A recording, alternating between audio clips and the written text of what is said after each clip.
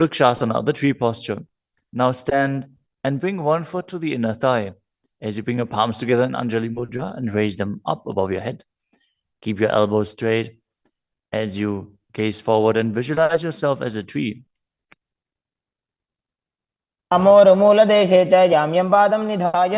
next asana is Garudasana. Now bring the raised leg to the opposite hip. Join your hands in Namaskara Mudra in front of your heart center as you visualize yourself as Lord Garuda and engage the Mula Bandha.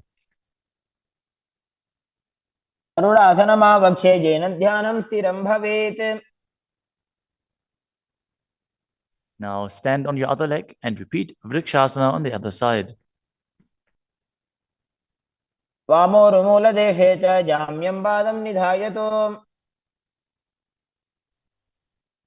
Now repeat Garudasana on the other side, keeping the standing leg as straight as a rod and visualizing yourself as Lord Garuda. The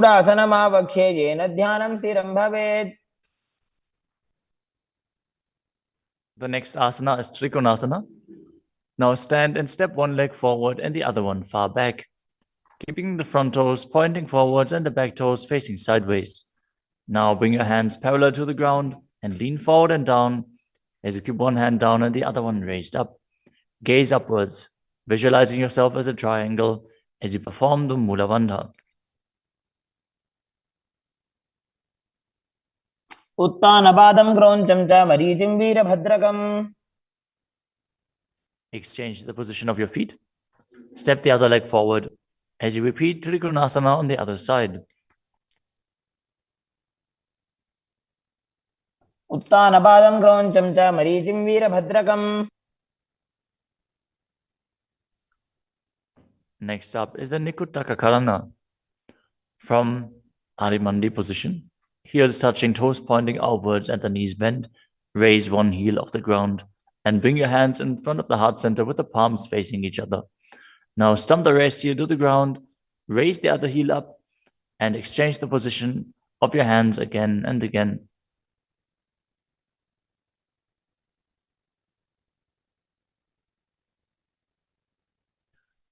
The next asana is Angushtasana. Now lower your body down onto the tips of your toes, placing the perineum on the back of your heels. Raise your knees off the ground and keep them together as you join your palms in front of your heart center in Namaskara Mudra. Visualize Swamiji in your inner space as you breathe in Brahmari Kumbhaka, buzzing like a bee on the inhalation and exhalation as you perform the Mula Bandha and internally chant the new japa Sadashivoham.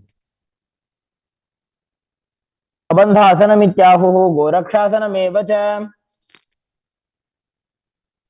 The next asana is Saurasana. From the tips of the toes, extend one leg straight out with the heel down and the toes up. Keep your fingers down on the ground by the sides with the palms facing forward in Vara Mudra. Visualize Swamiji in your inner space as you perform the Mula Bandha. Prasarya ekam padatalam samstapyat vekapadatam. The next asana is Vidunanasana. Now, from Saurasana, lean forward and hold on to the big toe in Prana Mudra. As you hold the back heel with the other hand, balance. Visualize Swamiji in your inner space and perform the Mula Bandha. Gulbhastito padam ekam prasarya tatpadakram samsprishyat tatkarena. Now exchange the position of your feet. Stretch the other leg forward as you repeat Saurasana on the other side. Now again, lean forward and down, holding on to the front foot and the back heel, repeating Vidunanasana on the other side. The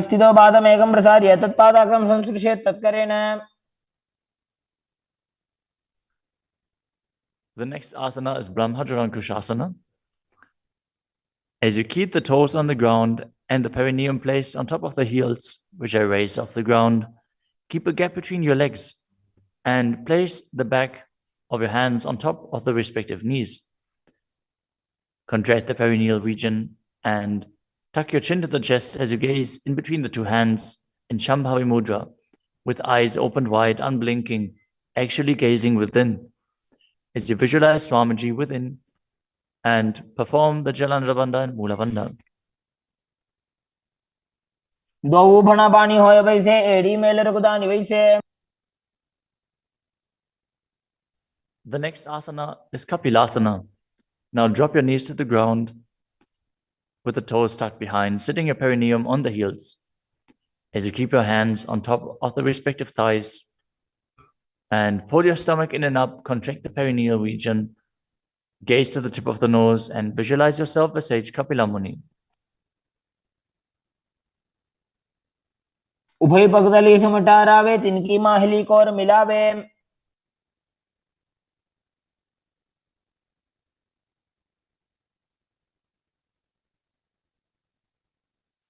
The next asana is Bhadragodakasana.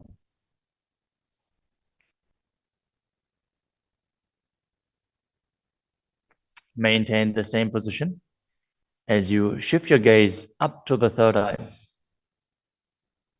Visualize Swamiji in your inner space as you buzz like a bee in Brahmari Kumbhaka.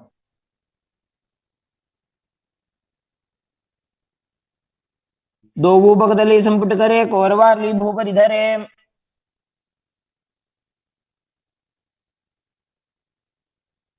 The next asana is Suryasana. Now sit with your toes tucked, perineum placed on top of the raised heels as you bring your thumbs and little fingers together in Padma Mudra, opening up the palms resembling a lotus flower. Now raise your hands up above your head as you gaze up in between the gap between the palms, visualizing yourself as Lord Surya.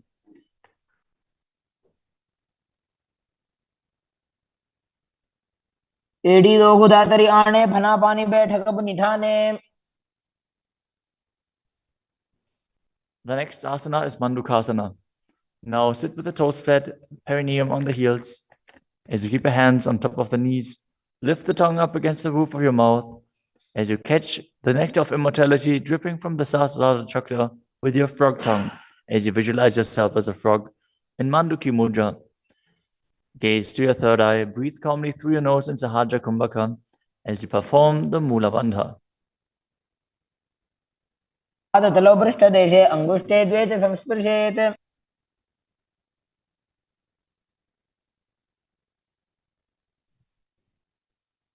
The next asana is Uttana Mandukasana. Maintain the same sitting posture, but bring your hands behind your back, holding onto the opposite shoulders. Gaze to your third eye, visualize yourself as a frog as you keep your tongue pressed against the palate of your mouth in Manduki Mudra. Perform Uddiyana Bandha and Mula Bandha as you do so.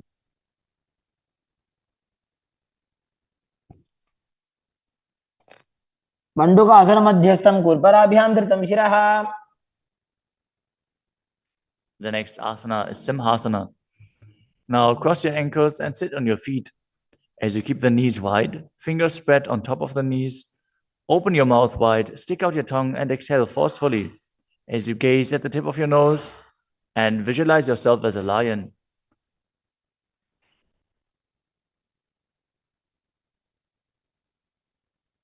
दक्षिणं सव्यगुल्फेन दक्षिणेन तदेतरम्. The next asana is Bhadrasana. Now sit with your heels under the perineum, the knees open wide, then cross your hands behind your back and hold onto the big toes in Prana Mudra. As you gaze at the tip of your nose, visualize Swamiji in your inner space and return to buzzing like a bee in Brahmari Kumbhaka. गुल्फौ च वृषणस्याधो व्युत्क्रमेण समाहितः. The next asana is Kakapusandi Asana. Now squat and keep the feet flat on the ground as you keep your knees open wide and bring your arms in and around the raised knees. Interlace your fingers behind your back if you can. As you visualize yourself as a crow and gaze to the tip of your nose as you engage the Mula Bandha.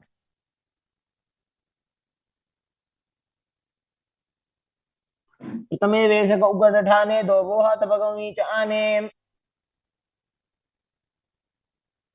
The next asana is Kanipavasana. Now keep the palms on the floor, shoulder width apart.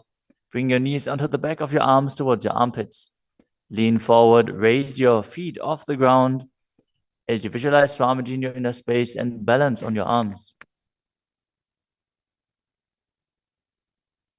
को गुण आशी दुष्टता होई तो आछी होई. The next asana is Kapali Asana. Now place your hands on the ground, shoulder width apart.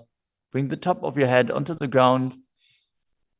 Please take precautions if you have any neck injuries or high blood pressure. Any of the inverted postures.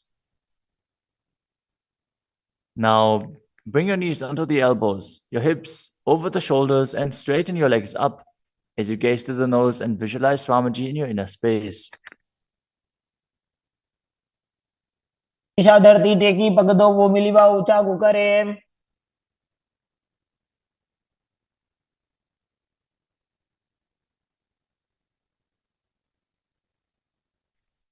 The next asana is Parshvamayurasana.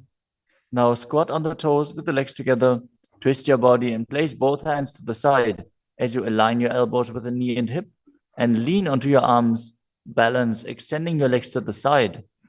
Gaze to your third eye as you visualize yourself as a peacock and exhale fully in Rechaka Kumbhaka as you hold your breath in the exhaled state. Perform the Mula Bandha as you do so. मयूरम दंडवत कुर्यान मायूरम दंड नामकम. Now, twist your body in the other direction and repeat Parshvamayurasana on the other side. मयूरम दंडवत कुर्यान मायूरम दंड नामकम. The next asana is Bhairaganathasana. Now place both hands on the ground, shoulder width apart. Stretch your legs back straight into Tadakshvasana, the plank position. As you step one foot outside the respective shoulder and bring it in between the two hands. Gaze to your third eye. Visualize yourself as Lord Kala Vaidava. As you breathe in your Rechaka Kumbhaka and perform the Mula Bandha. आसन की गुण पीती जागी. Now, step the front foot back and step the other foot outside the shoulder in between the hands. Gaze to your third eye in Shambhavi Mudra with the eyes opened wide, unblinking, as you visualize yourself as Lord Kala Bhairava.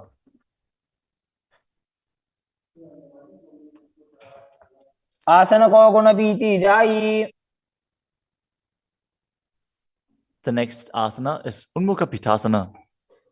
From Tadakshvasana, the plank position, bring your forearms down on the ground as you walk your feet forward, raising your hips. Lift your chest and head up and gaze to your third eye, visualizing Swamiji in your inner space.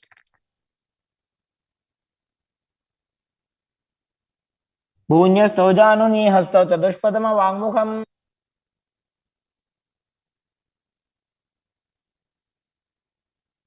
The next asana is Vashishthasana. From Tadakshvasana, rotate your body onto one hand and raise the opposite hand up. Keep the balancing hand directly beneath your shoulder as you raise your hips and gaze up towards the sky, visualizing yourself as Sage Vashishta as you perform the Mula Bandha. ऊर्ध्व कुक्कुटवासिष्ठ मरीचिहल मत्स्यकम. Now twist your body in the other direction. Balance on the other hand as you repeat Vashishthasana.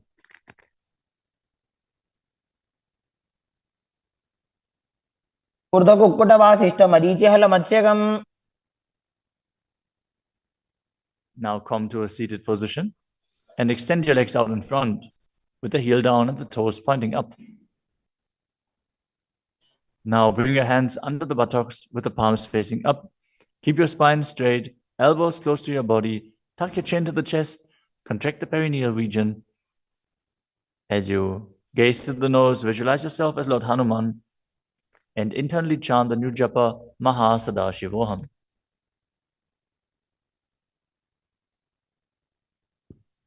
दो Booker की उभय हस्तेली कोरवारली मैले भेली.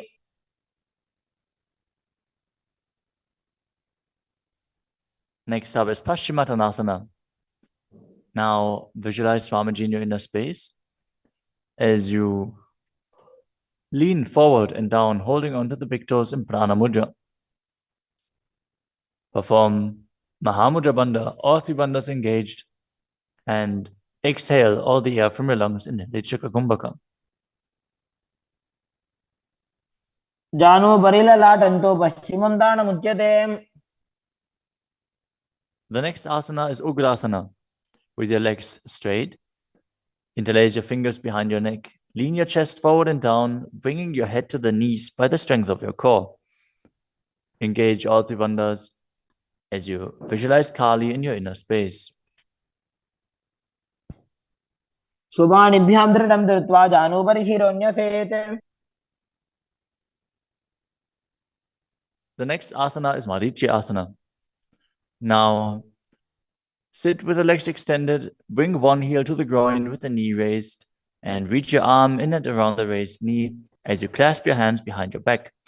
Bring your chest to the thighs, head to the knee, and visualize yourself as Sage Marichi. उत्तानपादं क्रौञ्चं च मरीचिं वीरभद्रकम्.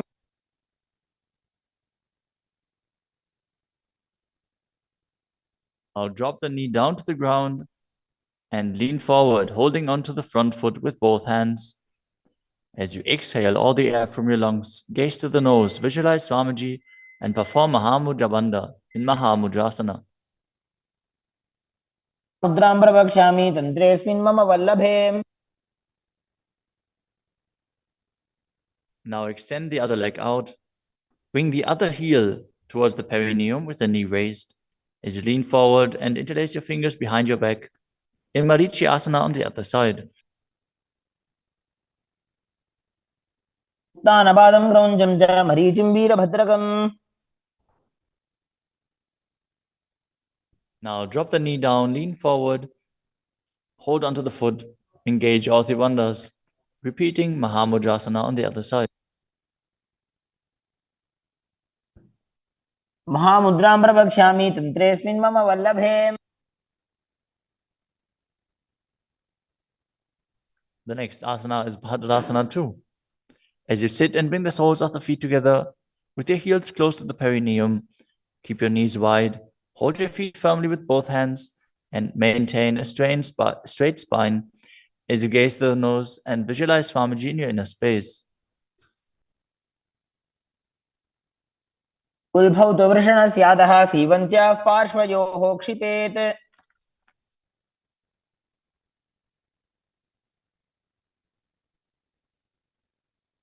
The next asana is Gvalipavasana. From Bhadrasana, extend your feet away from your body. Keep the toes together, heels apart, knees wide open.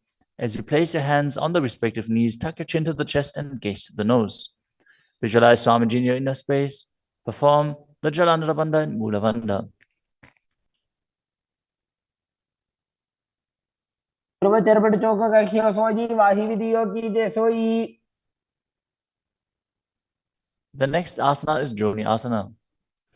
Now sit, keep the soles of the feet together and the heels close to your perineum as you visualize the Yoni Mandala, which is projected on the screen. Now hold the soles of the feet as you lean forward and down and bring the forehead to the feet as you gaze to the nose and perform the Mula Bandha. दोगो बगतले संपुट करे एड़ी मेड़ के ढिंग धरे.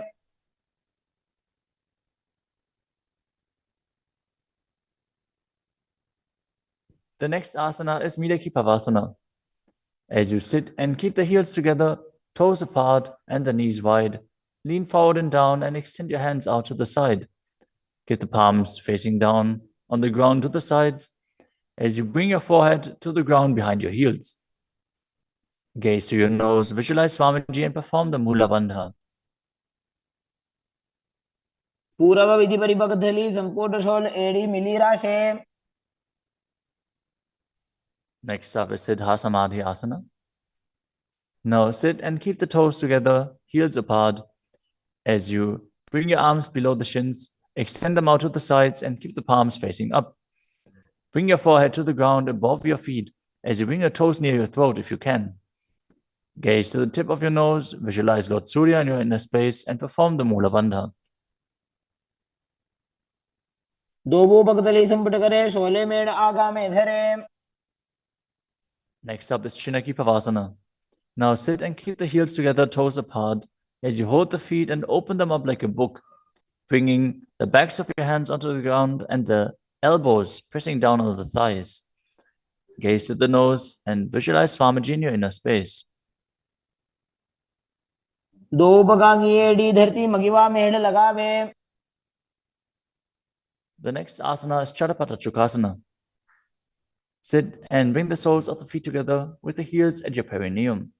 Open the knees and place your hands on top of the knees as you gently press them down. Pull your stomach in and up, gaze to your third eye as you visualize Swamiji in your inner space. दोबो बगदली संपुट धारे आगा ने करजार पसारे.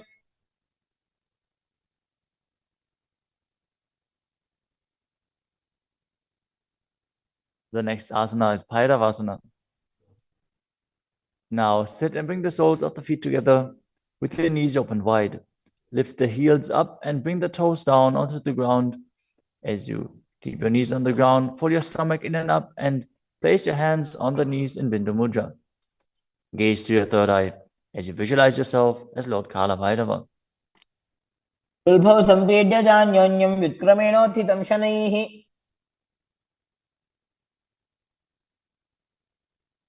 The next asana is Samanasana. Now sit with one heel at the perineum. Lift and hold the other foot, pulling the sole of the foot to your chest. Gaze to your third eye as you perform the Mula Bandha and visualize Swamiji in your inner space. समान आसनमावक्षे सिद्धमन्त्रादि साधनात्.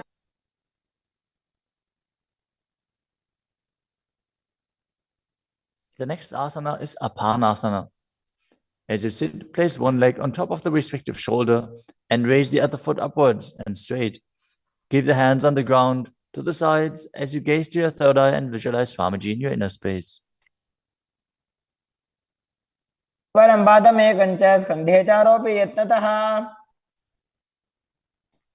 Now repeat Samanasana on the other side. Bring the other heel towards your perineum and pull the opposite foot towards your chest. समान आसनमावक्षे सिद्धमन्त्रादि साधनात्. Now repeat Apanasana on the other side. Bring the other leg over top of the respective shoulder, extending the opposite leg forward and up.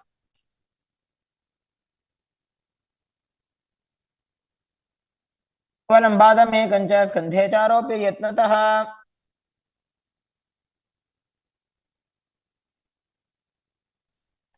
Next up is Gomukhasana. Now sit and cross one leg over the other, aligning the knees at the center of your body with the feet by the opposite hips. Place both hands on top of the stacked knees as you gaze to the nose, visualize the face of a cow, and perform the Mula Bandha. Start breathing in Siddhkari Kumbhaka, pressing your tongue against the palate of your mouth without touching the teeth and hissing through your teeth while inhaling. Internally chant the new japa Om Nityanandoham. सव्ये दक्षिणगुल्फं तु पृष्ठपार्श्वे नियोजयेत्. The next asana is Anasuyasana. Now maintain the same posture. Hold on to the big toes of the feet in Prana Mudra as you gaze to the tip of your nose and visualize yourself as Rishika Anasuya.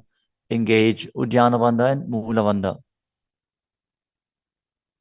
दक्षिण कोडो नीचो ठाने वावोता के ऊपर आने. Maintain the same position. Interlace your fingers behind your back and lean forward and down as you bring your chin over the knees, the nose towards the ground, and visualize yourself as Rishika Anasuya in Anasuyasana too. जीमणा गोदा की संधि उपरिड़ा वागोड़ा की संधि. The next asana is Garudasana too.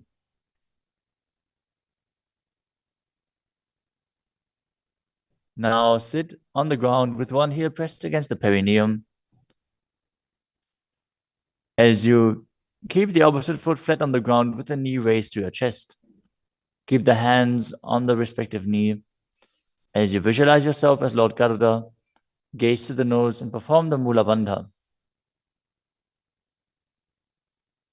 నావోపగమోడి ఏడి మాహిలో గుల్ఫ మూల ద్వారని చైదే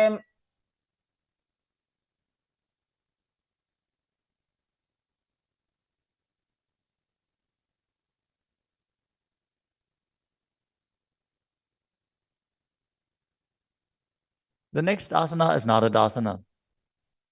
Now, sit and place your perineum on top of one heel as you interlace your fingers behind your neck and twist your elbows outside of the raised knee. Gaze to your third eye and visualize yourself as Secunadada as you perform the Mula Bandha. पिष्टि जवाम पगदली carry भूपरिता हिलगा बेफेरी. Next up is Matsya Pitakasana. Now place one foot on top of the opposite thigh. Wrap the respective arm around the knee, holding onto the opposite shin as you hold the big toes with the other hand in Prana Mudra. Visualize yourself as Matsya, the fish avatar of Lord Vishnu, as you perform the Mula Bandha.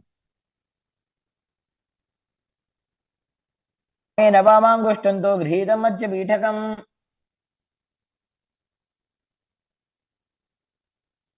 Now slide your knees over top with the other knee on top, repeating the Gomukhasana position on the other side. Gaze to the nose and visualize the face of a cow as you keep hissing through your teeth without the tongue touching your teeth. In Siddhkari Kumbhaka.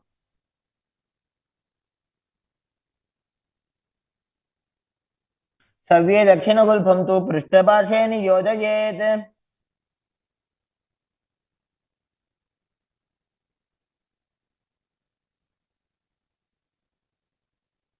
Next up is Anasuyasana on the other side. Hold onto the big toes as you visualize yourself as Rishika Anasuya.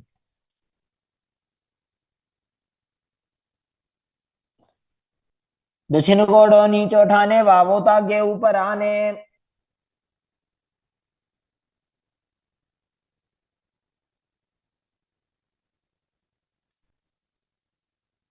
Now, from the same position, interlace your fingers behind your back and lean forward and down, chin over the knees, nose towards the ground in Anasuyasana too.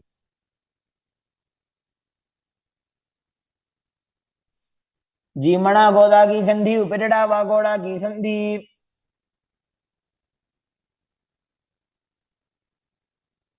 Now repeat Garudasana 2 on the other side, bringing the other heel towards the perineum, knee raised, hands on the knees, as you visualize yourself as Lord Garuda.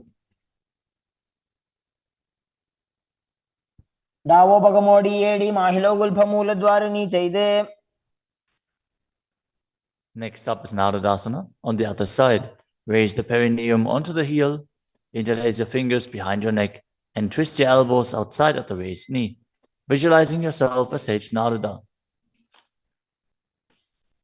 पिष्टि जवाम पगदली carry भूपरिता हिलगा बेफेरी.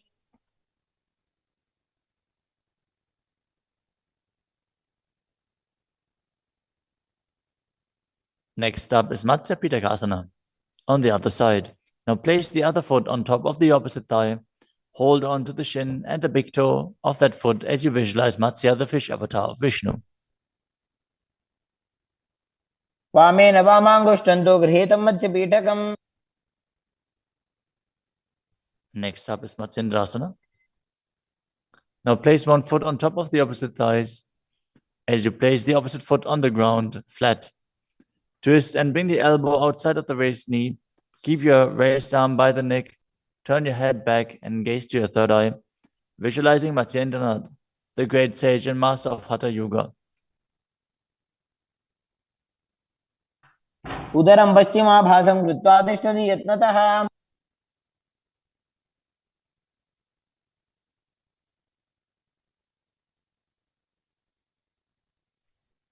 The next asana is Kubhasana.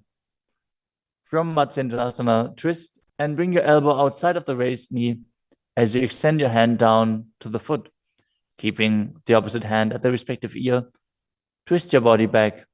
Gaze back and up towards your third eye, visualizing yourself as a camel.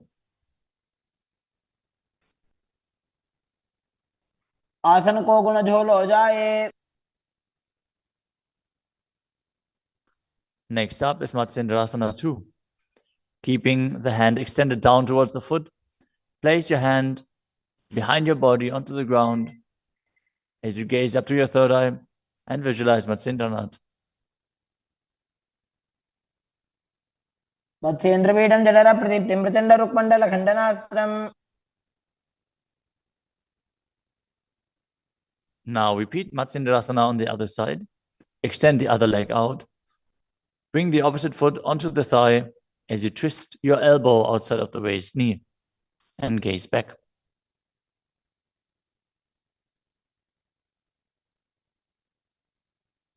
उदरं पश्चिमाभासं कृत्वा तिष्ठति यत्ततः.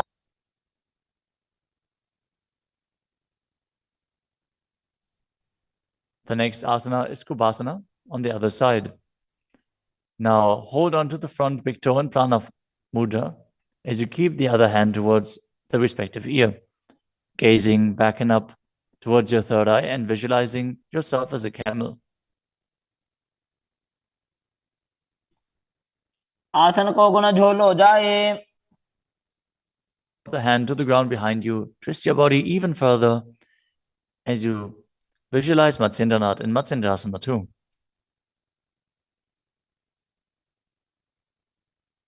मत्स्येन्द्रपीठं जठर प्रदीप्तिं प्रचंड रुक्मंडल खंडनास्त्रम्.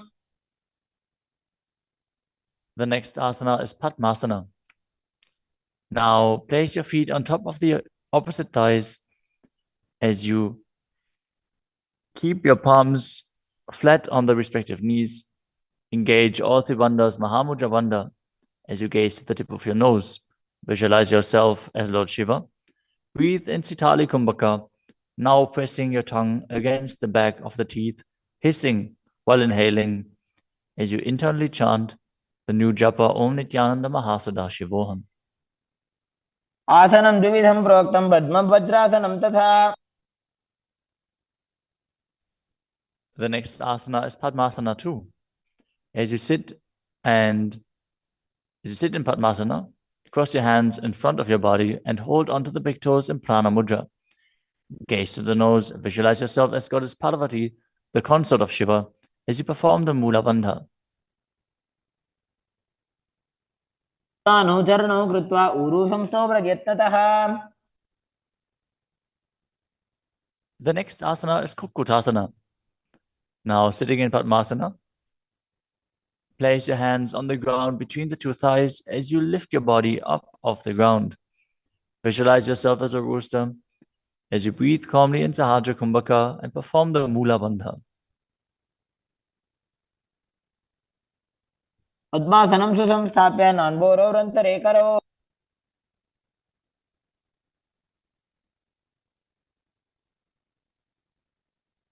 The next asana is Baddha Keki Asana.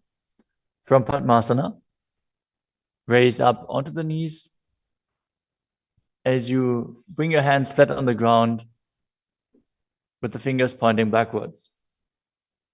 Keep the elbows together, press them against the navel, and then lean forward.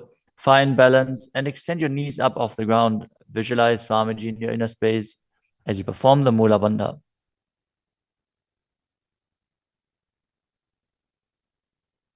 धरामवष्टभ्यकरद्वयेन तत्पूर्वपरि स्थापिता नाभिपार्श्वः.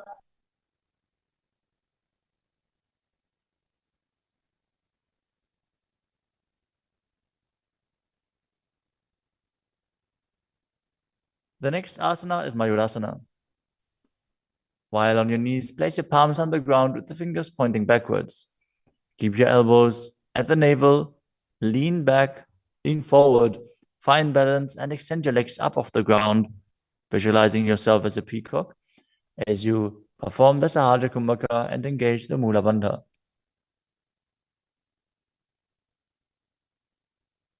अथ वक्षे Mahadev मयूरासनमुत्तमम्.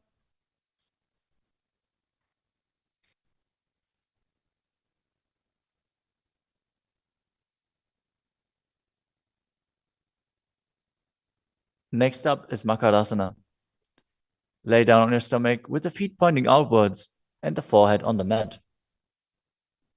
Interlace your fingers behind your neck as you visualize yourself as a crocodile and perform the Mula Bandha.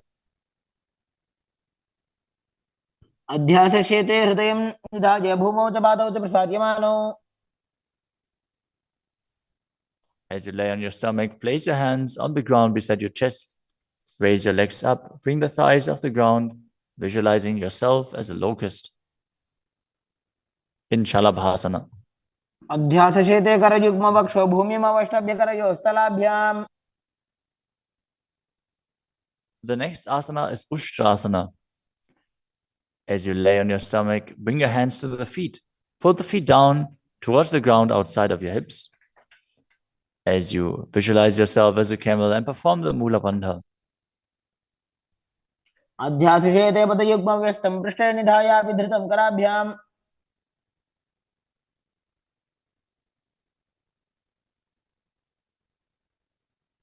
The next asana is Dhanurasana. From Ushtrasana, tighten the grip on your feet and kick the legs back and up as you lean forward and lift your chest off the ground. Gaze up to your third eye and visualize yourself as Pinaka, Lord Shiva's bow. Perform the Mula Bandha as you do so.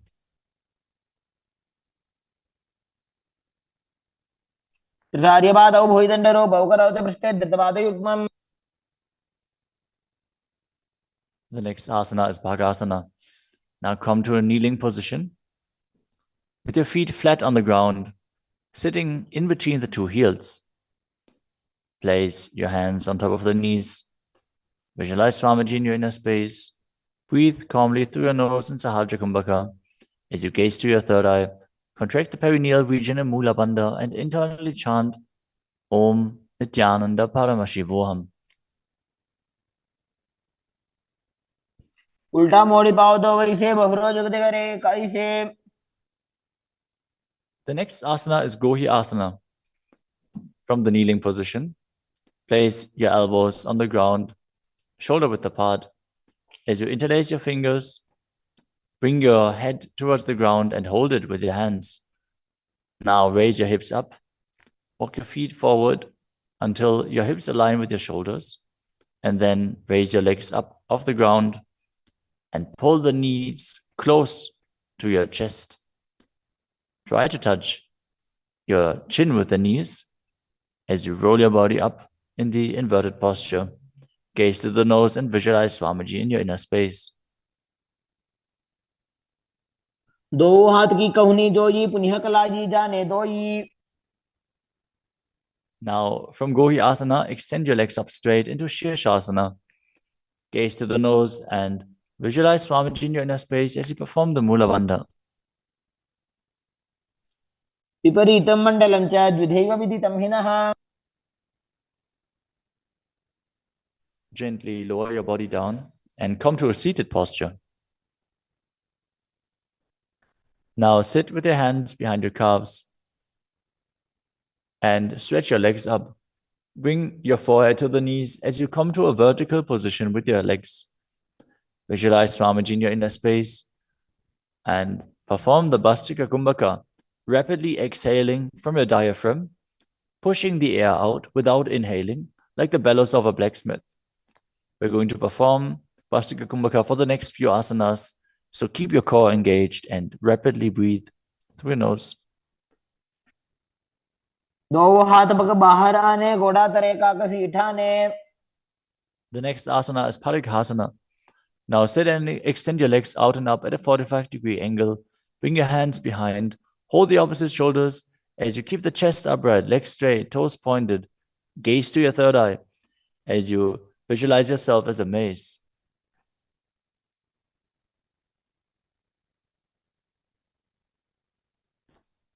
उत्तानशयनं कृत्वा पादौ मिलित्वा प्रसार्य. Keep breathing rapidly as you sit and extend your legs out and up at a 45-degree angle. Keep your arms parallel to the ground or bring them down to the ground as you gaze to your third eye and visualize yourself as a boat in Naukasana. तानसेनं कुर्पराभ्यां भूमिमवष्टभ्य. Next up is Rudrasana. Now sit and lift your feet up. Scoop your hands under the heels and pull the feet towards your chest. Keep your spine upright, gaze to the nose as you visualize yourself as Lord Rudra. Perform the Mula Bandha as you do so.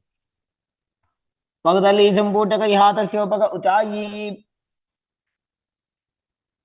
next asana is Unmukha Pitasana 2. Now lay down on your back with the feet flat on the ground, the knees raised up. Bring your palms down to the ground with the fingers just touching the back of your heels. Lift your hips up high. Press the feet into the ground as you tuck your chin to the chest, gaze to the nose, and visualize Swamiji in your inner space. ऊर्ध्वे च जानुनी कृत्वा शवित्वोर्ध्वमुखं तथा उत्थाप्य हस्तौ तिष्ठेत्तु पीठ उन्मुख नामके. Now lower your body down flat onto the ground. Keep the palms facing up next to your hips. As you contract the perineal region and forcefully pull the Kundalini Shakti up along your spine towards your Sahasrara Chakra in Shakti Chalan Mudra. Relax. Completely unclutch from any micro movements of the body and mind. As you visualize that your body is dead and the Supreme Pontiff of Hinduism, Swamiji, is liberating you. Internally chant the Mahavakya, Om Nityananda Paramashivoham.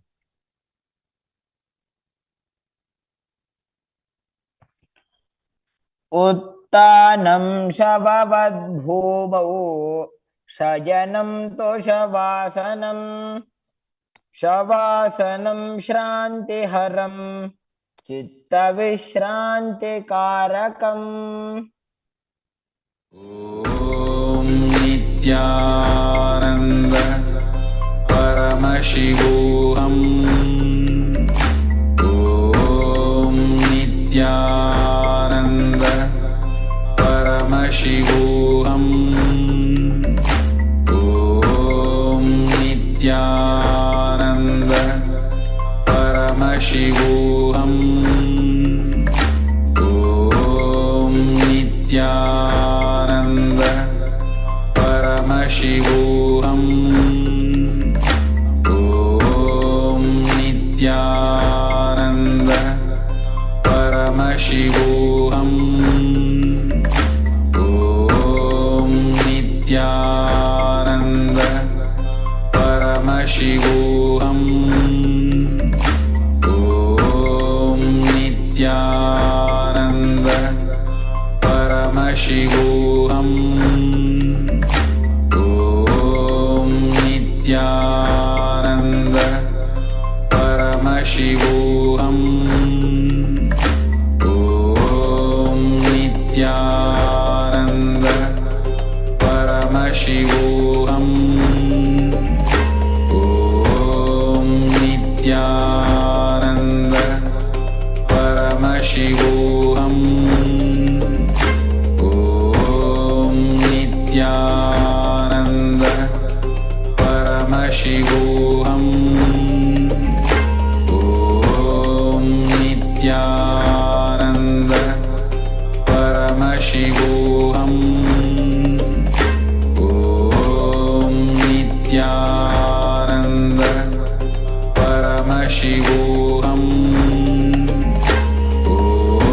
ॐ नित्यानन्द परमशिवोऽहम्. ॐ नित्यानन्द परमशिवोऽहम्. ॐ नित्यानन्द परमशिवोऽहम्. ॐ नित्यानन्द परमशिवोऽहम्. ॐ नित्यानन्द परमशिवोऽहम्. Now slowly return to your physical body. Start to wiggle your fingers and toes. your wrists and your ankles, your elbows and your knees. Pull your knees up towards your chest and rock your body from side to side as you return to a comfortable seated position.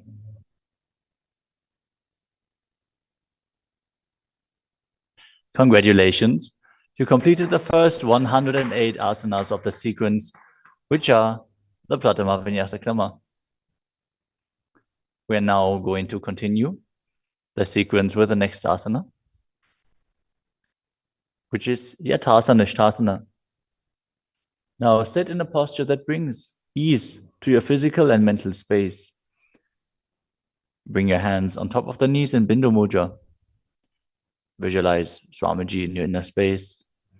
Breathe in Samana Kumbhaka, filling your stomach with prana and meditating on the flame kindling in your stomach as you perform the Mula Bandha and internally chant the Mahavakya, Om Nityananda Paramashivoham.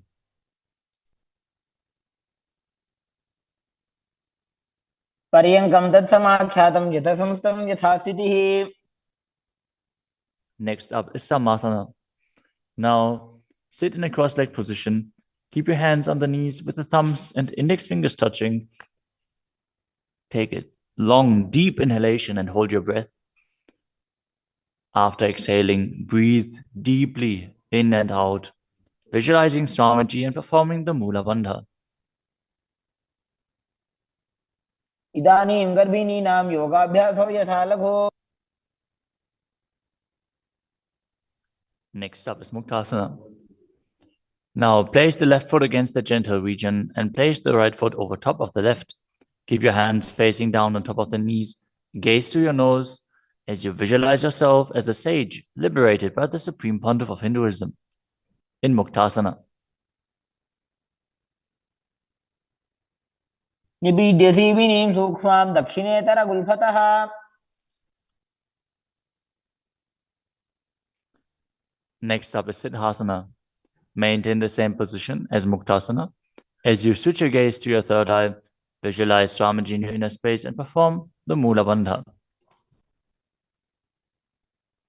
स्थानुसंयमितेन्द्रियो चलदशा पश्यन् भ्रुवोरन्तरं चैतन्मोक्षकपातभेदजनकं सिद्धासनं प्रोच्यते.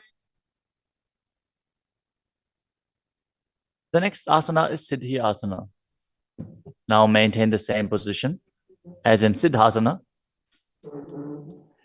Switch your gaze to the ground in front of you as you engage all Tribandhas and visualize Swamiji in your inner space. वामपादके इडीजानो सीवनिमधितासुकोठानो. The next asana is Rudrasana too. Keep your legs in the same position as Siddhi Asana. Rotate your hands on top of the knees into Bindu Mudra. Switch your gaze to the third eye. Visualize yourself as Lord Rudra as you perform the Mula Bandha. वामचरण परिदक्षिण दाखे एक जुगति ऐसे विधि दाखे. Next up is Santadunasana. Now maintain the same position. Switch your gaze to the nose and embody tranquility and an unshakable nature. आसन की गुण मन की चंचलता मीटे. Next up is Siddhasana too. Maintain one heel on top of the other as you bring your hands to the navel, cupping your palms over the other, resembling a lotus flower in Samputa Mudra as you visualize Swamiji in your inner space and perform the Mula Bandha. ऋजुकाय समासीन सिद्धासनमुदीरितम्. The next asana is Bandha Yoni Asana. In this asana, we are going to perform the Shanmukhi Mudra, which can increase blood pressure. So if you have blood pressure related issues, don't perform this asana. At least pay attention to your body and practice caution. Now set your sankalpa of manifesting through the womb of creation as you maintain the same sitting posture, and then exhale fully as you bring your little fingers beneath the bottom lip, ring fingers above the upper lip, middle fingers closing the nostrils, ring fingers over the eyes, and the thumbs closing the ears. मध्ये महादेव बन्धयोन्यासने शृणु. The next asana is Virasana. Place one foot on the thigh and the other foot under the opposite thigh. Touch your thumb and index fingers together in Bindu Mudra. Place them on top of the knees as you embody the space and state of bravery. Vida. एकं पादमथैकस्मिन् विन्यस्योरुणि संस्थितः. The next asana is Valmikasana. Now keep the left heel on the right side of the regenerative organs and the toes under the thigh, with the right foot on top of the left, with the toes by the knee. Keep your hands on the knees, thumbs and index fingers touching. Gaze to your third eye and visualize sage Valmiki, the great poet, sage and author of Ramayana. डावा बगगी बगदली पुनी AD है Zoya. The next asana is Joni Mudrasana. Now keep your legs in the same position. Switch your gaze to the nose as you visualize the Yoni Mandala, which is representing Devi Parashakti and is a representation of the creative energy of the universe. वामपादगी बगदली जाहि माहिली कोरे.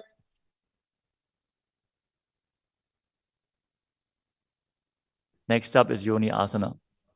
Keep your feet and hands in the same position as you switch your gaze to the third eye and keep visualizing the Yoni Mandala, which is projected on the screen. योन्यासनं पर्वतेन योगं योगफलेनिलम्. The next asana is Bhadrasana 3. As you sit and bring the soles of the feet together, holding them with both hands, bring your knees down towards the ground, gazing to the tip of your nose, visualizing Lord Virata in your inner space as you perform Uddiyana Bandha and Mula Bandha. गुल्भौ च वृषणस्यादः सीवन्त्याः पार्श्वयोः क्षिपेत्.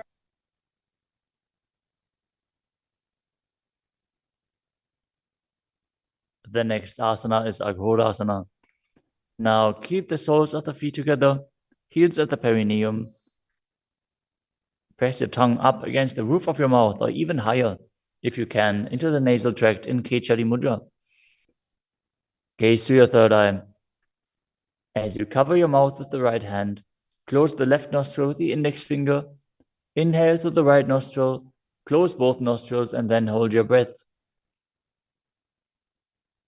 After you exhale through the left nostril, repeat on the other side in Abhyantara Kumbhaka. As you gaze to your third eye, visualize yourself as a Naghori.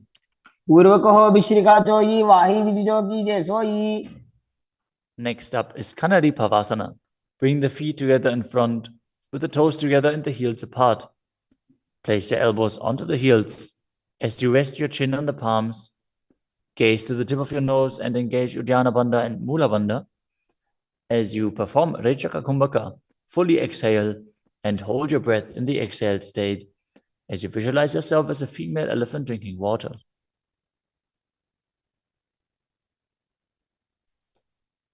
ग्वाली पाव आसन कख्यो है जैसे Yahoo में जाने विधि जैसे.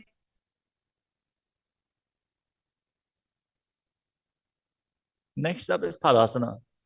Now sit with the knees raised, arms between the thighs and calves, and interlace your fingers as you lift your feet off the mat. Gaze to the nose and visualize Swamiji in your inner space as you perform the Mula Bandha.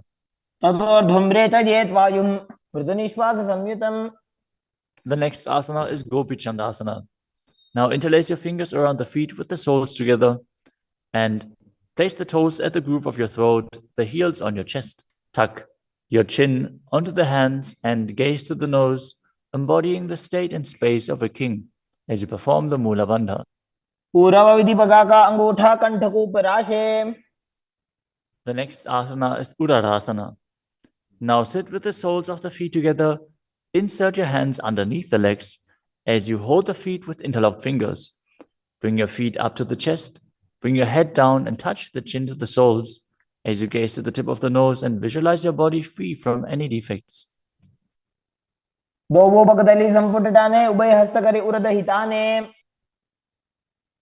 Next asana is Vishishtasana.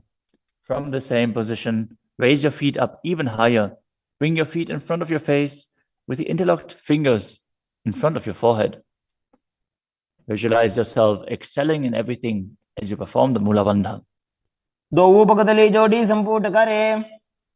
The next asana is Bhujasana. From a seated position, lift both legs over top of the respective shoulders as you bring your arms underneath the legs and up, interlacing your fingers around the back of your neck. Visualize yourself as a cobra as you perform the Mula Bandha.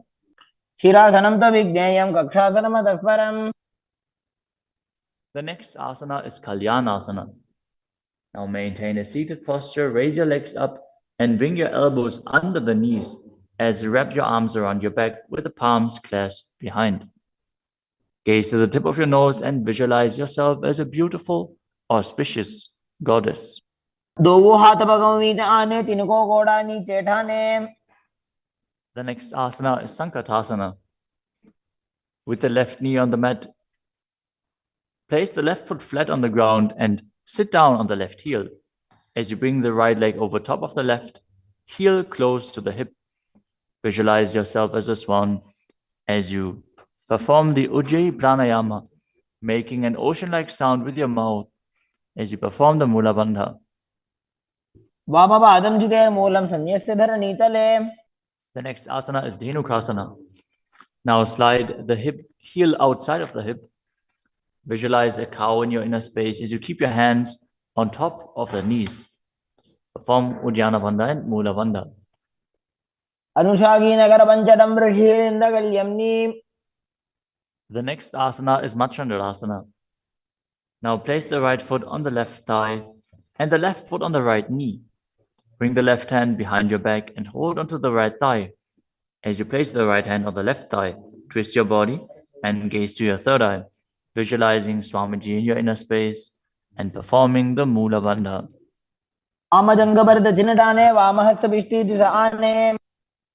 Next up is Machandrasana 2. From Machandrasana, untwist and hold onto the respective big toes in Prana Mudra. As you lean your forehead down so it touches the ground, as you place your chest down on the heels, visualize Swamiji in your inner space and perform the Mula Bandha.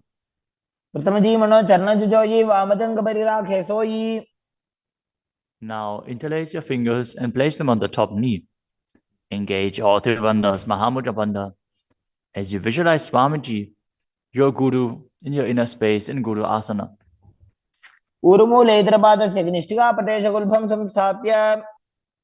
Now again, sit down on the heel, this time on the right foot.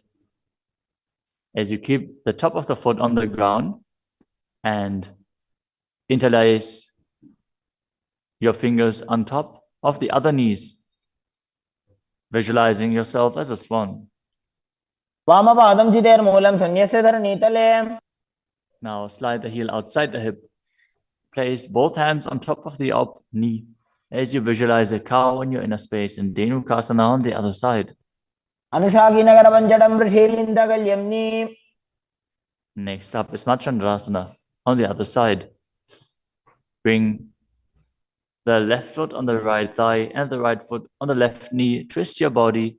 Keep one arm behind your back and hold on to the opposite thighs as you gaze to the third eye and visualize Swamiji in your inner space.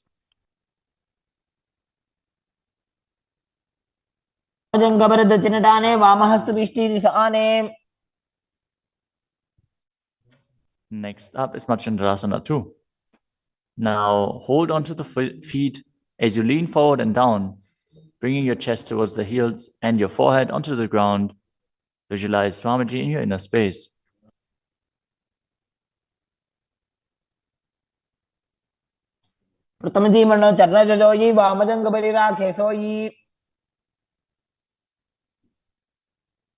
Now place your hands interlaced on the top knee as you visualize Swamiji, your Guru, in Guru Asana, engaging all three bandhas.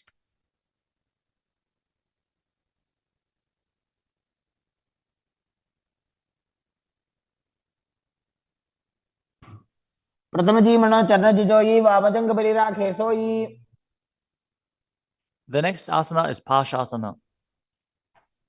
Now sit with the feet flat on the ground, knees against the chest, with the hands holding onto the opposite knees. Keep your thighs together, spine straight, the tongue pressed against the roof of your mouth in Kechari Mudra, As you gaze to your third eye and visualize Swamiji in your inner space. पादतले भूमो निधाय जान निवृषि निधाय. The next asana is Bodha Shukasana. As you keep the feet flat on the mat, wrap your arms around the legs and hold onto the opposite wrists. Place your chin onto the knees as you gaze to the nose and visualize yourself being in an abode of bliss.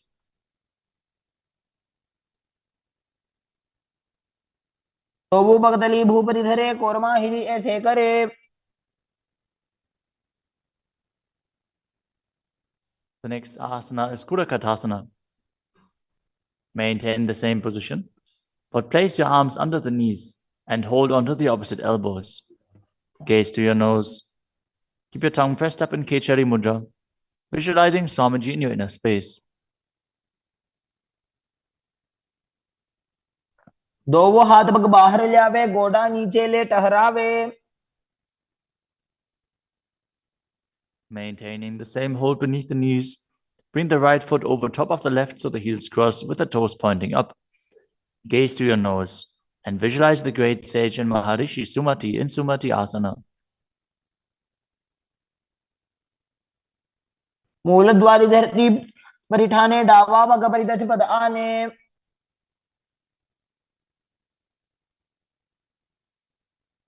The next asana is Dandasana.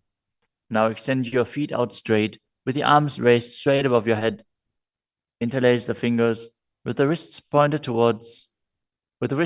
outwards. As you engage all three bandhas, gaze to the nose. Visualize Swamiji in your inner space.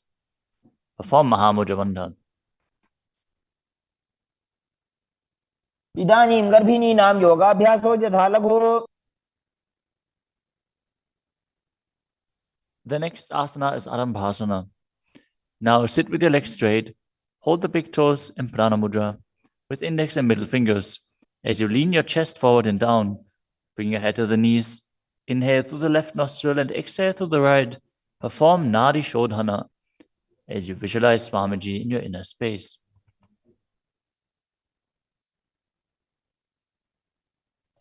दो वो पग मिलीवा पसारी पगा का अंगूठा पकड़ी लीला टकोड़ा लगावे. The next asana is Bhidokasana. Now sit with the legs straight. Extend the knees slightly up. Bring one hand distance between the heels. As you bring your shoulders down, wrap your hands in and around the legs. Hold the soles of the feet as you gaze to your third eye and visualize Swamiji in your inner space. प्रथम बैसी दो वो पाव पसारी तचुक ऊर्धको गुरडो डारे. The next asana is Jalandhari Pavasana. Now extend both legs out with the heels together. Place your chin on the heels as you insert your hands below the legs. Keep the elbows together on the ground along with your fingers, palms facing up. Gaze to the nose, visualizing Swamiji in your inner space.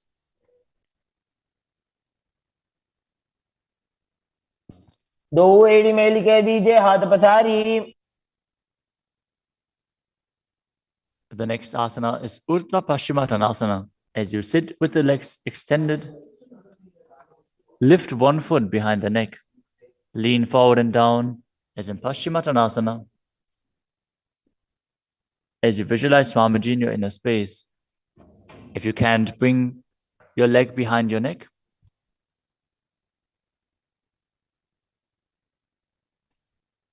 Focus on the prana flowing up from the Muladhara to the Brahmarandha, through the 9 various points within the body, which are the soles of the feet, the regenerative organs, the navel, the heart, the throat, the uvula, the middle of the eyebrows, the forehead, and the Brahmarandha, the crown of the head. Now engage the Mula Bandha as you perform Urdhva Paschimottanasana. पश्चिमतानवत् संस्थितिं कृत्वा एकं पादं ग्रीवायां धृत्वा तिष्ठेत्. The next asana is Anantasana. Now lie on your back, lift the right leg behind the neck. The left hand holds the foot from the top. As you straighten your body, concentrate on the prana moving from Muladhara to Brahmarandra. Gaze to the nose as you visualize yourself as infinite, endless, or eternal, Ananta. उत्तानशयनि एकैकं पायी ग्रीवाजां विन्यस्य. The next asana is Ankushasana. From Anantasana, rest on the elbow of the hand holding the foot. Concentrate on the prana flowing up as you gaze to the nose and feel in complete control. उत्तानशयित एकैकं पादं ग्रीवाजां विन्यस्य. The next asana is Drushasana. Lie down on the back as you bring your knees to the chest. Encircle your thighs and calves with your arms as you rock your body from side to side, visualizing Swamiji in your inner space. उत्तानशयनं जानुनि हृदयवष्टम्भ. Now bring the other leg behind your neck. Repeat Urdhva Paschimottanasana on the other side. Again, if you can't bring your leg behind your neck, just pull it up as high as you can and then lean forward. Hold on to the foot. पश्चिमतानवत्संस्थितिं कृत्वा एकं पादं ग्रीवायां धृत्वा तिष्ठेत्. Now with the leg still behind your back, straighten your body, lay on your back, hold onto the foot with the opposite hand as you gaze at the nose and visualize yourself as being endless. उत्तानशयनि एकैकं पायी ग्रीवाजां विन्यस्य. Now roll onto your elbow and feel in complete control in Ankushasana. उत्तानशयित एकैकं पादं ग्रीवाजां कुर्वन्. The next asana is Yoga Nidrasana. As you lie on your back, lift your legs one by one up behind your head. Hold your hands behind your back as you gaze to the nose.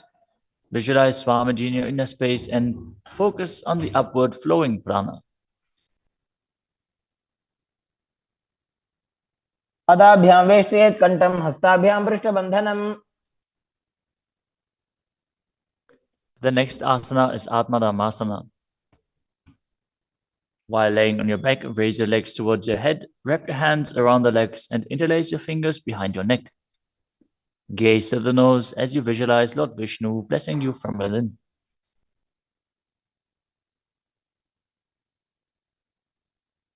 आत्मा राम आसन प्रथम सुधो सोवे. The next asana is Kochikasana. As you lay on your back, bring your knees to the chest with the soles facing up and extend your arms out sideways. Gaze to your third eye as you visualize Swamiji in your inner space.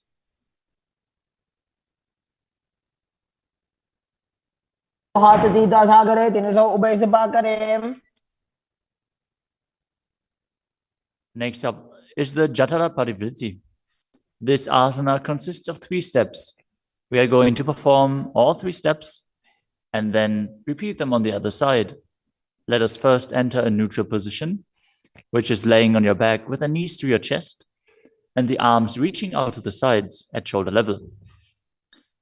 Now visualize Swamiji in your inner space, perform the Mula Bandha and focus on the upward flowing prana in Pratyahara Kumbhaka. As you perform the first step, which is bringing one knee to the side onto the ground while extending the other leg down. Now bring both knees bent to the side. Straighten both knees to the side, hold onto the feet and gaze in the opposite direction. परिवृत्ति कोक्षिभागे त्रिधाहि परिकीर्तितः. Now come back to the neutral position, arms extended out to the sides and the knees pulled to your chest. As you drop the other knee towards the ground, extending the other leg down. Now bring both knees to the side and extend both knees to the side, gazing in the opposite direction. परिवृत्ति कोक्षिभागे त्रिधाहि परिकीर्तितः. Next up is the Dvipadapitam. As you lay on your back, bend your knees and place your feet flat on the ground. Hold onto your ankles and lift your hips up, gazing to the nose and visualizing yourself as sturdy as a bridge. As you start breathing in the Mocha Kumbhaka, as you keep the Jalandhara Bandha engaged while exhaling, force the air out through the throat lock gently. This will bring about a state of swooning in the yogi. Perform the Mula Bandha as you do so. प्रतिक्रियायुतं द्वन्द्वपीठः सर्वबलप्रदम्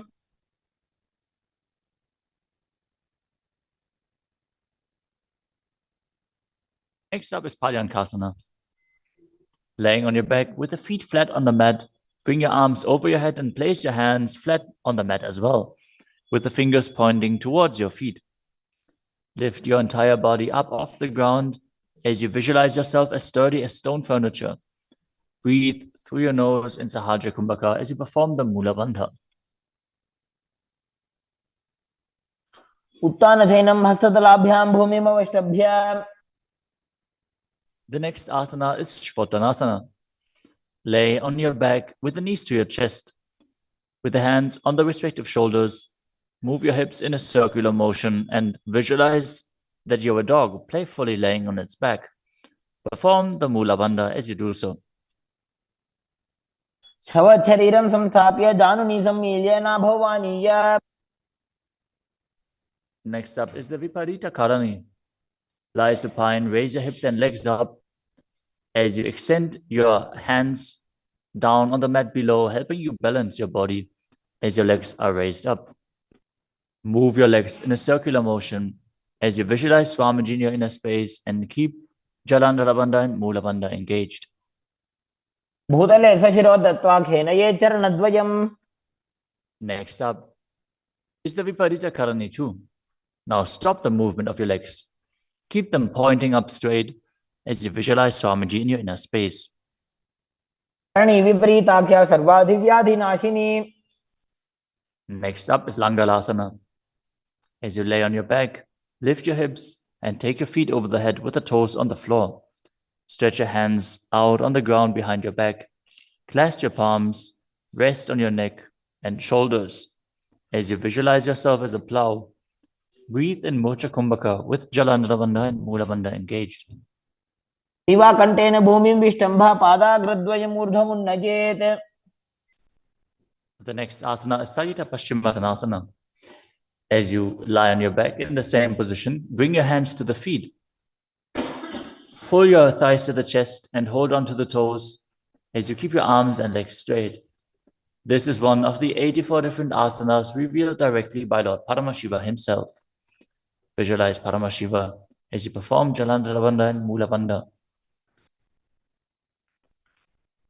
तानं शयित्वात् कुर्वीत शयितपश्चिमतानकम्. Next up is Supta Konasana.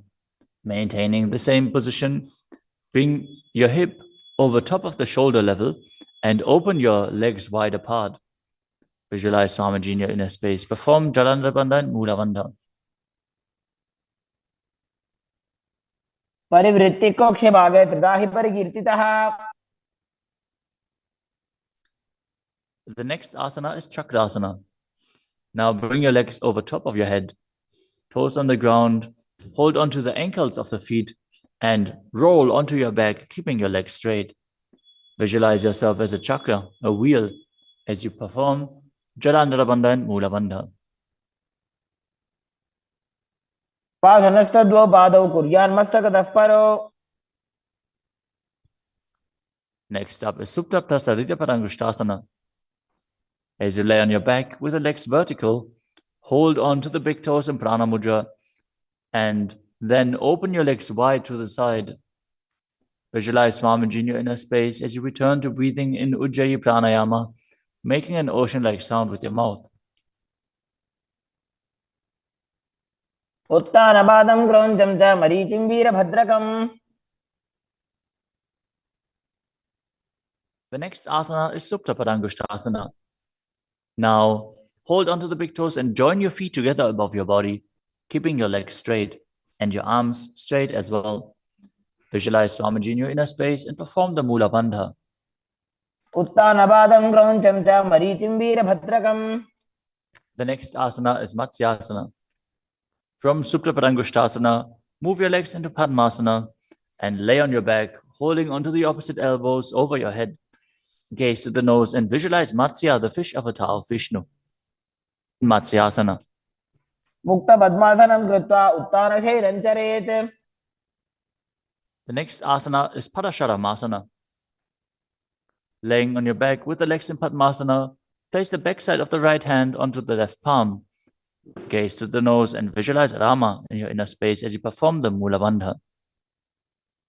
प्रथमकरे पद्मासन आचे सुदोषो वे भूपरिपाचे. The next asana is Sarvangasana. While laying on your back, legs in Padmasana, lift your hips and legs up. Bring your hands to the hips, supporting you with the elbows on the floor. As you tuck your chin to the chest in Jalandhara Bandha, contract the perineal region in Mula Bandha. Gaze to the nose and visualize Swamiji in your inner space. अथवा क्षेत्र संक्षेपात् सर्वांगासनम् उत्तमम्. Next up is Vrishchikasana. As you lay on your back, one foot on the opposite thigh, lift the other knee towards your head. Extend both arms up above your head and hook the fingers forward, gazing to your third eye and visualizing yourself as a scorpion. प्रथमशेन सुधो शीशिकेशिकी संधि सुदाखे. Now exchange the position of your feet. Repeat Vrishchikasana on the other side. प्रथमशेन सुधो शीशिकेशिकी संधि सुदाखे. The next asana is Vrishapadakshipasana.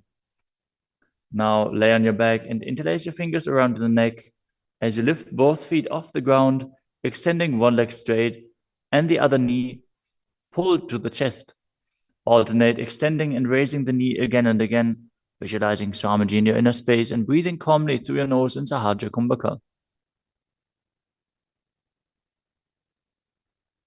उत्तानशयनं कृत्वा अङ्गुलिभिः कन्द्रां बद्ध्वा. The next asana is Marottanasana. Lay on your back and lift your legs one by one up, touching the knees to your ears as you visualize Swamiji in your inner space. शोत्तानवत् संस्थितिः कृत्वा जानुद्वयं पर्यायेन कर्णयोः संस्पृशेत्. Next up is Vrikasana. While laying on your back, place the sole of the feet flat on the ground. Stand up and then sit back down, visualizing yourself as a wolf.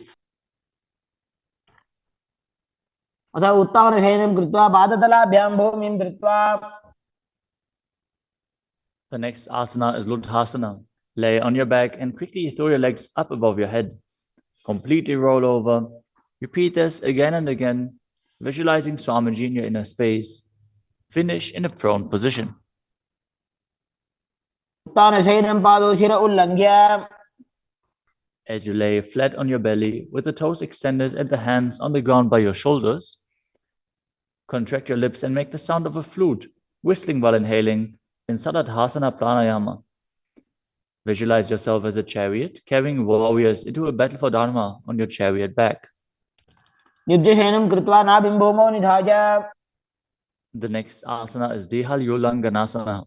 Now push your body up into Tadakshvasana, the plank position, as you jump your legs forward and back between the arms again and again. Visualize yourself go beyond the body and mind.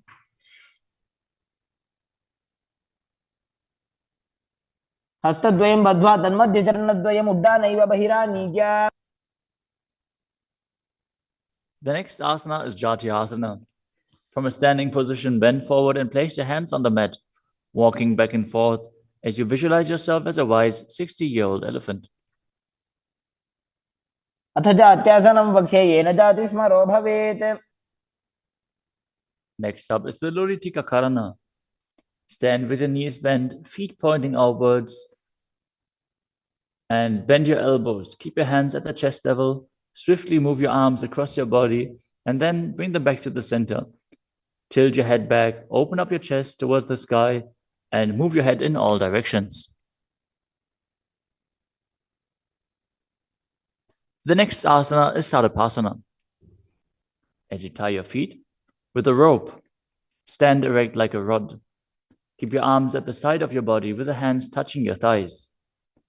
Visualize that your Kundalini, Devi, is raising and curling upwards around your body, As you breathe calmly through your nose in Sahajra Kumbhaka, leading the prana along your spine, contract the perineal region.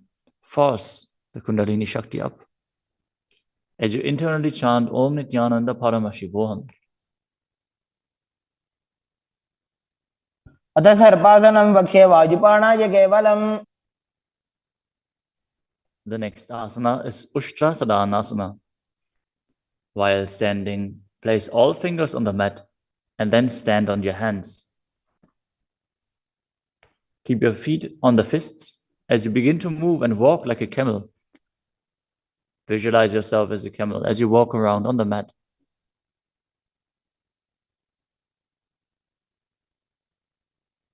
मुष्टिकनिष्ठिकाप्रदेशेन भूमौ निधाय उपरिपादतले संस्थाप्य.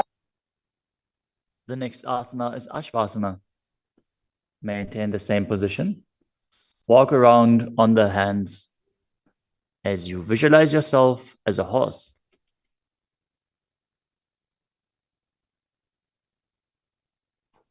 मुष्टिकनिष्ठिकाप्रदेशेन भूमौ निधाय. The next asana is Kapota Nitakasana. As you stand straight with the feet together, interlace your hands behind your back in Padusha Mudra. Pull them down towards your calves as you open up your chest widely. Visualize yourself as a soaring bird diving. पादतले भूमौ निधाय. Next up is the Tala Pushpa Putam Karana. Stand tall with the palms together in Namaskara Mudra as you gently bend your knees and keep the toes pointing outwards. Simultaneously open up the palms and raise one heel off the ground as you slightly lower the waist and shoulder of the respective heel, bowing to both sides. As you visualize you're holding a bouquet of flowers and offering it to Paramashiva. Next asana is Khadgasana. As you lay down on your stomach, jump your feet up towards your hands and stand. As you bring the palms together, forming the horn of the rhinoceros in Namaskara Mudra, visualizing yourself as a rhinoceros and gaze to the nose. लुजसरतमासनं कृत्वा पादतलाभ्यां भूमिम् अवष्टभ्य. Next up is the Uttanottanam. Hold onto weights if you want to intensify this asana. Now sit down all the way or as low as you can to the ground and stand back up. Do this again and again as you visualize Swamiji in your inner space. पुनः उत्थातव्यम् असितव्यम् इति उत्थानोत्थानं भवति. The next asana is Musalasana. Now stand up straight, raise your arms up over your head and jump repeatedly as you visualize yourself as a mace. सरलं स्थित्वा ऊर्ध्वं बाहु नयेत्. The next asana is Utshesakasana. From a standing position, pull the sole of the foot towards your chest, while with the other leg sit down and stand back up. Alternate on both sides as you gaze to the nose and visualize Swamiji in your inner space. एकैकं पादतलं कुक्षौ निधाय. Next up is the Parshva Karana. Now stand and keep one leg slightly bent with the toes pointing to the side. Bend and lift the opposite knee towards your chest, pointing the toes downwards. Keep your arms holding the knee with a hand in a fist as you place the other hand on top of the respective thigh with the fingers pointing inwards. The next asana is Tandavasana. You can hold weights to intensify this asana. Visualize yourself fiercely dancing as Lord Shiva as you stand on one leg with the opposite leg extended forward. Lower your body down to the mat and then stand back up straight. एकेन पादेन स्थातव्यं ताण्डवासनं भवति. The next asana is Brahmanasana. Now place one foot onto the opposite thigh as you stand erect on the mat like a rod. Keep your hands by the sides, visualizing yourself being blessed by Lord Brahma. ब्राह्मणासनमावक्ष्ये यत्कृत्वा ब्राह्मणो भवेत्. The next asana is Garudasana 3. Stand tall and wrap the left leg over and around the right knee as you Tuck the left toes on the other side of the right calf. Simultaneously cross the left arm below the right and bring the palms together in Namaskara Mudra in front of your heart as you visualize yourself as Lord Garuda. उत्तानकूर्मपीठं च संहिमस्गारुडमेव च. The next asana is Ekapadasana. Now bring the leg to the other thigh as you keep the hands hanging down by the sides towards the knees. Visualize Swamiji in your inner space. दक्षाङ्घ्रिं वामपादस्य जङ्घोपरि निधाय च. The next asana is Dhruvasana. Stand on the right leg and hold onto the big toes of the left foot as you straighten the left leg out to the side and visualize yourself as the North Pole Star as you rotate on the standing leg. एकेन हस्तेन दण्डरूपस्य एकस्य पादस्य अग्रं धृत्वा. The next asana is Trivikramasana. Stand on the right leg and lift the left foot behind your neck if you can. Then stand tall. Otherwise, you can pull the leg towards your chest. Then alternate standing and sitting. Perform the 3 steps of Vishnu as you visualize Lord Vishnu in your inner space. एकेन पादेन स्थातव्यम् उत्थातव्यम्. Now repeat the Parshvajanukarana on the other side. Now visualize yourself fiercely dancing as Lord Shiva as you repeat Tandavasana on the other side. पादेन स्थातव्यं ताण्डवासनं भवति. Now repeat Brahmanasana on the other side. ब्राह्मणासनम् आवक्ष्ये यत्कृत्वा ब्राह्मणो भवेत्. And repeat Garudasana 3 on the other side. उत्तानकूर्मपीठं च संहिमस्गारुडमेव च. Now bring your foot to the opposite hip with the hands hanging down as you repeat Ekapadasana on the other side. दक्षाङ्घ्रिं वामपादस्य जङ्घोपरि निधाय च. Now hold on to the opposite foot, holding the big toe in Prana Mudra as you rotate your body on the mat, visualizing yourself as the North Pole Star in Dhruvasana. एकेन हस्तेन दण्डरूपस्य एकस्य पादस्य अग्रं धृत्वा. Now repeat Trivikramasana on the other side. Bring the other leg behind your neck if you can. Sit down and stand back up while visualizing Lord Vishnu blessing you from within. ग्रीवायां पादं संस्थाप्य स्थातव्यम् उत्थातव्यं त्रिविक्रमासनं भवति. Next up is the Samanaka Karana.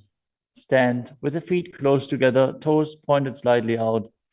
Keep both hands to the sides of your body as you stand straight on the mat and relax. After this intense asana practice, this intense sequence, breathe deeply as we enter into the final 100 asanas of the sequence. The next asana is Ugora Kajali Asana.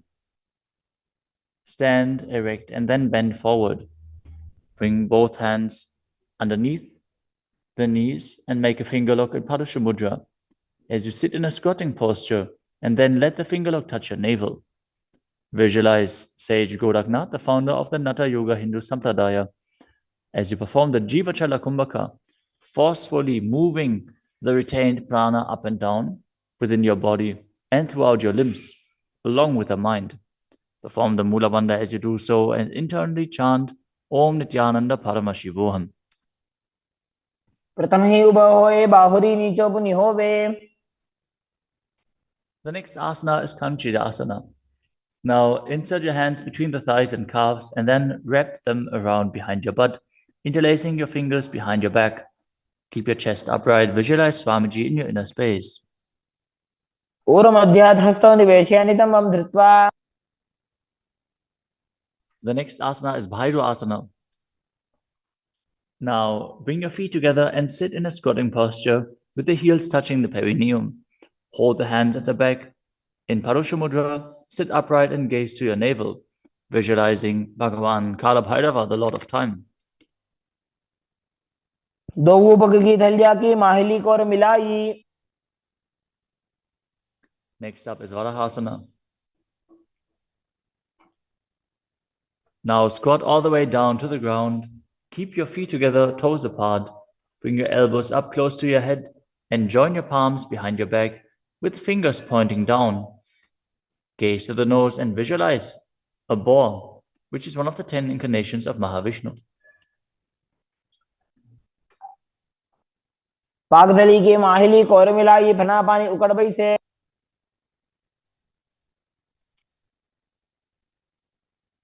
The next asana is Tripitasana. With the heels touching, bring your hips to the same level as your knees. Let your hands hang down, hold on to the big toes in Prana Mudra as you visualize Swamiji in your inner space and perform the Mula Bandha. पार्श्वद्वयसं मील्य स्थित्वा नितंबं जानु प्रदेश आनीय. Next up is Bakasana.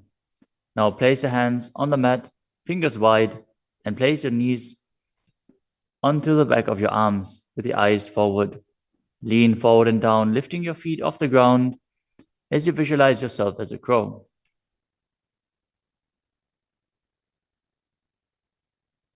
हस्ताभ्याम अवनिमवष्टभ्याम.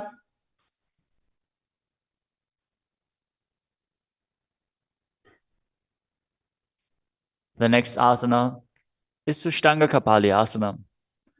Now kneel down, head on the ground, with the palms spread for support. Raise your body on your head and place your legs into Padmasana as you gaze to the nose and visualize Swamiji in your inner space. आसन को गुण कपाल आछो होई. The next asana is Guptasana.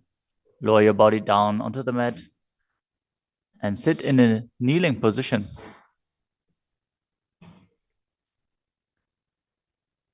Keep your toes touching behind and sit in between the heels.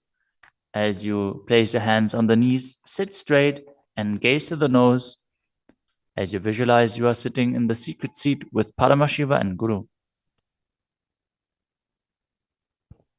ध्यानोर्वोरन्तरे पादौ कृत्वा पादौ च गोपयेत्. The next asana is Vrikshasana too. This is another inverted posture. So if you have any blood pressure related issues, please take precautions. If you need aid in support performing this asana, if you have a partner available, they can aid you. Otherwise, you can use a wall for support. You can walk the wall up and down. This is a progression where you can increase your arm strength and finally be able to perform this asana yourself. Now, place your hands on the ground, shoulder width apart, and lift your body up straight into a handstand. Visualize you're a tree with deep roots into the ground as you breathe calmly in Sahaja Kumbhaka.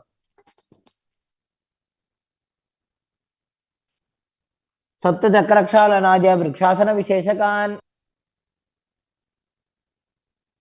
Next up is Shiva Asana.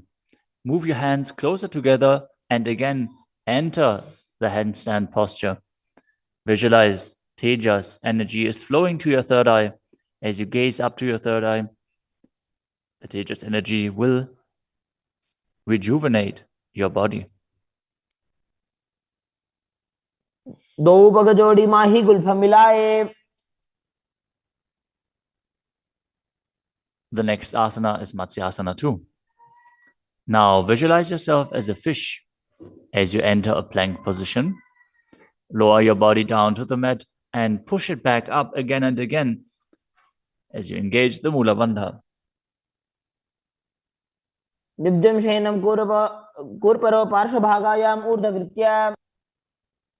Next up is Sarpasana too. Lie prone on your belly with the hands on the hips and lift your chest to the left and right, visualizing and moving your body like a snake. दिव्यं शयनं कृत्वा हस्तौ नितम्बं संस्थाप्य.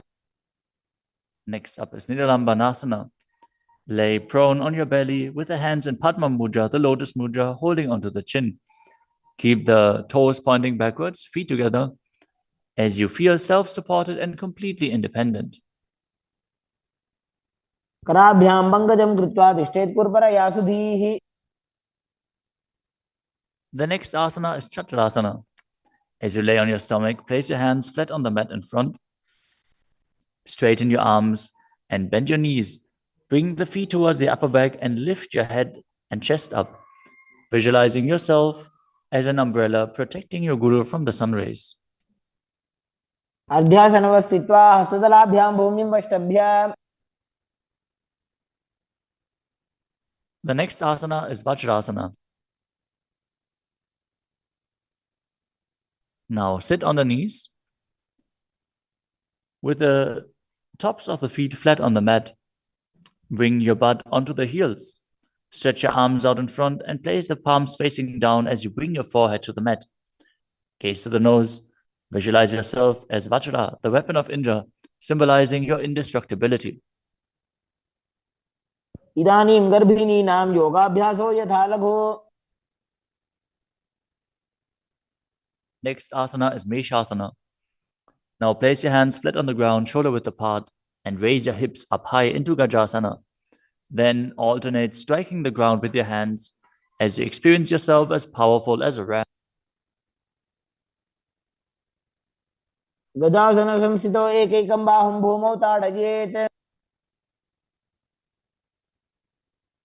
The next asana is Ajasana. From Gajasana position, lift your legs up into the air and slowly bring your forehead to the ground. Visualize yourself as unborn, existing for all eternity. गजासन संस्थितो पादद्वयम् अन्तराले कृत्य. The next asana is Dhanantarasana. As you sit on your heels with the legs together, interlace your fingers around the toes. Pull the feet towards your perineum and then place your hands on the respective knees. Keep your spine straight, gaze to the nose as you visualize Swamiji in your inner space and return to breathing in Ujjayi Pranayama, making an ocean-like sound with your mouth. पूर्व विधि परिहाता की काकसीस्यो भणा शरामोडी. Next up is the Angamotanam. Interlace your fingers in front of your body and then behind you, stretching your arms forward to the sides and backwards as you give massage to various different joints and muscles within your body. Visualize Swamiji as you do so. हस्तयोः अङ्गुले बद्ध्वा हस्तयोर्मध्यात् सर्वमङ्गं निष्कासयित्वा. Next up is Garudasana form. Now sit on your heels in Vajrasana as you turn your feet out to the sides. Keep your thighs and knees resting on the ground. Keep your spine straight, hands on the knees. Visualize yourself as Lord Garuda, flying Lord Vishnu and Lakshmi on his back. जग्गोरुभ्यां धरां पीड्य स्थिरकायो द्विजानुनाम्. Next up is Ananda Mandirasana. Now sit with your legs folded back, the toes pointing backwards, the knees wide, with the hands below the ankles. Keep the front of your buttocks on the ground as you gaze to your third eye and visualize yourself residing in the blissful space of a temple. अथ वक्षे वीरनाथ आनन्दमन्दिरासनम्. Next up is Mandukasana 2. Now sit with the knees wide, the feet overlapping on top of your ankles. Keep your hands underneath the knees, gaze to the nose, and visualize yourself as a frog as you perform Uddiyana Bandha and Mula Bandha. पृष्ठं सम्पीड्य गुल्फाभ्यां जान्वङ्गे सवलयाकृतिः. The next asana is Narasimhasana. As you keep your toes on the mat with the heels up and together, place your perineum on top of the heels. Keep your palms on the ground with the fingers spread wide apart, thumbs touching the base of the hand, touching the toes. Gaze to your nose, stick your tongue out and exhale forcefully. Visualize Narasimha, one of the 10 avatars of Vishnu, as you perform the Mula Bandha.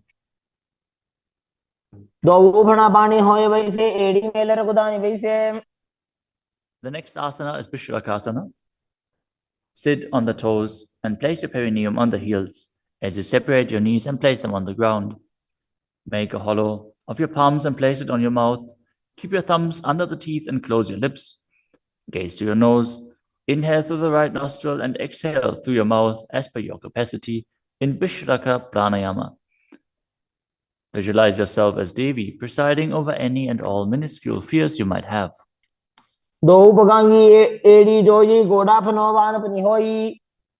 The next asana is Makadasana. Now bring the soles together, the top of the feet on the ground. As you sit on the heels, bend your elbows, bring your fingers to the armpits, and imitate as if you were a monkey stretching itself. Visualize yourself as a playful monkey as you gaze to your third eye and perform the Mula Bandha. दो भगतले संपुट आने तिनकी बिष्टि भूमि पर इठाने. The next asana is Vajrasangadasana. Stand on the toes with the soles of the feet together. Sit on the heels, keep your knees wide and off the floor. Hold your elbows behind your back as you gaze to the nose. Embody a diamond-like strength for yourself and your Sangha, your spiritual community. प्रथम बना पानी होई बैसे दो AD गुदानी बैसे. The next asana is Kanjanasana. Now keep the toes down, ankles crossed behind, and sit on the heels. Place your palms on the mat to the sides as you gaze to the nose and visualize perfect health beyond any and all physical or mental ailments. अंजनासनमा वक्षे यत् कृत्वा सुस्थिरो भवेत्. The next asana is Kurmasana, the turtle posture.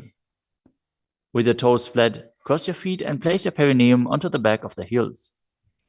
Keep your knees wide and on the floor. Rest your hands on the knees. Gaze to the nose and visualize a turtle with a stable body and mind to live for hundreds of years. गुल्फौ च वृषणस्याधो व्युत्क्रमेण समाहितौ. The next asana is Yogasana. With the toes flat, cross your feet and place your perineum onto the back of the heels. Gaze to your nose and visualize Swamiji in your inner space. गुदम नियम्य गुल्फाभ्याम जानवंगे सवलयाकृतिः. The next asana is Vijogasana. Now stand on your knees. Cross your ankles behind with the feet near the opposite knee. Hold the calves with the fingers inside and the thumbs outside as you gaze to your third eye and visualize a space of eternal oneness, Advaita, with your Guru. घोड़ा वामो उभय होई घोड़ा आड़ा राखे दोई. The next asana is Ushtrasana 2. In a kneeling position, bend backwards, hold your ankles with your hands and keep your arms straight. Push your hips forward and tilt your head back as you visualize yourself as a camel. मेरुदंड ग्रंथि दाढ़्य संविपादय शिष्पुमान. Next up is Jatyasana 2. With the heels together and the hands on the soles of the feet, slowly lean back. Bring the elbows down to the mat, followed by the back of your head. Gaze to the nose and experience yourself as a lotus blooming.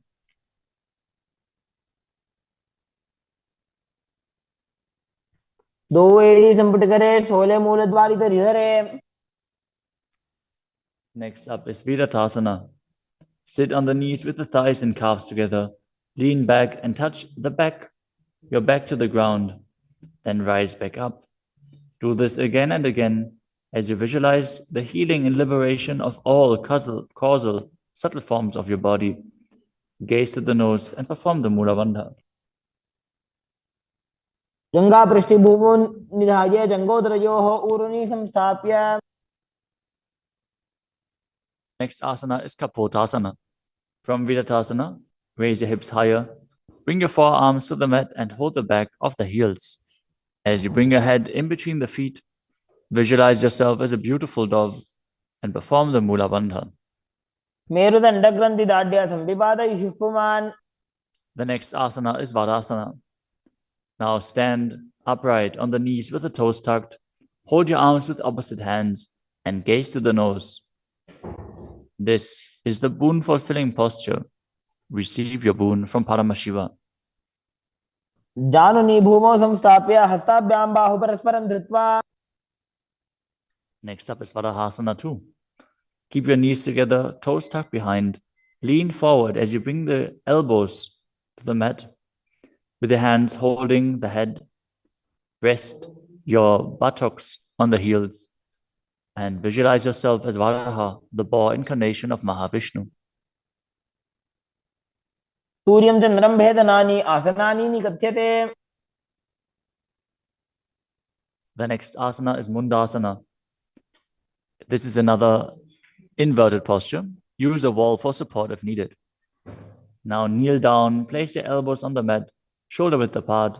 Interlace your fingers and place your head onto the mat, supporting it with both hands.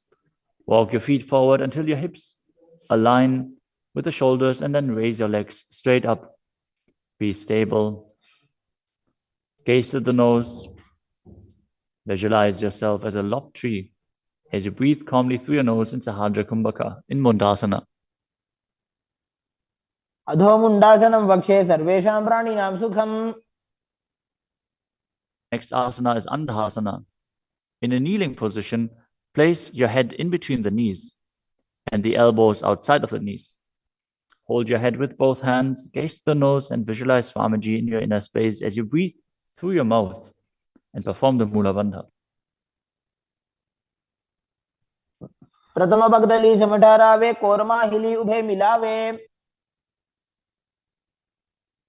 The next asana is Viparita Shalabhasana. You can hold weights to intensify this asana. As you lie on your belly with the arms extended straight out, lift your thighs, arms, and chest off the ground. Visualize yourself as a locust and perform the Mula Bandha. शलभासन भेदाश्च नटभेरुंड नामके. The next asana is Kapalasana. Lie on your belly with the arms at the side, palms facing down. Keep your forehead on the ground and keep your chest on the mat as you lift your legs up together.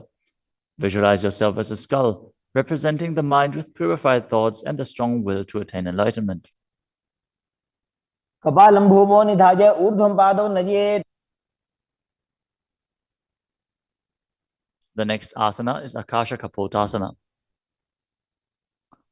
As you lay on your stomach, keep your hands by the sides and lift your legs up over your head. As you slowly place your feet on the mat in front of your head, keep the palms flat on the mat behind, visualizing yourself as a free and open dove. As you breathe in Sahasrara Kumbhaka and perform the Mula Bandha.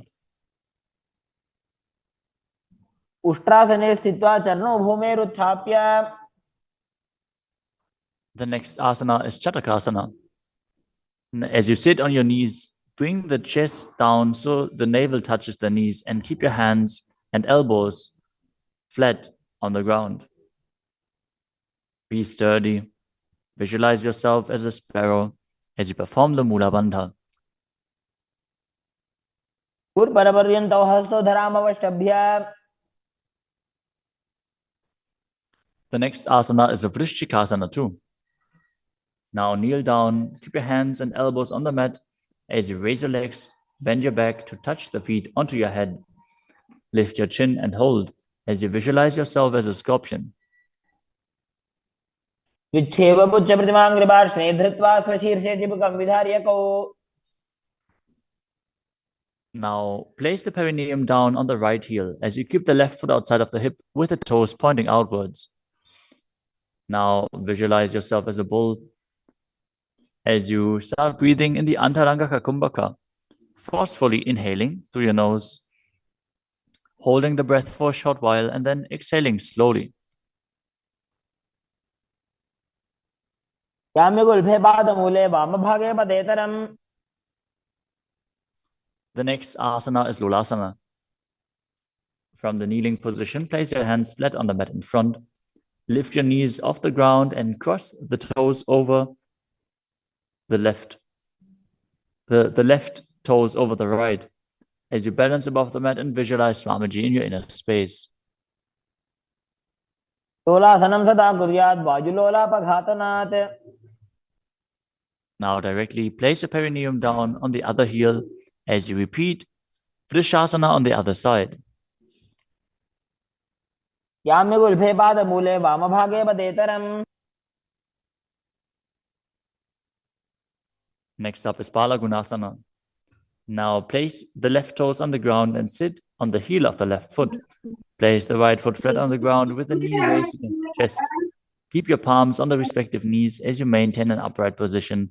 Visualize Balagunahai, one of the 84 siddhas in your inner space. आसन को गुण जल विकार जाई. Next up is Grahasana. Squat with the feet flat on the mat. As you bring your elbows under the thighs, wrap your hands around the shins, and hold onto your ankles from the outside. Visualize yourself as the entire planet. पादतले भूमौ संस्थाप्य जानुमध्ये हस्तगुरुपरौ स्थाप्य.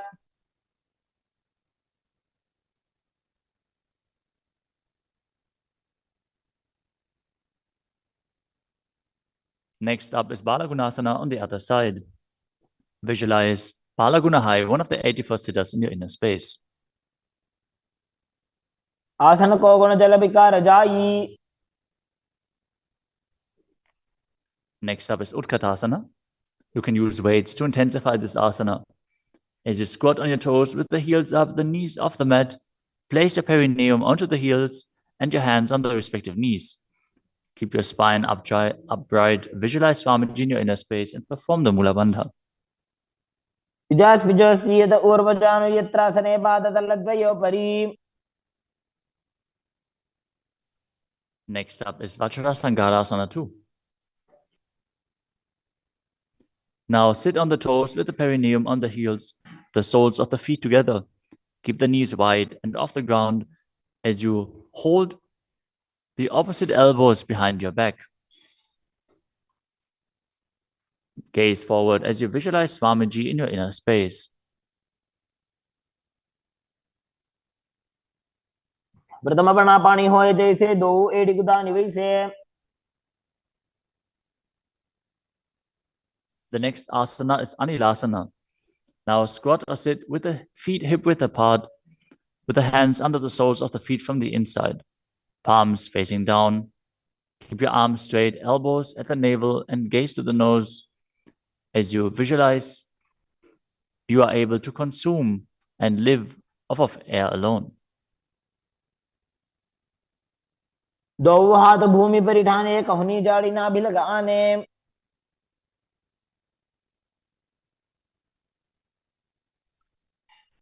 Next up is Padukasana. Now place the back of your hands on the mat with the fingers facing towards your body. Step the feet on top of the hands with your hands wrapped around the feet like a shoe. Start walking around on your mat as you visualize you're wearing padukas walking across India. हस्ततलयोः पादतले कृत्वा.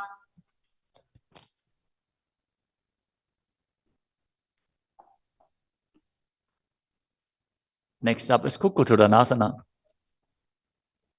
Now place your palms on the mat, raise both feet upwards into the air, and let them fall back down. Do this again and again as you visualize yourself as a rooster. हस्ततले भूमौ कृत्वा पादतले च ऊर्ध्वमुड्डानं कृत्वा. Next up is Viparita Nrityasana. Now place your hands on the mat and raise your legs upwards into a handstand. As you move around on two hands dancing, feel yourself become free of all inhibitions. हस्ततलाभ्यां भूमिं वष्टभ्य. Next up is Kunjarasana. Now separate your feet and place one palm down on the mat with the arm straight. Bring the opposite arm towards your head. Be stable. Visualize Swamiji in your inner space. Breathe calmly in Sahadra Kumbhaka and perform the Mula Bandha. अथ भक्षे Mahadev कुञ्जरासनमुत्तमम्. Now exchange the position of your hands. Repeat Kunjarasana on the other side. भक्षे Mahadev कुञ्जरासनमुत्तमम्. Next asana is Kadambasana. Sit on the ground with your feet flat and the heels close to your body. Hold the respective ankles with your hands as you lift your feet off the ground and visualize yourself as a Kadamba tree, a pious tree that promotes a long life. पार्श्वभ्यां भूमिं वष्टभ्य हस्तद्वयेन गुल्फौ धृत्वा. Next up is Bhavana Muktasana. Now sit with the heels at the perineum, hold the knees with your hands and press them towards your chest. Visualize any excess water being released or balanced within your system as you perform the Mula Bandha. स्तुपादयोः पाणिं लात्वा स्वस्वनितम्बके. The next asana is Chakodasana. Now sit and lift one leg behind your head as you place both hands flat on the mat. Extend the opposite leg up with the knee straight as you lift your entire body up off the ground. Keep your chin up, gaze to your third eye, and visualize yourself as a powerful source of energy. पूर्वदानं च दुष्पादपीठं वज्रासनं तथा. The next asana is Dhanurasana 2. As you sit on the ground, hold the respective big toes in Prana Mudra. As you keep one leg straight and pull the other foot towards your ear, visualizing yourself as a ball. पादाङ्गुष्ठौ तु पाणिभ्यां गृहीत्वा श्रवणावधि. The next asana is Ashtavakrasana. Now lift the left leg over top of the left shoulder and bring the right foot across. Hook it over the left foot. Lean forward and down while extending the legs out to the side. Lift up your head and chest, find balance, and visualize yourself as a flying crane. पाशिष्ठमदकौण्डिन्यम् ऊर्ध्वकुक्कुटमेव च. The next asana is Pranasana. Now place the right foot on the left thigh and bring the left foot flat on the ground as you have the left shoulder underneath the raised left leg and place your hands flat on the ground. Press the right knee down with the right hand as you gaze to your third eye and visualize you're immortal and able to exist solely from prana. एतत् प्रभेदं वक्ष्यामि करोति यस्य चामरः. Next up is Parshva Matsyendrasana. Now keep one leg bent on the ground with a foot at the opposite hip and bring the other leg over top as you twist your body around the raised knee and interlace your hands below the raised knee. Gaze to your third eye and visualize the great sage and yogi Matsyendranath, the master of Hatha Yoga. वामोरुमूलार्पितदक्षपादो जान्वो बहिर्वेष्टितदक्षदोष्णा. Now repeat Chakodasana on the other side. Now sit and lift the other leg behind your neck, keeping your hands at the side and raising your whole body up with the other leg extended, gazing to your third eye and visualizing yourself as a powerful source of energy. पूर्वतानं चतुष्पादपीठं वज्रासनं तथा. Now repeat Dhanurasana 2 on the other side, holding the big toes of both feet in Prana Mudra as you pull the opposite foot towards your ear, visualizing yourself as a bow. पादाङ्गुष्ठौ तु पाणिभ्यां गृहीत्वा श्रवणावधि. Now repeat Ashtavakrasana on the other side. Now lift the right leg over top of the right shoulder, cross the left foot over the right, and extend the legs out to the side, balancing as you visualize yourself as a flying crane. पाशिष्ठमदकौण्डिन्यम् ऊर्ध्वकुक्कुटमेव च.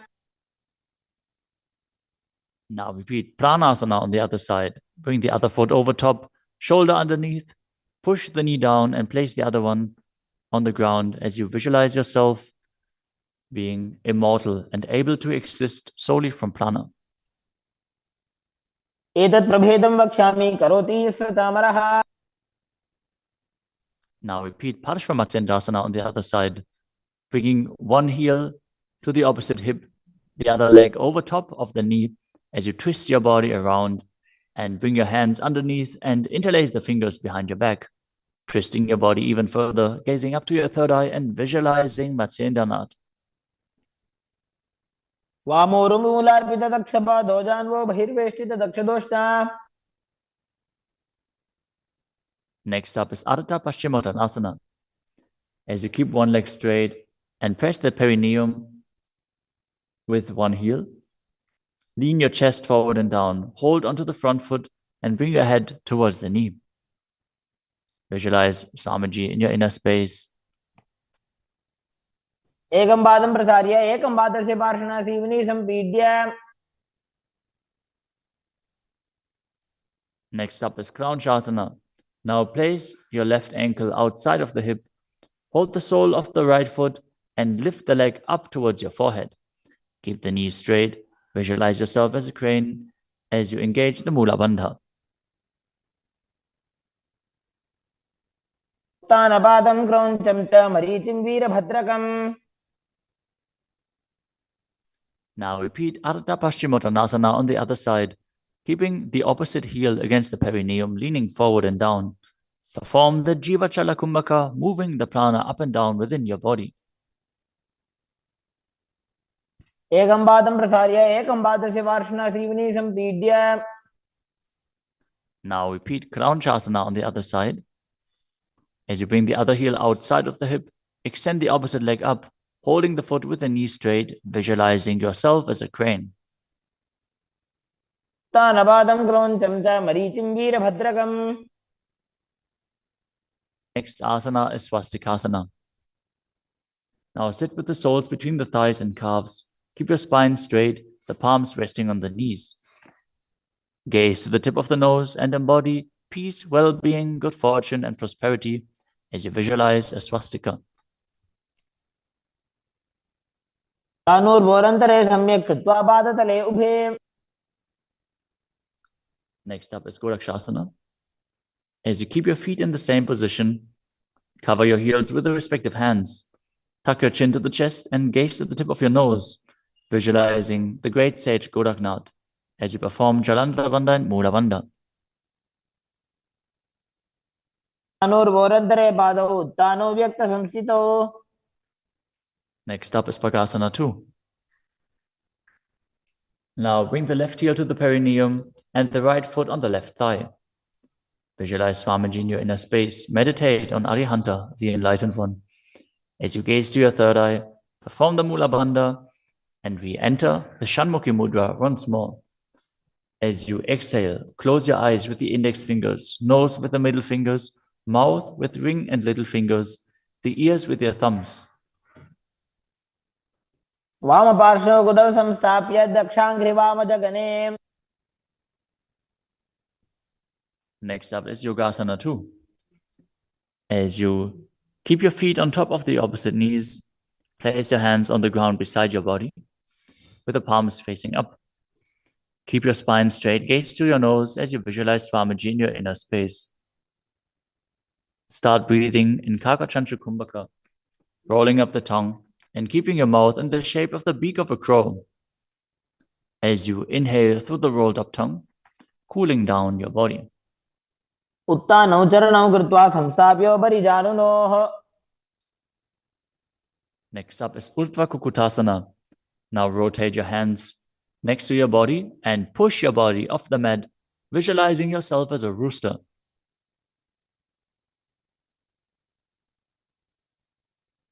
Vasishtamata urdhakukkutameva cha. Next up is Siddha Haratali Asana. From Padmasana, insert both hands through the knees and place them on the mat. Avoid lifting your body up. Stay seated in this position as you gaze to the nose and visualize Swamiji in your inner space.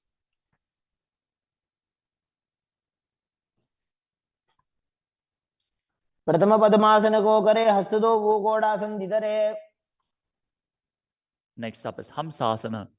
From Padmasana, lift your body off the ground as you gaze to your third eye and visualize yourself as an elegant swan. Kukkutasana sthitva skandaparyantam uroni nitva. Next up is Karmukasana. From Padmasana, place your hands between the thighs and calves. Lean forward and while sitting, reach your hands behind your body in Parashu Mudra.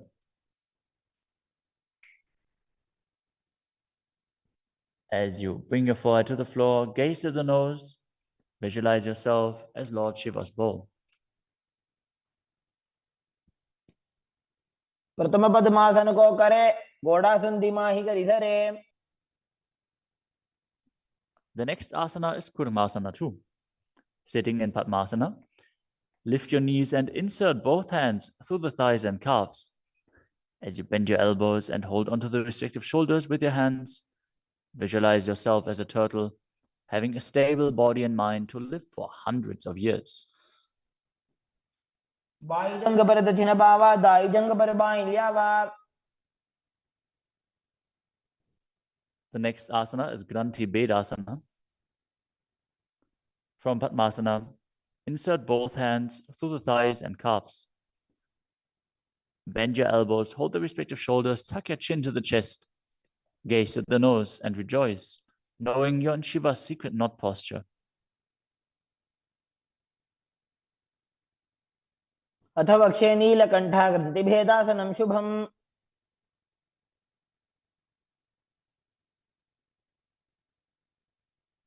The next asana is Uttana Kurmasana. From Padmasana, insert both hands through the thighs and calves. As you roll onto your back, hold onto the respective shoulders with your hands and gaze to the nose, embodying a turtle laying on its back.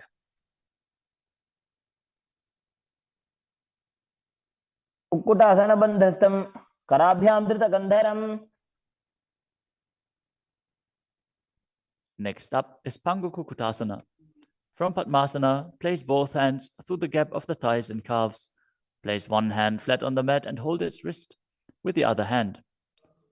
Lift your body up off the mat, balancing on one arm as you visualize yourself as a rooster and perform the Mula Bandha. कुक्कुटासनं स्थित्वा एकेन हस्तेन अन्यस्य प्रतिबन्धं धृत्वा. Now exchange the position of your hands. Lift your body up onto the other hand as you repeat Pangukukutasana on the other side. कुक्कुटासनं स्थित्वा एकेन हस्तेन अन्यस्य प्रतिबन्धं धृत्वा. The next asana is Gridrasana. From Padmasana, place your elbows on the toes, interlace your fingers, and rest your chin on the knuckles. Keep your thumbs pressed to the throat as you visualize you have gone beyond all greed and covetous.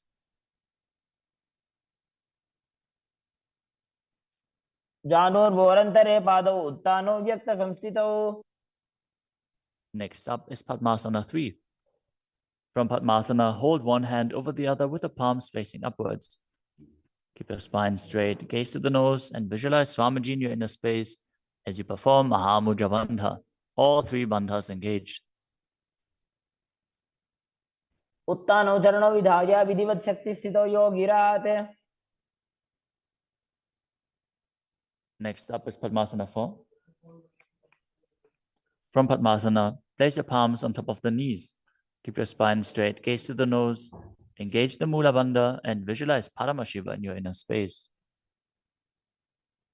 एतत् पद्मासनं कुर्यात् प्राणवायु प्रसिद्धये.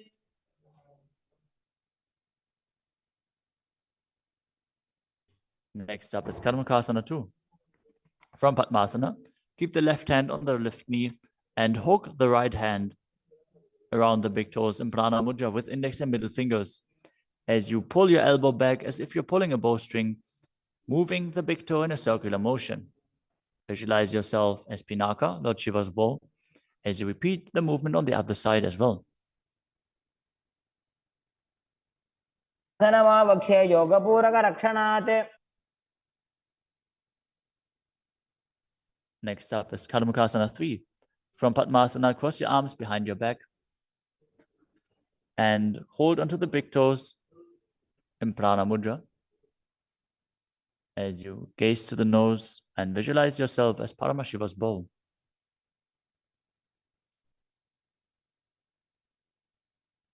मुखासनमाक्षित्य उदरे पूरयेत् सुखम्. Next up is Dridhasana. Now maintain Karmakasana 3. Lift your chest up and gaze to your third eye, visualizing that you are the action of Paramashiva's third eye, destroying anything you come across. ऊरुभ्यामुपरि स्थाप्य पादयुग्मं प्रयत्नतः. Next up is Nagadasana. From Karmakasana 3, with your arms behind your back, roll onto your back. Hold on to the big toes if you can.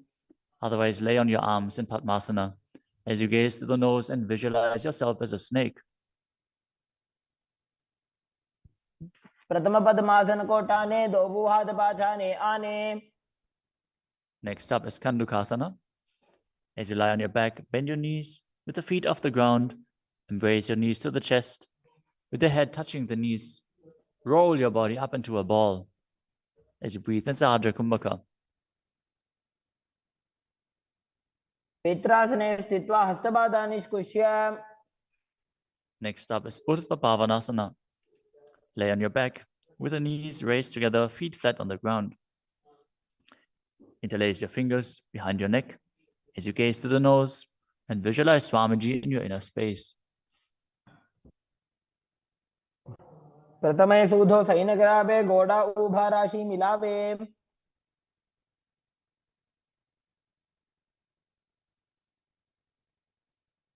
Next up is Marakata Pitasana. Lie on your back and bend your knees as you keep your feet flat on the mat and place the upturned palms underneath your heels. Lift your hips up as you visualize yourself as a powerful alpha ape. Perform the Murcha Kumbhaka with Jalandhara Bandha and Mula Bandha engaged. उत्तानशयनं पादतले उत्तानहस्तयोः स्थापयेत्. Next up is Uttana Shiki Pitakasana. Lie supine and raise your hips up. Support your hips with your hands, placed at the waist, as your elbows bear the weight of your body. Press your chin to through the throat, gaze to the nose, and visualize Swamiji in your inner space. जङ्घोरुबलहीनश्चेत् उत्तानशी पीठकम्. Next up is Nadakasana. As you lie supine, raise your hips and legs up. Bring your hands to the lower back for support if needed, but then place your elbows and hands flat on the mat below. Balance as you visualize traversing Naraka, hell unscathed. ग्रीवाकण्ठेन भूमिं विष्टम्भ. Next up is Tiryanokasana. From Nadakasana, bring your hands to the lower back and keep your elbows on the mat. Raise your legs up vertically and slowly lower and angle them down, keeping your core engaged. Visualize your abode crossing the ocean of samsara. नौकावत् स्थित्वा ऊर्ध्वं पादाग्रद्वयं नजेत्. The next asana is Dvajasana. Now bring your arms back flat on the mat. Keep your legs straight as a flagpole as you visualize yourself as the Kailasa flag, respected across all nations. प्रियन् नौकावते ग्रीवा पृष्ठकूर्परैः भूमिं वष्टभ्य. Now gently lower your body down to the mat as you lie supine. Contract the perineal region and pull the Kundalini Shakti up your spine, performing the Shakti Chalan Mudra. Bring it up to the Brahmarandha.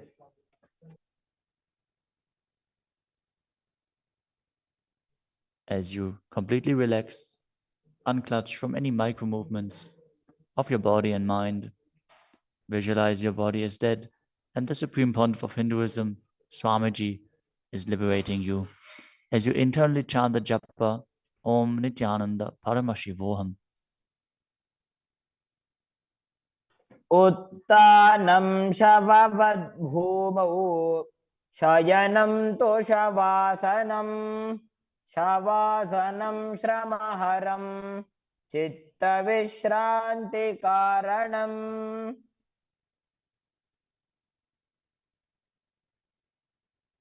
ॐ नित्यानन्द परमशिवोऽहम्.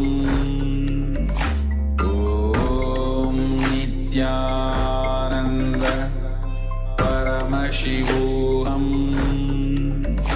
ॐ नित्यानन्द परमशिवोऽहम्. ॐ नित्यानन्द परमशिवोऽहम्.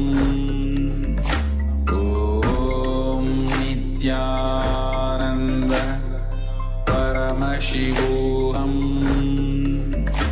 ॐ नित्यानन्द परमशिवोऽहम्. ॐ नित्यानन्द परमशिवोऽहम्. ॐ नित्यानन्द परमशिवोऽहम्. ॐ नित्यानन्द परमशिवोऽहम्. ॐ Nityanand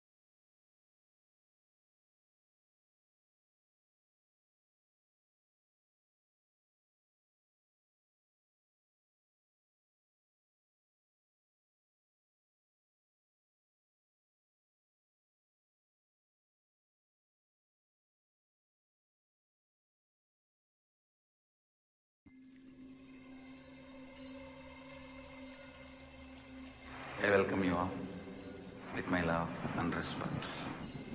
Let you all open all your three eyes.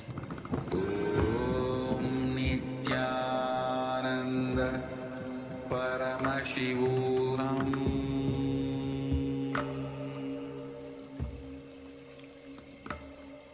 Om Nityananda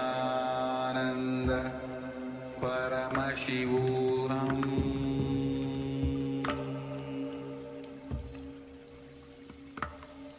Om Nityananda Paramashivoham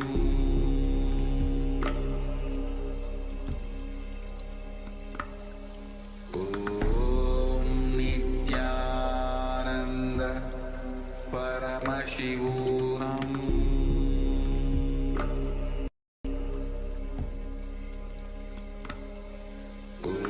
Om Nityananda Paramashivoham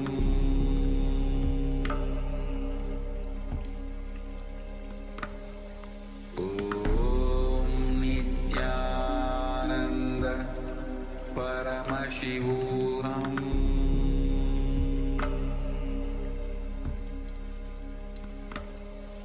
Om Nityananda Paramashivoham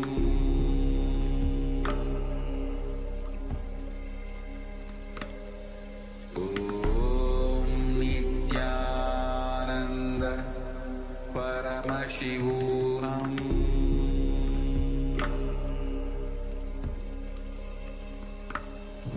Om Nityananda Paramashivoham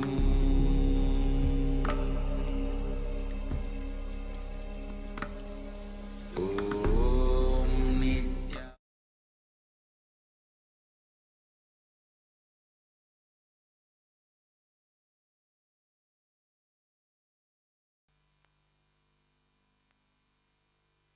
Today's subject, karma. Please understand, this subject can be defined, interpreted, not just thousands or lakhs, millions of ways. It's literally infinite ways the subject can be defined. Of course, any sacred truth, any sacred secret can be defined in multiple ways. But usually, the way I define, the definition itself most provocative, provoking you towards activism, invoking completion in you. Most provoking activism, invoking completion.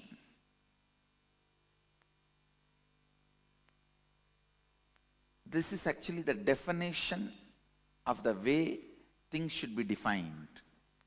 Definition of definition. How something should be defined. It should be provoking you towards the truth. It should be provoking you towards activism, towards truth. Understand, based on this definition of definitions, I'll define the word karma. Please listen. Listen carefully. Any thought current or thought pattern in which you are stuck is karma. Listen. the thought current or thought pattern, any thought current, any thought pattern in which you are stuck is karma. Stuck thought current, suffocating thought current, suffocating thought pattern, suffocating thought trend is karma. Apply this one line definition in any zone of your life or any dimension of your life. I can say that karma is the side effect of incompletions. The young age I was spending a lot of time in traveling, doing pilgrimages and wanderings. So I was near Varanasi, a small place near Ghazipur. There was a small town. I was staying there and taking care of one sadhu, one very elderly sadhu. He was in his deathbed. I was staying in the hospital, ICU. ICU means don't visualize Hyderabad ICUs. The village hospital ICUs. I can say town hospitals ICUs. Kind of a two broken steel cot, but for a town it was well equipped. For that size town it was well equipped. I was taking care of him. In North India, the tradition is all the young sadhus will take care of the old sadhus. Taking care of sadhus is considered as a great punya, especially when they are sick and old. I was taking care of this sadhu. At that time, I happened to see one guy dying in the hospital, in the ICU. Next bed. I was with this sadhu, I saw that next bed, that guy started dying. Please understand, I am describing as I experienced, and I am responsible for what I am talking. I know many people follow the instructions I give. Many people practice these teachings.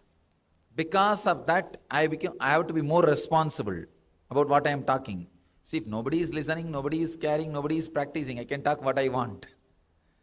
But I know millions of people are practicing what I am talking, listening to what I am talking. So I am responsible for what I am uttering. With that responsibility, I am telling you, as exactly I experienced. I saw this person dying.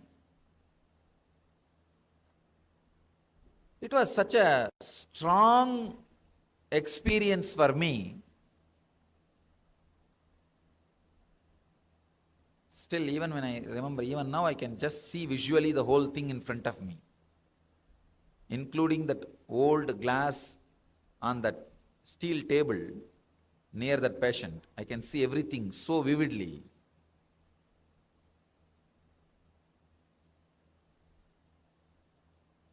That guy he started dying. The doctors were standing around and trying to help, support him, whatever medically they can do, giving oxygen or whatever medically they can do, they were trying to do. But of course, they were not able to save him. He started leaving the body. First time, I was seeing death directly. In the young age, I saw my old grandmother dying, but I didn't have the vision or the spiritual experience to see what is happening in the being. Here, I was able to see very clearly what is happening in that being. But I was not able to help. I was not able to do any help to that person, but I was able to see what was happening. In few minutes, I saw that that person's soul was not able to tolerate that pain. It just dived into coma. Means like see, in your system, you have an automatic painkiller mechanism. That is a coma. The pain is too much, you fall into coma. That's a kind of an automatic painkiller mechanism. It's not that you will not have pain, you will not feel the pain. When it becomes too much, like a sound, if it is too less, you can't hear. If it is too much, you can't hear. The frequency is more, you can't hear. The same way, the pain is beyond certain frequency, you push yourself into coma. You can't experience it anymore. You can't see anymore. I saw that person just jumped into coma. The moment he fell into the coma, his being, his soul started leaving the body. See, because he fell into the coma, all his old engrams, samskaras become alive, awakened. It's like when you fall into the dream state, all your desires will be awakened. Desire, fear, guilt, everything will be wildly playing on you. You can see very clearly. Sometime early morning, if you wake up, the moment you wake up, if you remember, just few moments before, because you are not aware of yourself, you are not aware of the self was not alive, individual, and clear, how your fears were possessing you. For example, if you had the dream like you are running, escaping from a snake or elephant, you can see very clearly, the moment you wake up, how the whole thing is empty, but when you are in that coma stage, how it was looking really like a reality, truth. I saw very clearly, same way, that soul dropping into that coma, and all the desires, unfulfilled desires, just become alive. See, when you don't have logic, the individual awareness, you will not see the difference between the dream state and waking state. That is why kids, till they develop the logic, if they feel hungry in the dream state, they will cry in the waking state. Whatever they experience in the dream state, they will feel in the waking state. They can't differentiate between the dream state and waking state. The dream, if they feel that somebody has beaten them or some problem, they will be crying in the waking state. They can't see the difference. If the logic is not sharp enough, if the individual awareness is not there, in Sanskrit we have a word, pratyagatma chaitanya jakratam, means individual awareness. If that is not there, you will not have the difference between the dream and waking state. I saw in this person, please understand, through this story I am revealing some of the important truths related to death. And I am responsible for all the words I am uttering.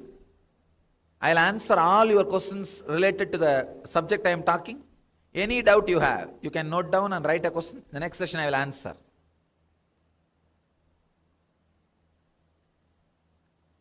Just like if you go to a lawyer, he is ethically bound to give you the right opinion about the problem.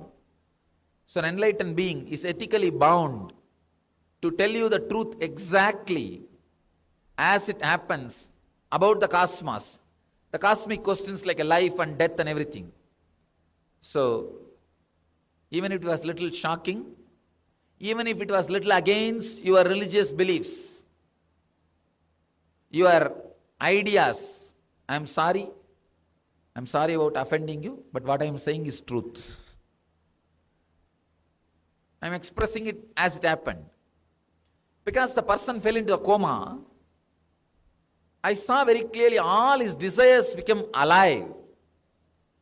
Almost like the frequency of the desires is much more than frequency of his individual soul. So he is just kicked left and right by those desires. This guy has become just 4 feet and the desires are standing 20-30 feet. Like a football is being played by those desires. They are kicking him left and right. Anyhow, it was a terrible suffering for that person. He felt very deeply depressed that he did not leave all these desires. He wants to stay back in the body and leave all those desires. But body is telling, no, I am tired.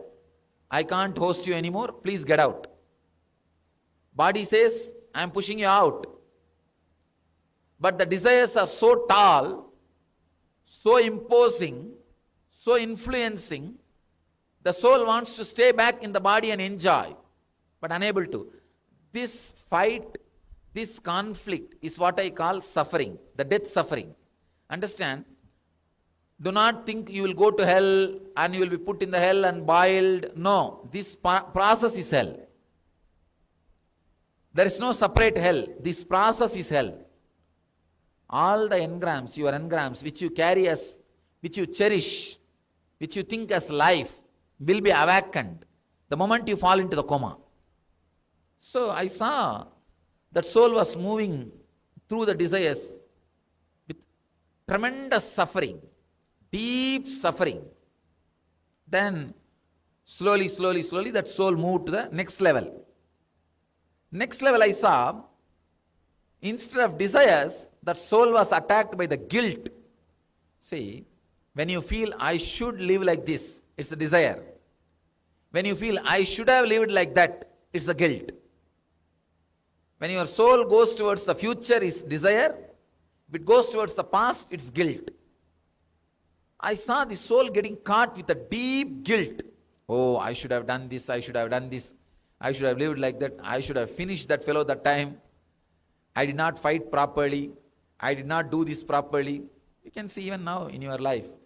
Morning, if you finish your fight in the house and go to the office, while you are working, all the points will come. Oh, I missed this point. I missed that point. You will prepare your notes and come back in the evening.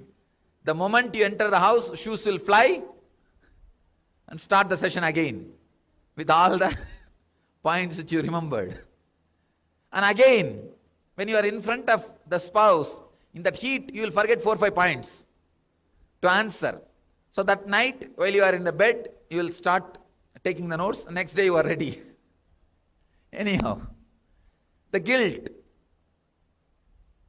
of that person was so strong that soul immediately wanted to go back to that body and want to relive all those incidents as he wants.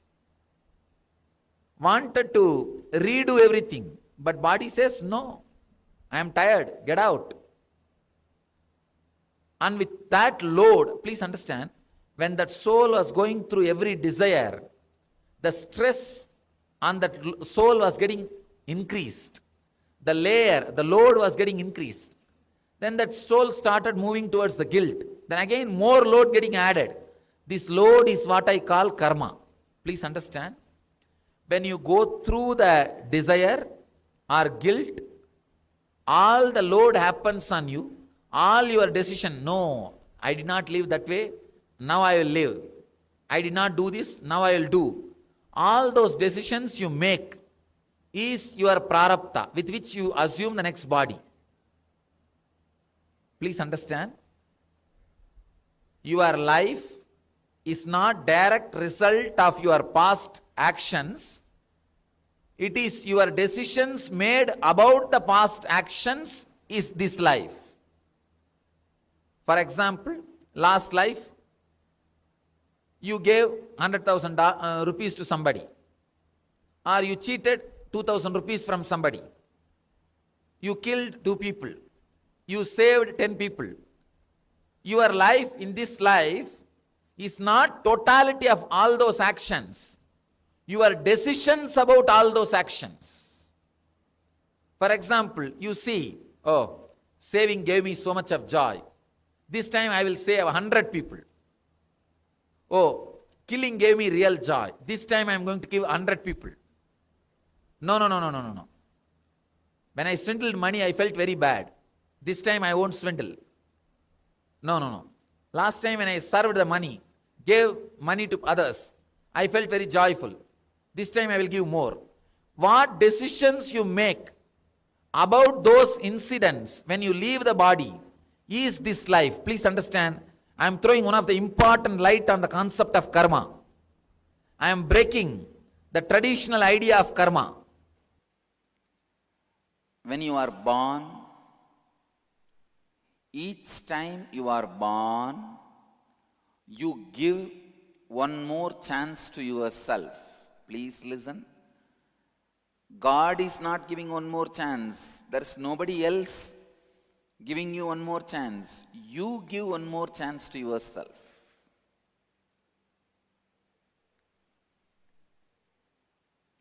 You give one more chance to yourself.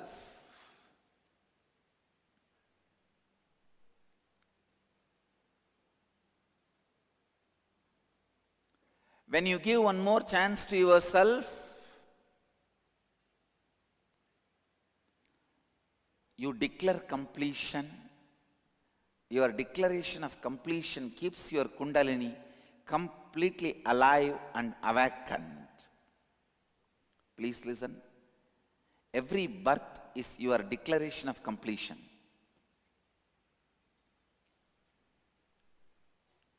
Every birth is your declaration of completion. You decide, come on, I declare completion. I will now work from completion, from the space of completion.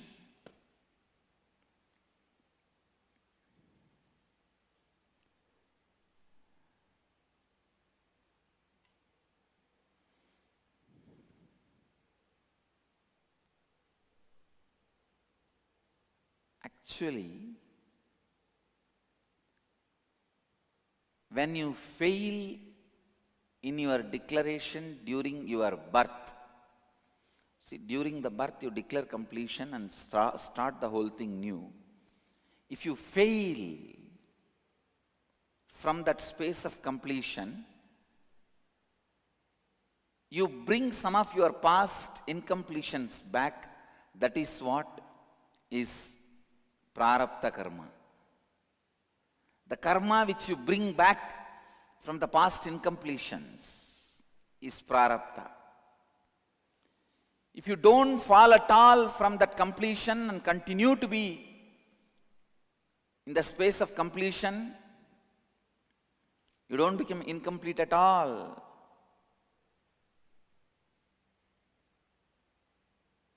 Then I can tell you, you are an incarnation.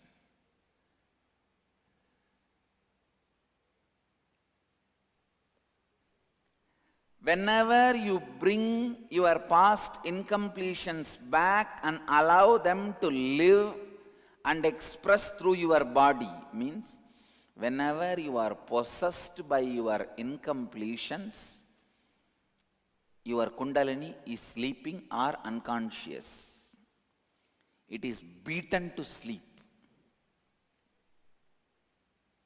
Whenever you are possessed by completion space, your Kundalini is wide, awake, alive, functioning. So whenever you have a Kundalini experience, Kundalini awakening, be very clear. For those moments, your completion is possessing you. But unfortunately, as usual, you fall back to the donkeyhood. From divinehood to donkeyhood. From monkhood to donkhood. It is unfortunate we fall back. Next question. What are different types of karma? Listen. The thought pattern which you don't enjoy, which you already feel it is outdated and which is constantly suffocating you, shrinking you, is sanjita karma. And the thought pattern in which you feel you are stuck but you are able to cause few things as your reality in your life. That is agamya karma. But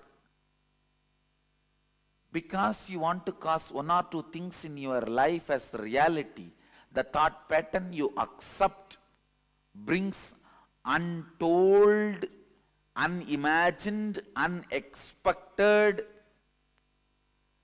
bondages, side effects, after effects in your life. That is called agamya. Listen. Husband is a person who stands by you during all the troubles, tortures, sufferings, pains, which will not be there in your life if he is not there. That is the definition of agamya karma. You try to cause your reality in one dimension of your life, and you accept certain thought current, thought pattern into your lifestyle, which causes multiple other suffocations and bondages. Unimagined, unexpected, untold, unbriefed.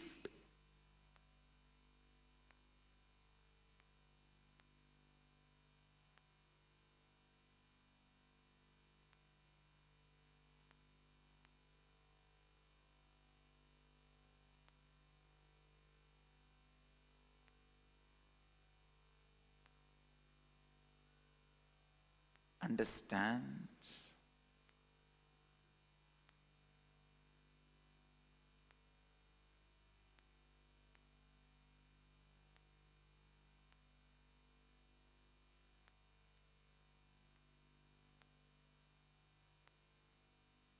Just because you want to own a home, sometimes you get stuck in the home for next 40 years paying your bank home loan.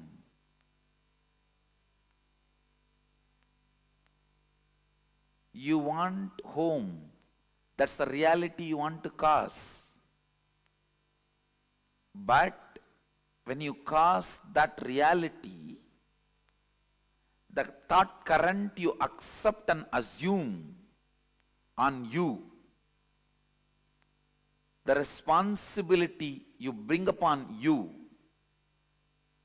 can suffocate and bind you in unimagined, unexpected, untold, unseen multiple ways. This is the example for agamya. Prarabdha means not ready to allow either the outdated, suffocating thought pattern or the thought pattern which causes your reality partially, deciding boldly to go on renouncing any thought current, thought pattern, even if you suspect them that they are not going to cause your reality completely. If you go on discarding, the discarding will become a lifestyle. That discarding thought pattern, thought trend, thought current is prarabdha.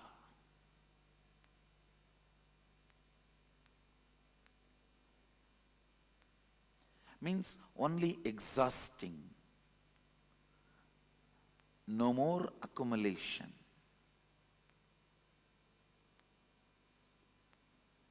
Waking up to the reality any thought current, any thought trend cannot cause all my realities as reality. Coming to that understanding and waking up to that reality is enlightenment.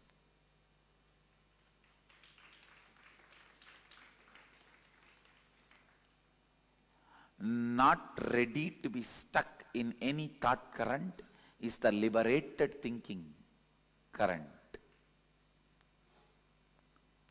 Not ready to revere, honor any thought current is liberated thinking current. Not ready to honor, revere any thought current is completion.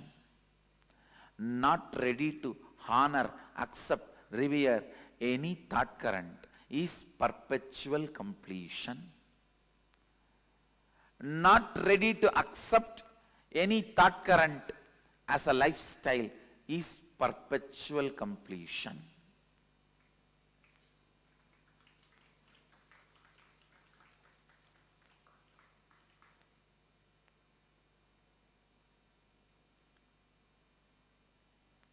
I have a next question.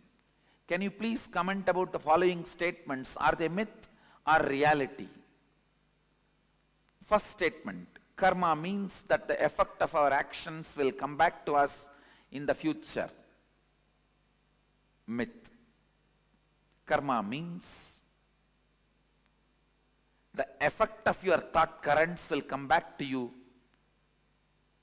in the future.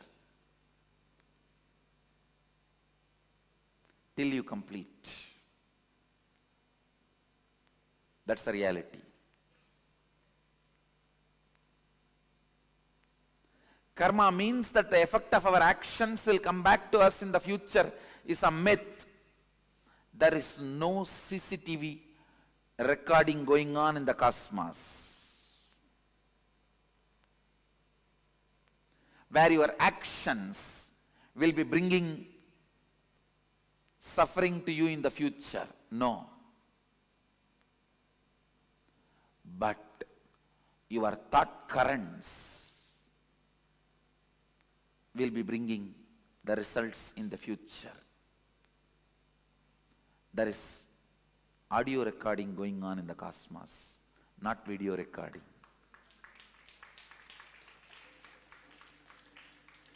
Video recording means your actions being captured. Audio recording means your thought currents being captured. Cosmos has only audio recording, no video recording.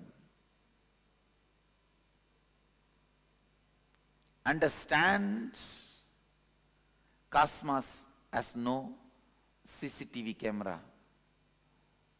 It's only video muted camera, audio recording.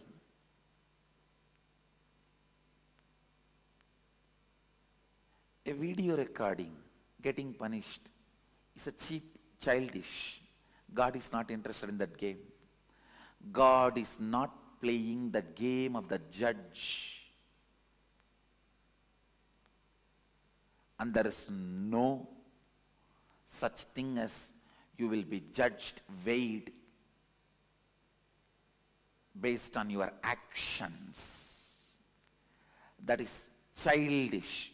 Too childish, immature. If God is supposed to do the job, you don't need God.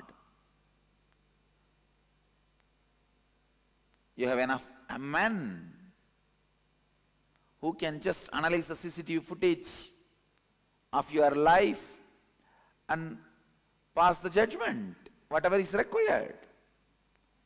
Understand, because your organ of seeing is impacting you so much, then the organ of listening, you think cosmos also judges based on the action. No. Only the thought current comes back as karma, not the action current. next statement here. You can cancel out bad karma with good karma by doing good things. It's a myth. It's a myth. Please listen. You can cancel out any karma by cancelling that whole thought pattern, whole thought current.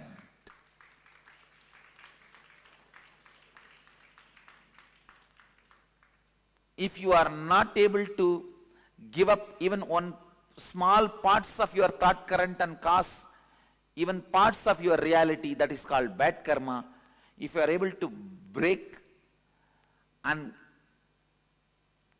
give up on parts of your thought current and make parts of your reality into reality, that can be called as good karma.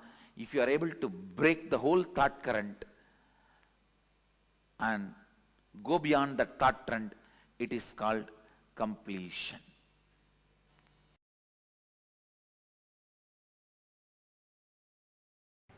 Anything,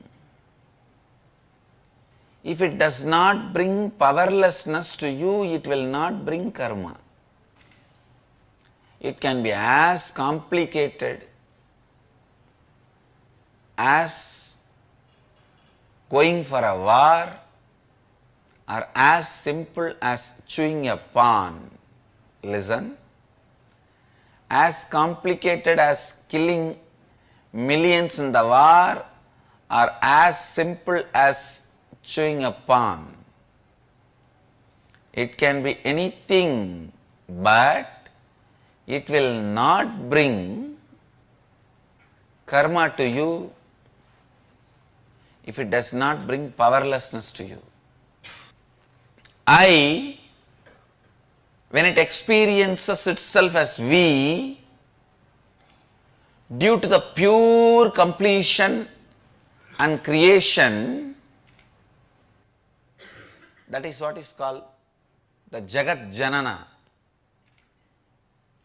the pure substance of the existence Shiva, out of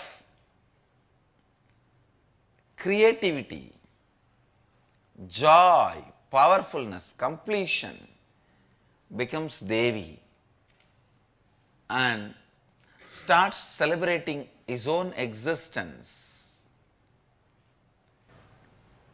Please listen. I am repeating, when the I becomes we out of incompletions added into it, it becomes the karmic life. When the I becomes we out of pure completion and the creativity, it becomes avataric life. Whether your life is a karmic life or avataric life, you diagnose, you decide. And you can change from karmic life to avataric life. You can change it from karmic life to avataric life. So understand, start moving from pure completion. Move yourself to more and more and more completion. When I becomes we, out of completion, when the we merges into I, out of completion, you are an incarnation. Yoga will make I becoming we out of completion.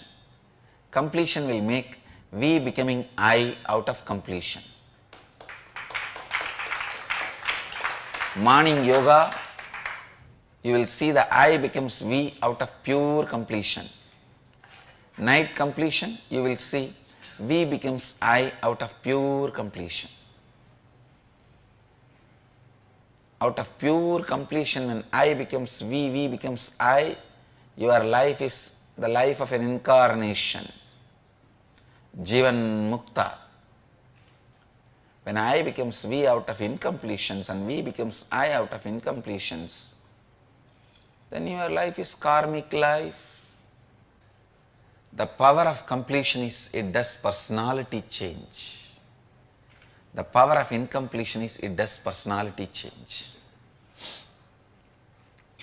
Both has the power to change your personality. Only you have to decide whether to change for good or for bad.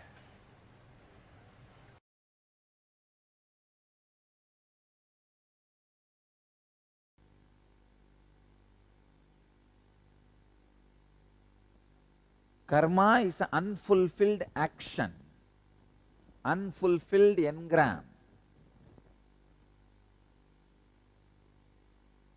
Please understand, it's unfulfilled engram. For example, you have some strong anger, hiding anger about your parents, about your sister, about your family members. That's a karma. Now, unless you complete it, unless you make it perfect, complete, you will not be relieved from it. At some situation, very difficult situation, that engram will come up and it will be so strong, knowingly you will put yourself in a big mess. Understand? Knowingly you will put yourself in big mess. It is not that all the time people put themselves in a big mess unknowingly. No. Knowingly you put yourself in a big mess. Karmanye vadikaraste mabaleshu gatachanaha ma karma balahe durbuhu mate sankostva karmani. Uncompleted, incomplete karmas, when they are sitting in you, they will be so wild, so strong. They will find some justification. Usually they find the justification of comparison. Why? Why should I alone be non-violent? He is also violent. Let me be also violent. Only then I can protect myself. Understand? By all your justification, you may try to be violent. That is not going to protect you. He will also be in a soup. You will also be in a soup. That's all. Both of you can swim in the same soup. That is not going to solve your problem. He will also be in a chaos because he is violent. You will also be in a chaos because you are violent. Understand? Minus, plus, minus, plus, minus is not plus in the cosmic law. Only in mathematics, minus plus minus is plus. No. In the cosmic law, it does not apply.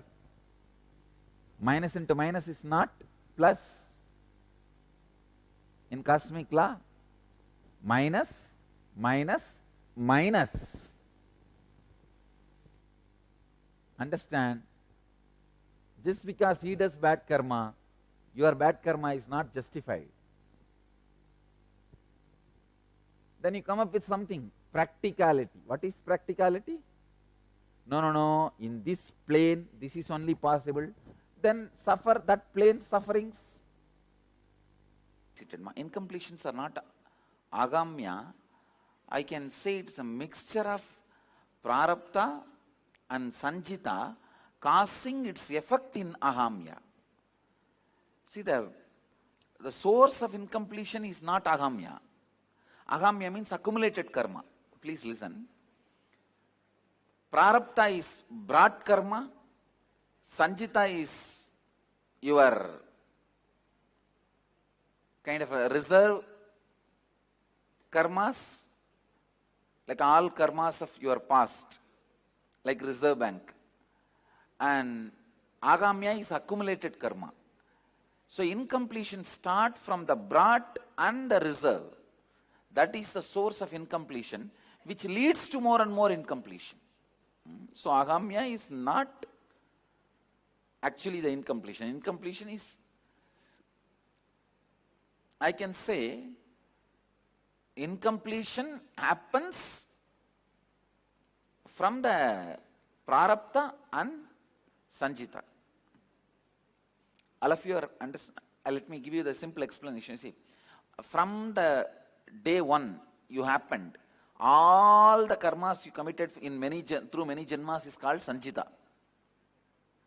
Like a reserve of karmas. Then the karma you brought in this body to work it out, complete it, that's called prarabdha. And while you are working these karmas out, what you accumulate is ahamya. Ahamya. But unfortunately, your sanjita and prarabdha has incompletions. Agamya also incompletion starts.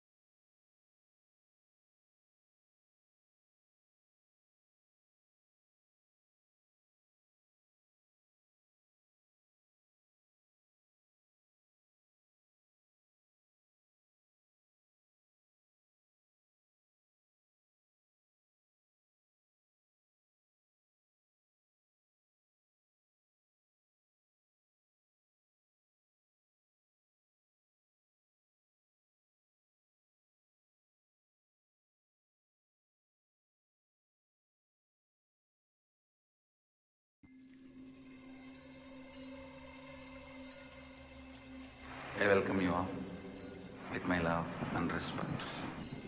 Let you all open all your three eyes. Om Nityananda Paramashivoham.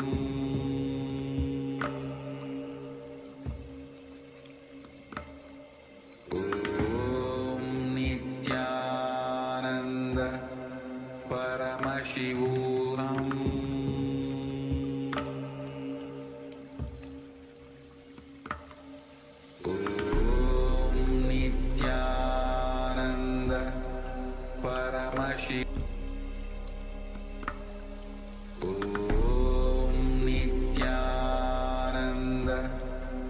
Paramashivoham. Om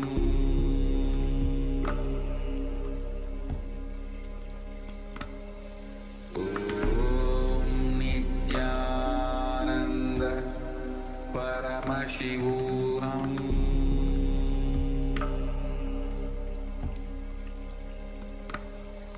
Om Nityananda Paramashivoham.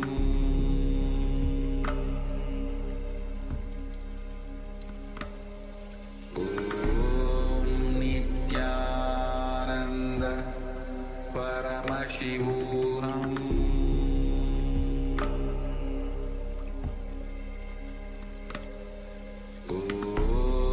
Rajana Sangha Sadhyo Nirvana Diksha Vyayapavarga Varsha Vishrana. I welcome you all with my love and respect. Let you all open all your three eyes. Om Nityananda Paramashivoham.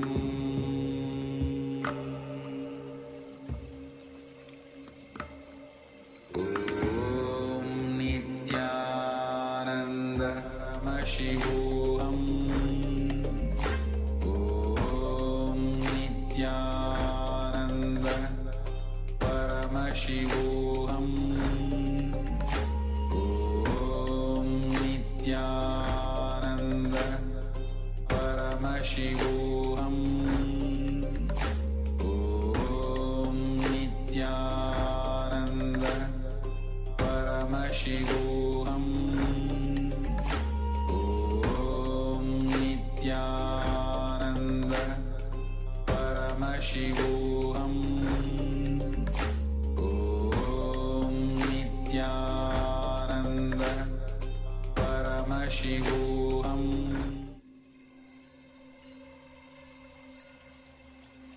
I welcome you all with my love and respect. Let you all open all your three eyes. Om Nityananda Paramashivoham.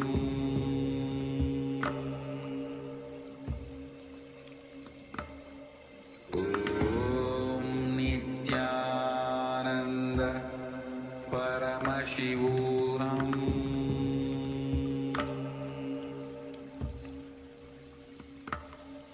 Om Nityananda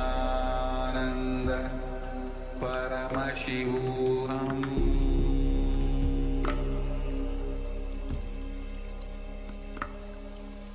Om Nityananda Paramashivoham.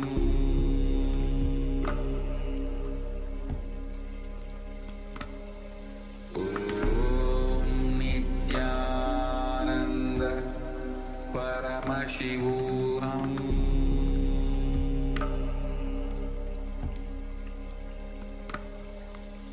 Om Nityananda Paramashivoham.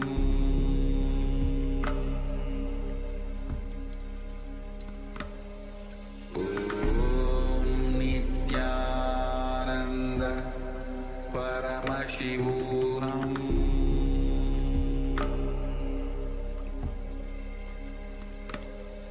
Om Nityananda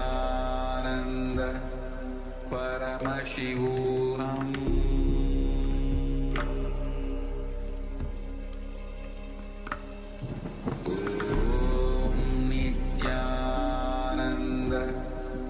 Paramashivoham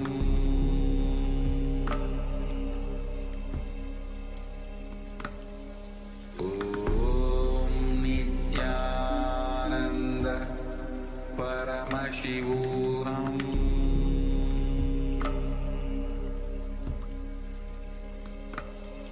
Om Nityananda Paramashivoham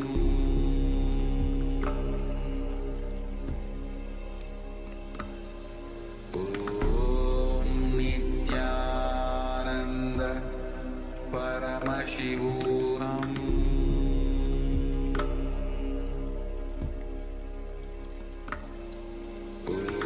Om Nityananda Paramashivoham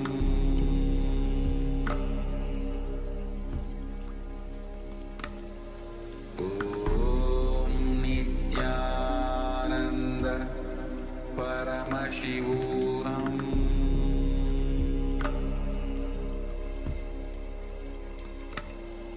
Om Nityananda Paramashivoham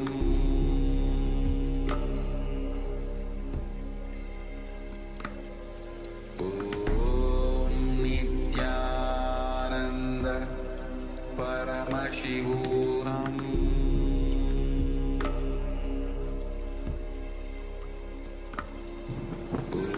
Om Nityananda Paramashivoham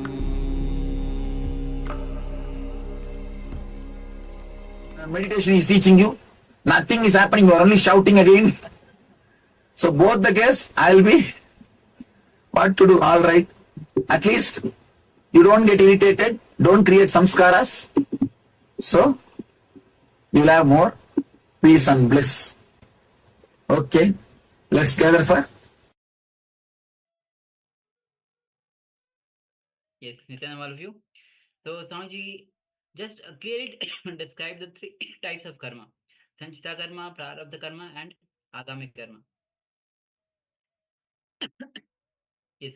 And just now, at the last moment, when Sanji was revealing, he was telling about we can't do much about the Sanchita karma. It is only the grace of Guru who can burn all the Sanchita karma. We can work, we can do our sadhana, our practices, and be receptive. When when we are ready to receive, the Guru lands and burns away all the karmas. So, just before that, Samji very clearly described about what is Sanchita karma, what is Prarabdha karma, and what is Agami karma. In short, Samji says, Sanchita karma is a whole go down. It's like the whole karma from many lifetimes, all lifetimes. And actually, the whole, not only one life, not your lifetime, but the whole Sanchita itself. Prarabdha karma is when you take little bit of that sanchita and come down to exhaust it. Agamya karma, when you come down and you you gather more karmas. So now we'll be entering into a internalization exercise. Yes. So the internalization exercise on the types of karma. Karma guides you to live a blissful life. So let us cognize. Are you celebrating your life as it is now? Completion is celebrating your life happening as it is now from the context of why you aspired for it and why your aspirations getting further matured. Yes.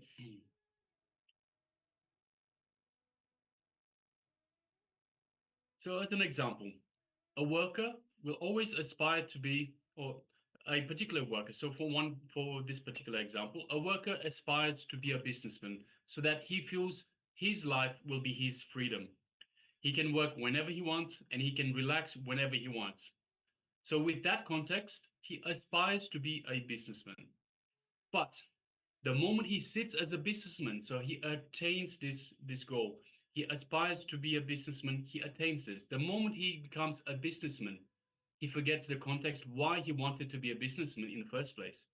And his greed makes him Forget he can take off holidays whenever he wants. He can have the freedom that he wants. So remembering the context why you wanted what you are having now leads to completion. So in every situation, whenever you perceive life is denying you what you want, don't give up. Wait and look in. What is being denied? Look into your perception and it will become reality. So cognize, are you celebrating your life as it is right now? So recollect what was the context from which you aspired for what you are having right now, whether it's good or bad.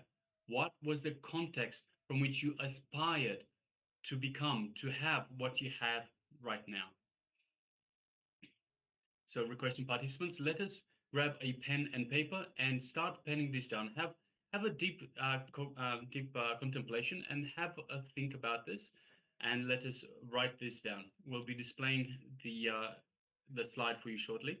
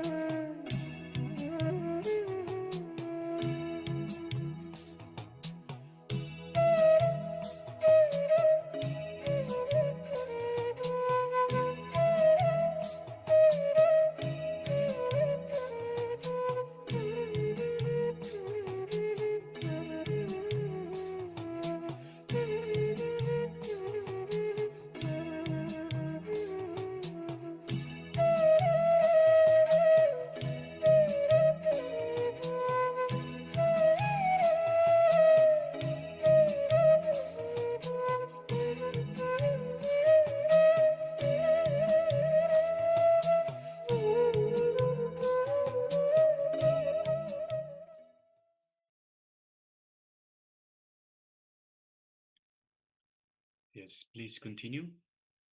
Cognize, are you celebrating your life happening as it is now?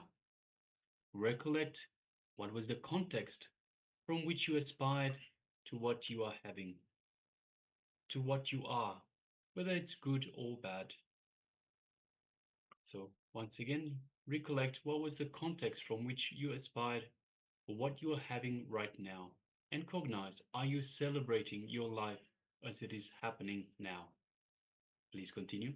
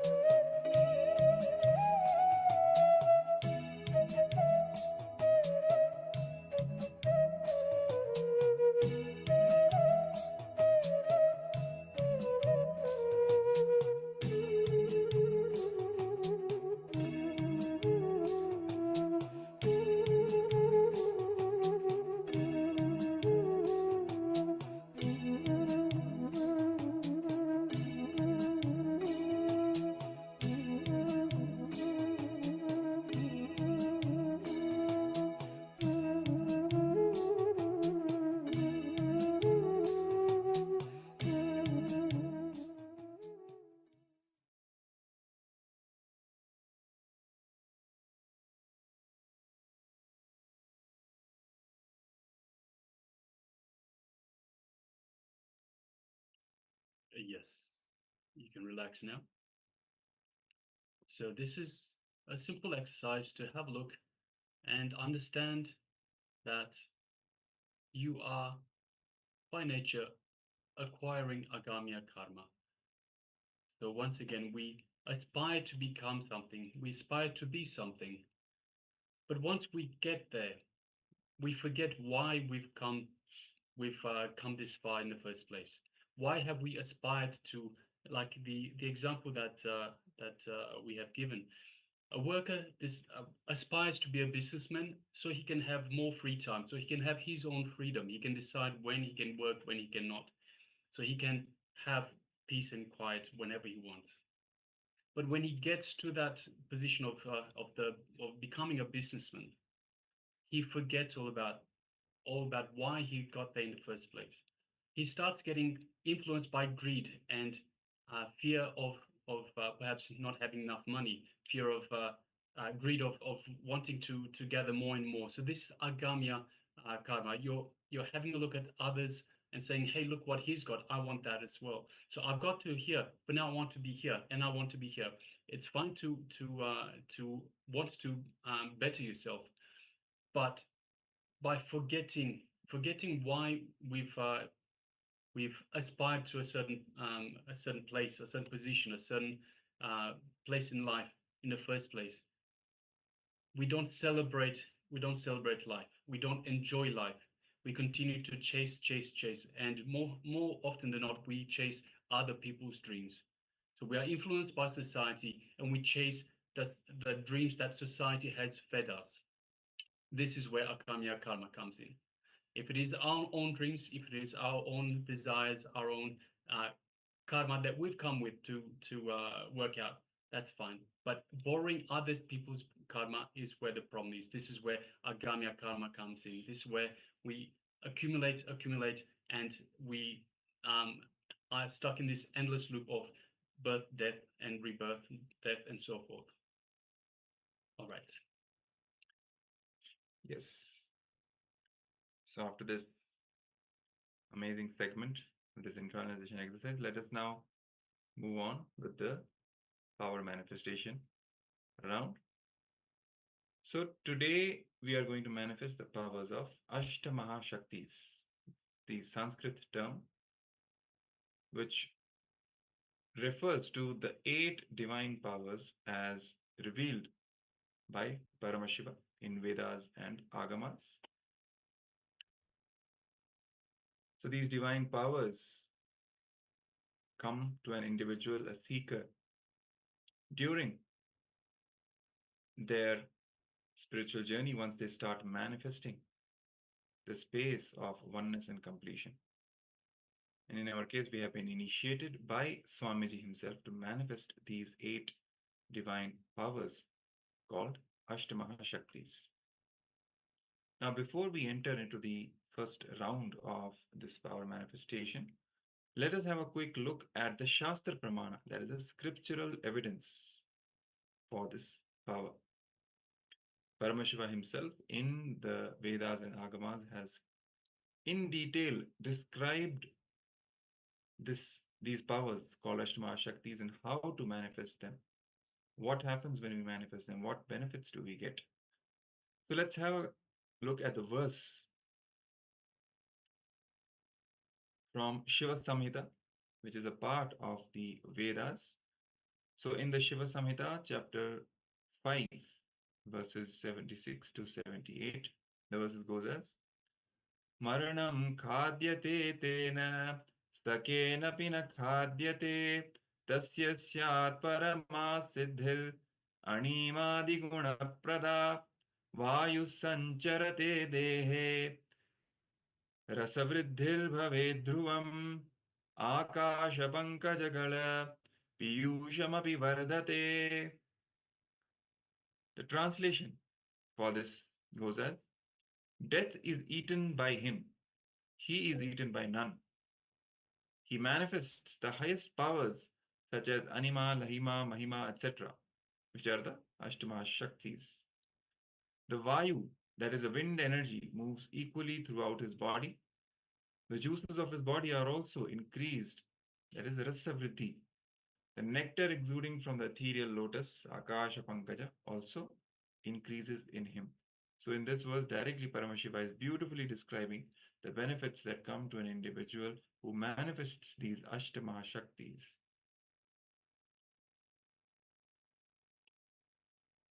So let us now enter into the first round of this power. That is the power of Ashtamahashaktis. So in this, the first level 1, that is, we are going to manifest the power of reducing the weight of a small object close to you. This power is known as Lahima, reducing the weight of an object. So let's all prepare ourselves to manifest this power. 2 things you need. First, a small object. It could be, let's say, a ring, a keychain, an eraser, whatever it is. Just find some small object, or even a lemon or something, that's also fine. But a small weight object, we'll be starting with that, and an instrument to note down the weight of that object. So a small weighing scale, which we usually have in the kitchen. If you don't have any weighing scale, so for that, we can use an app which is called the Weighing Scale Estimator app on your mobile phones. So what that app does is that we just place the small object on the screen of the mobile phone, and it gives a rough estimate of the weight of the object, okay, using the sensors in the mobile phone. So if you have an actual weighing scale, it's best to use that for the precise measurement of the weight. In case you don't have that, then you can use the mobile app called the Weighing Scale Estimator. So let's all prepare with these 2 things. First, the small object, and second, a weighing scale. So let's take 1 or 2 minutes and quickly get ready to manifest the power of Lahima, which is one of the 8 Ashtamahashaktis. So requesting all the participants to get ready. And also, please turn on your cameras, all the participants, so that we can guide you.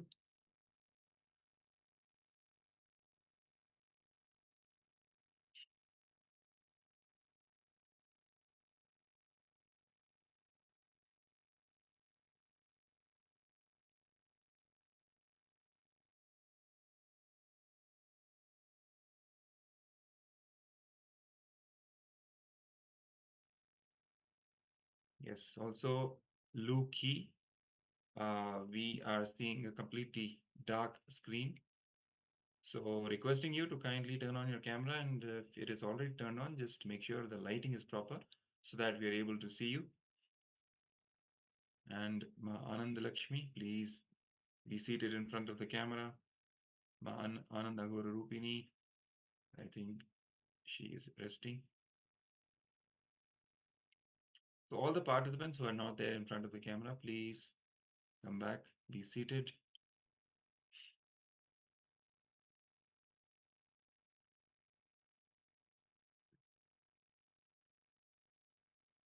Yes, and also requesting all the participants that have their cameras switched off, please switch on your cameras and be visible and be available in the camera. So we have Jeremy Maxfield Aya, we have Ma Rosie, Ma Suganyana, Ma Kshu Wei Ping, and Ma Agamapriya. Please switch on your cameras and be available in the camera frame. And once again, for the participants that are not in front of the camera, so requesting Ma Wei Wen Mei, Ma Maha Bhairava, Ma Nyana Prakashini, Lu Ki Aya, and we have Ma Kelly Wang and Ma Ananda Lakshmi requesting, please come in front of the camera. Let us make yourself available in the camera frame itself, please. And meanwhile, let's get ready to manifest this power. So just keep the object in front of you. You can also keep the weighing scale somewhere close by.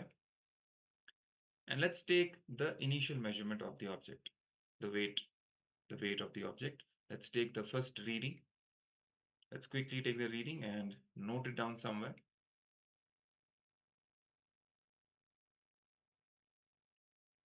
You can include the decimal places because sometimes the change can be in the decimals. So it's best to be as precise as possible.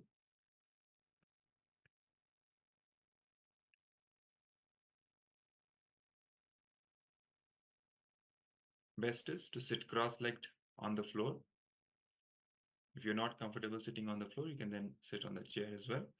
But keep your head, neck, and spine in a straight line so that the Kundalini Shakti, your inner potential energy, rushes from your root center, that is the Mooladhara Chakra, to the crown center, Sahasrara Chakra, making the oneness experience happen, and from which the power manifestation happens. So let's also now prepare the right space for us to manifest this power. So hopefully we've all taken the initial measurement of the weight of the object. Now let's sit relaxed, breathe deeply and slowly. Keep a restful awareness between your two eyebrows where the Agnya Chakra is, and visualize Swamiji in your third eye.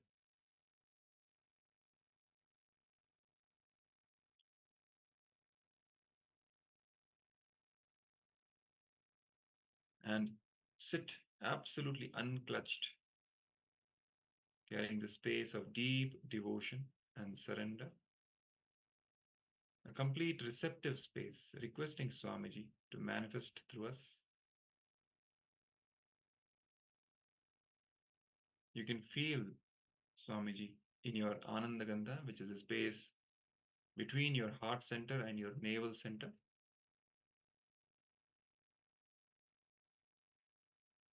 Swamiji manifesting through you, breathing in you. Sit with this powerful cognition and meditate on it. Think intensely.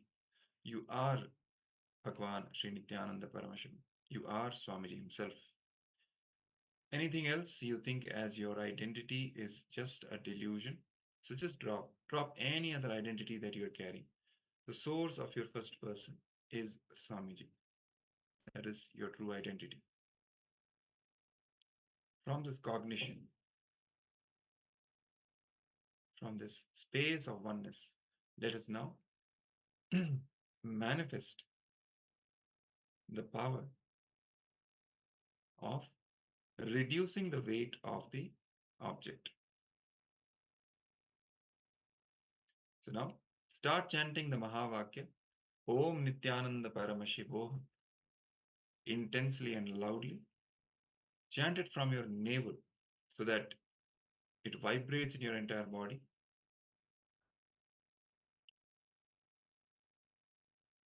Connect with Swamiji, invoke the space of oneness, and from that space of oneness, give a command, a ferocious, conscious declaration for the weight of the object to decrease. You can even look at the object during this power manifestation round through your third eye. Through your third eye, look at the object. Visualize that object as an extension of you, as an extension of your body. And with your strong will, sankalpa, give the command to that object to reduce the weight.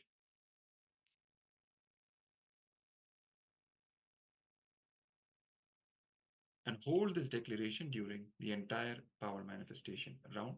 Hold it with will persistence and completion. Any self-doubt comes or any other incompletion rises, just complete and drop. Restore the space of completion and continue with will persistence, holding that declaration for the weight of the object to decrease. So let's now start chanting the Mahavakya. Om Nityananda Paramashivoham. Om Nityananda Paramashivoham. Om Nityananda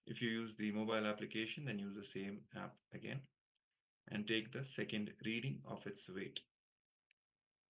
Once you take the second reading, compare it with the first, and you can share the observations with all of us in the chat. So what is it that you observed? So let's all take the second reading, second measurement of the weight.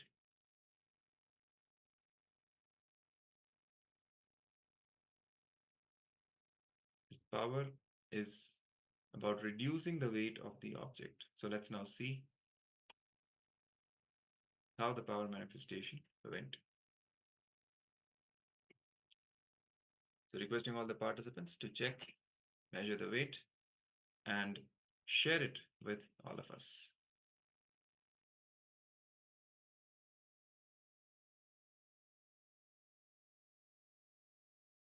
You can share your experience, general experience of power manifestation round as well.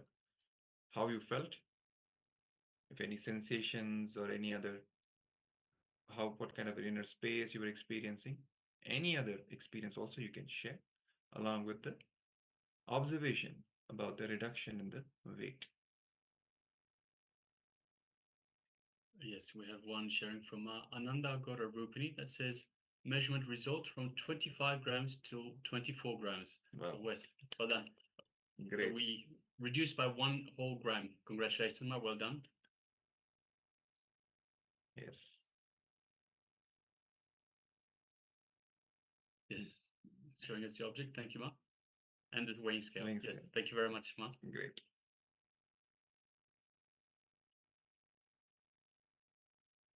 So every time we're manifesting powers, so it's an occasion for us to celebrate Swamiji manifesting through us. So should express deep gratitude towards Swamiji for manifesting us, giving us this gift of power manifestation science. And also, Ananda Gora Rupini, you are manifesting quite a few of the powers.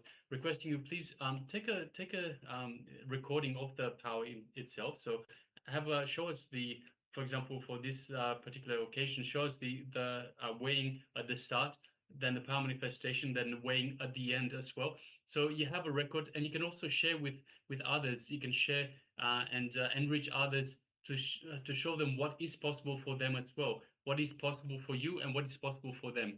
So please, requesting if you could please take a recording for the power manifestations bar. Thank you so much. It'll be a great enriching for anyone, who wants to know what this power manifestation science is all about. Many of us have doubts also. Is it even, possible, or is it just a hearsay or whatever it is? But when you actually show that, yes, see, wow, I'm actually manifesting. So they also get confidence and they feel like tasting, having a glimpse of the same. So once they come and get a taste of it, get initiated by Swamiji, then that's it. They are done, right? So it's a great punya also for you to make enlightenment happen for another individual. It's a huge punya that you'll be getting. Yes, thank you very much, Ma. Great.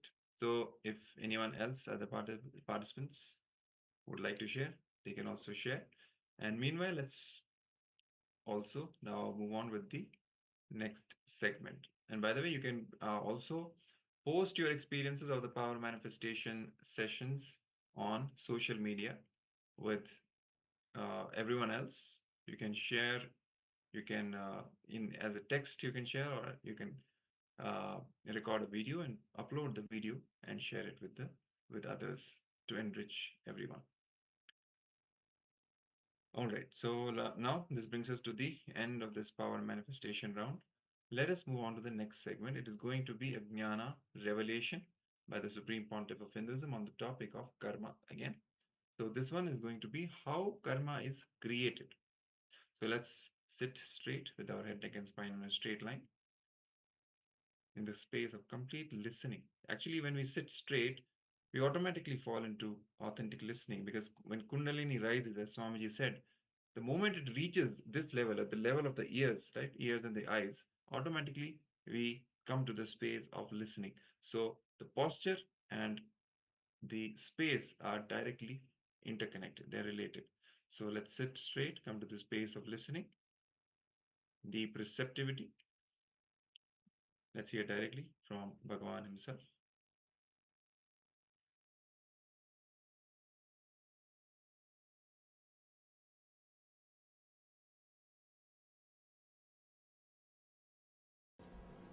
Krishna clearly explains. Here he starts the whole teaching. He explains clearly how we are caught in three different mental setups. How we work through three different engraved memories. One is sattva, another one is rajas, third one is tamas. But here the translation says goodness is the word for sattva, passion is the word for rajas, ignorance is the word for tamas. No, exactly they are not equivalent words. Let me explain the concept. Understand, there is no equivalent word for it. We can't give any equivalent word. Sattva means the engrams which leads you to bliss, the engraved memories which leads you to joy, the memories which leads you to ecstasy. Rajas means the memories which leads you to restlessness, the engraved memories which leads you to sort of excitement, which leads you to work intensely and which makes you active. Third, tamas. Tamas means the engraved memories which leads you to depression, which leads you to laziness, which leads you to dullness. Engraved memories which leads to ecstasy and bliss is sattva. Engraved memories which leads you to restlessness, anger, emotional imbalance is rajas. Engraved memories which leads you to depression, dullness, low mood is tamas. Small example. You are sitting in a car and going. Somebody is driving. Slowly you are lost in thinking. After half an hour, when you are lost in thinking, suddenly you remember some person or some place who disturbs your mind. By remembering him or that place or that incident, you feel disturbed. The moment your mind feels a little disturbed, you come back to awareness. Sometimes you see, I should not think about him. Let me think of something else. Sometimes you will even speak these words out. You will even do action, small action. The person who is driving will turn and see you. What happened? What are you doing? When you are lost in thinking,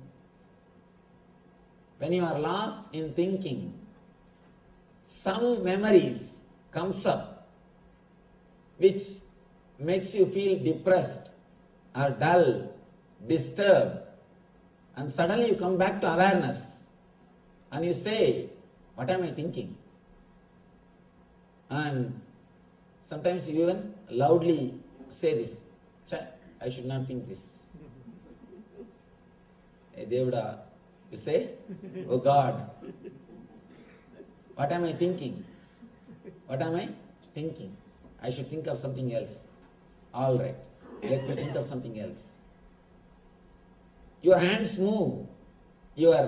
Suddenly you express some words which is not directly related to the outer incident. And the person who is driving asks what you are thinking, what you remembered. Suddenly you are mumbling some words. Suddenly you are talking something. So be very clear. The engram which automatically comes up, the engraved memory which automatically comes up In Sanskrit we have a beautiful word, samskara, which automatically comes up and which leads you to depression or negative mood. This is called tamas. Sometime, suddenly some thought comes up in your mind. You think, I will not leave that fellow. I'll see that he learns a lesson. I will not leave him. You are sitting and thinking of something. Suddenly your hand moves. I will not leave that fellow. I'll take him to task. I'll see that he learns a lesson. These engrams which makes you to do these things, which makes you active, anger, violent, these engrams are called rajas. And very rarely you get sattvic engrams. Because of that, I can't give any example. Sattvic engram is an engram which you don't get usually. You can think this way. Sattvic engram is a thing which we usually don't get. Usually, we are caught between rajas and tamas. Sattvic engram is engram which suddenly gives you the memory of a deep bliss or joy which you experienced. For example, if you are here every day, the moment it becomes 4:30, this engram comes up. Oh, yesterday it was such a wonderful discourse. So beautiful. Such a nice meditation. I think today also I should go. If you are pulled, if you are made to do something good, which leads to bliss, which leads to ecstasy, which leads to peace of mind, then it is called sattvic engram, sattva. It is called engraved memories of sattva. For example, you go to Himalayas. For a few days, you experience such wonderful joy and peace. Suddenly, when you see some pictures of some hill, mountain, or when you see some movies in the TV about mountain, this Himalayas memory, it comes up. It comes up and you start thinking, I think I should go and spend 1 or 2 more months in Himalayas. The engrams which leads you to peace, to bliss, to ecstasy is called sattvic engrams. These are the 3 different types of engraved memory, samskaras, which rules your whole life. Please understand, the knowledge about this engraved memory is a basic lesson.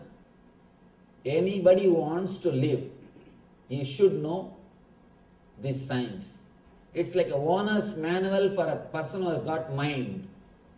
If you really have brain, all right, even brain word is not right, mind, this is owner's manual. Without owner's manual, when you use a product, either you miss the whole thing, or you miss lot of things which is available in that product. There are so many things which you can do with computer. There are hundreds of things which you can do with a calculator which you don't know. You use that calculator just for basic few purposes. Plus, minus, only for few purposes you use. And you don't use the calculator for so many different things for which it can be used.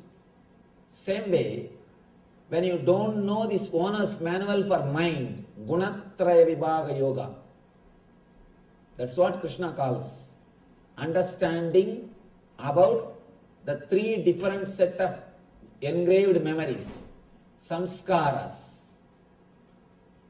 When you don't understand about these 3, you miss the whole thing. Many times you miss the whole thing. Or you miss so many different things which can be done with that product. So many different things which can be done with that product. You can do so much with your mind. You don't do. Either you miss or miss when you don't know, when you don't have the owner's manual. Here this is owner's manual for mind.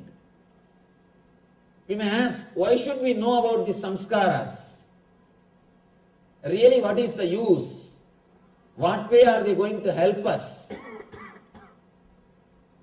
First thing, samskaras are not dead memories.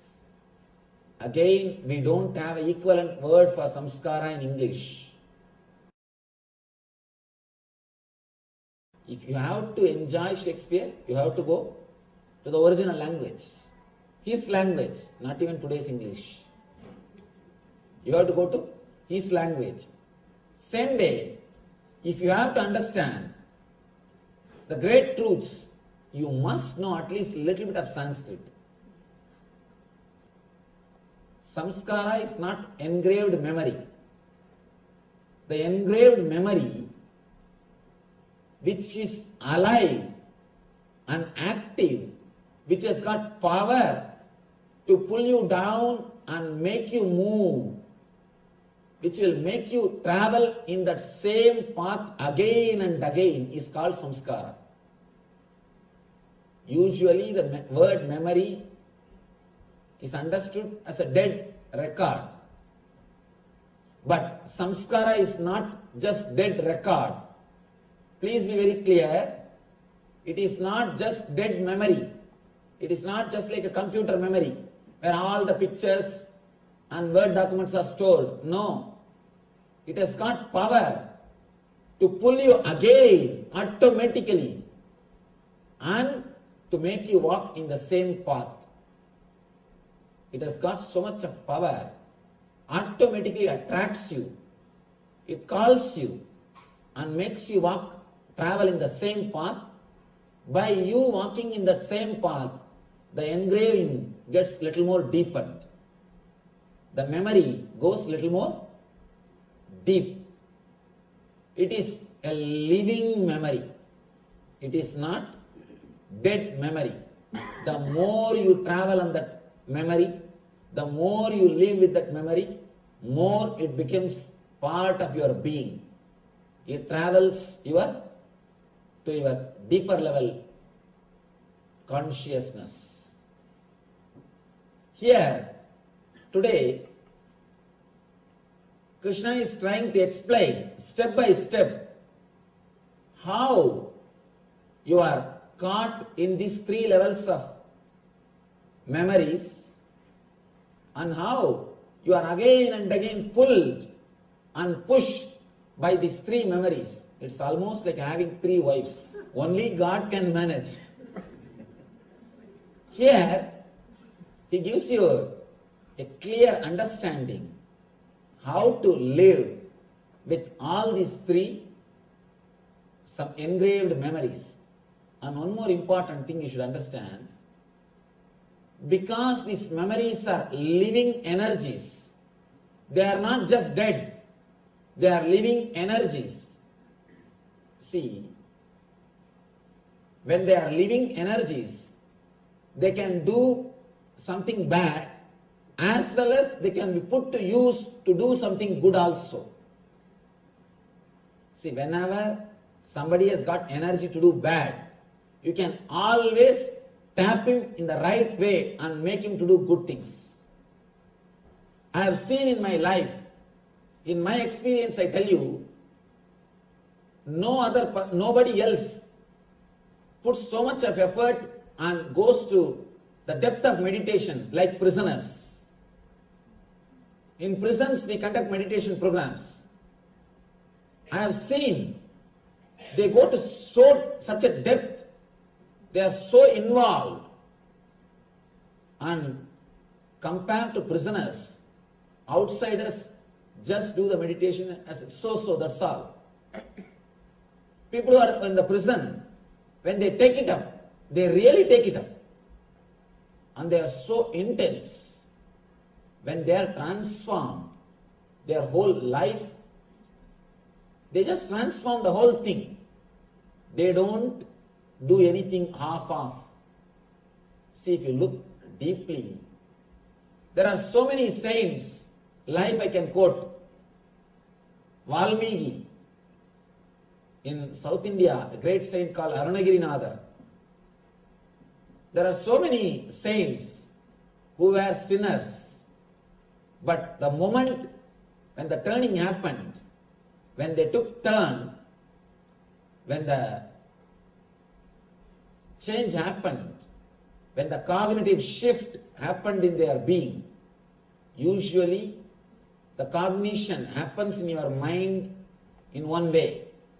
You receive the data, process it, and deliver the result. Once the cognitive shift happens, you receive the data, process it, and go inside. As long as you are reacting, you are naturally working towards the depression. Once you start going in, you are moving towards bliss.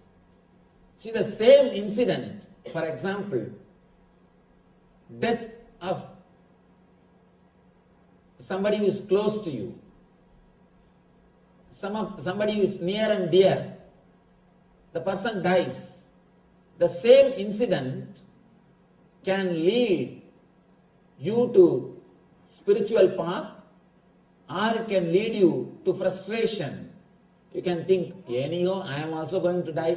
Let us do what I want. Let us do what I want. What is there? Small story. One guy was about to be hanged, about to be given death sentence. The police officer asked, do you have any wish? Last wish? He said, no. If you want, pray to God and ask for forgiveness so that He will bless you. He says, I wanted to remember God, but not the way in which you said. I feel if I would have known earlier I will be hanged, I would have done little more sins. Anyhow, when the result is known, result is hanging, I feel I have missed some sins. If at all I have to remember him, I will remember and ask him, why did you not tell me that I am going to have this punishment? Then I would have committed little more sins. Some people, when they see the death, when they understand the death is ultimate, they think, anyhow, death is ultimate. Let me decide and work towards divine, achieve God, realize Atman. One group. The other group, same incident, turns them. They think, anyhow we are going to die, let us live the way in which we wanted. One group takes, one group of people, they take the path of meditation. The other group takes the path of the outer world. It is up to you which path you choose. Engrams are also living energy. You can choose. Through engrams, you can again and again suffer and torture yourself. Or you can make your whole life as a blissful experience. If you know the signs, how they happen in your being, how you can transform your being, you can take the help of these engraved memories to achieve the eternal consciousness, eternal bliss in your being. In your being. how these engrams, engraved memories, disturb your mind and how you can transform your very being. He starts explaining. Tatra sattvam nirmalatvat prakasakamanāmayam sugha sangena batnādi jnana sangena chanaka. Before entering into this sloka, I will try to present a small diagram through which we can understand how the engrams can affect your decision and how to come out of it. A small diagram I will try to present so that you will be able to understand the engram, the engraved memory deeply, clearly. I already gave the basic understanding about this diagram, but let me repeat it so that you will be able to connect with this samskara. Please understand how we receive any information, data from the outer world, and how we process them and how we take decisions. We come to conclusions. First thing, you see something through the eye. And here I have taken the example of eye. You can replace it anything, ears, or nose, or taste, or the touch. Any one sense among these 5 jnanendriyas, any one sense can be replaced here. There are 5 jnanendriyas and 5 karmendriyas. Among the 5 jnanendriyas, any one sense can be placed here. I have taken here eye as an example. Through the eye you see a scene. I am taking the example of this very scene. Me. First, this whole scene, like a picture, it is taken by your eye and it goes to chakshu. Understand? You don't see with the eye, you see through the eye. There is an energy which is inside the eye which sees. There is an energy inside the ears which hears. Ears by themselves can't hear. That is why when you are sitting and reading some book, even if alarm clock goes, you will not be able to hear. If somebody presses the calling bell, you will not be able to hear. You will not be able to hear that sound. And if husband or wife walks in, you will not know if you are sitting and reading. Of course, if it is late night, all wives will know when the husband is coming. Sneaking inside the house. Small story. This guy wants to go to police station. This guy goes to police station to see a thief who came into his house last night and took all the money. The police officer says, no, you can meet him only in the court. In the court you can say whatever you want to say. Here you can't talk to him. He says, no, just I wanted to learn, how did he enter the house without waking up my wife? I am trying for so many years to do this. I am not able to do. How this guy did, this guy did, just I wanted to know that. Anyhow, there is something inside your eyes which sees. That is what we call chakshu.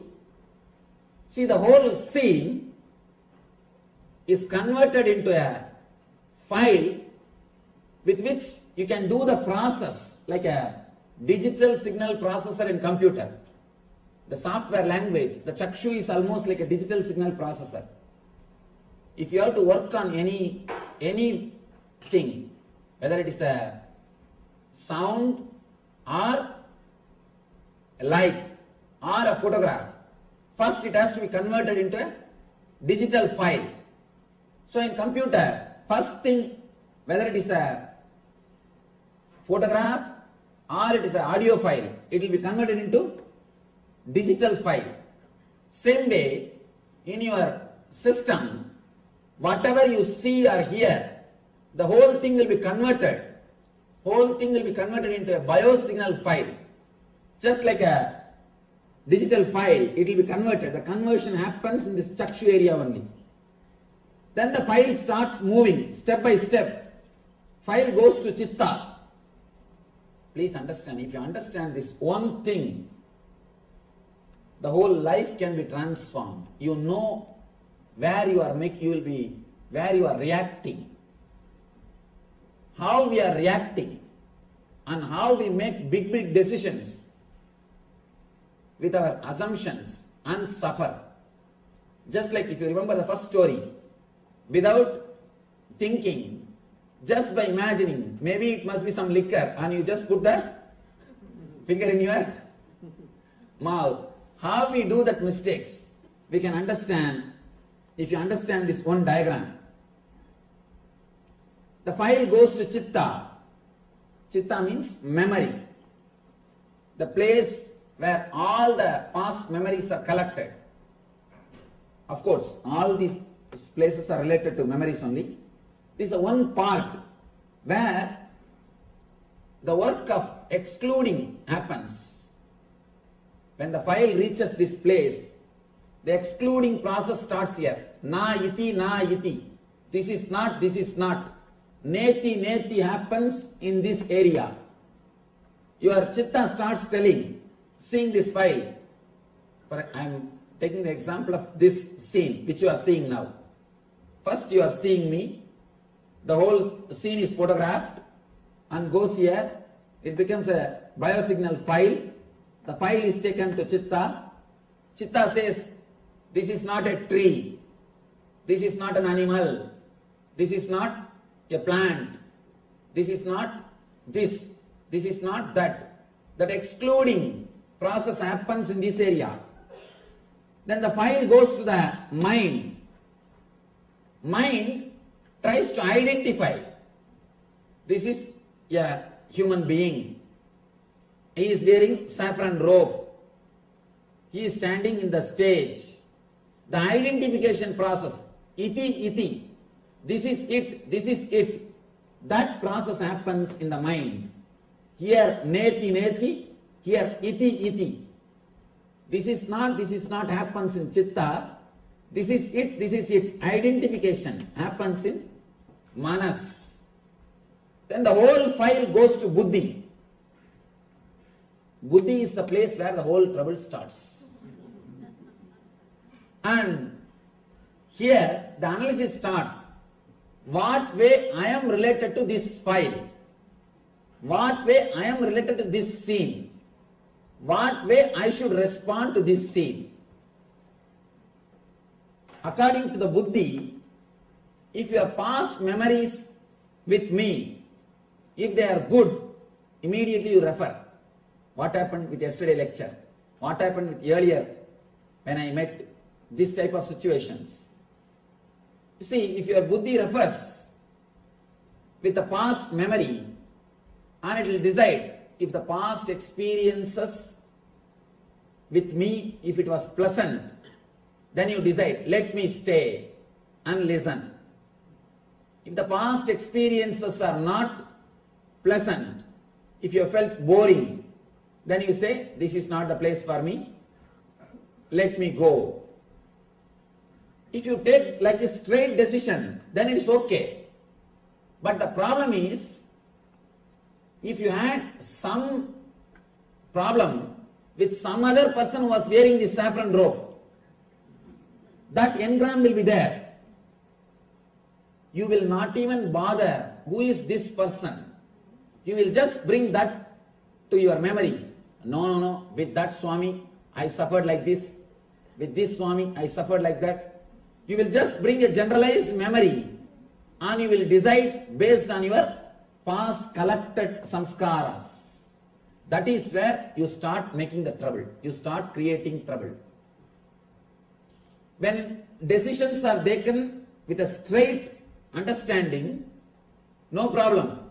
But most of the time, you collect and connect the engrams which are not directly related to each other. Which are not directly related to each other. For example,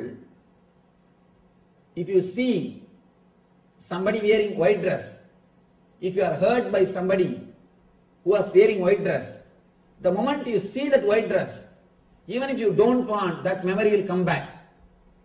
That memory will come back. For example, if you are abused or disrespected in a house or in a place, next time when you cross that place, when you go to that house, even if that person is not there, automatically the memory will come up and you will have that same feeling.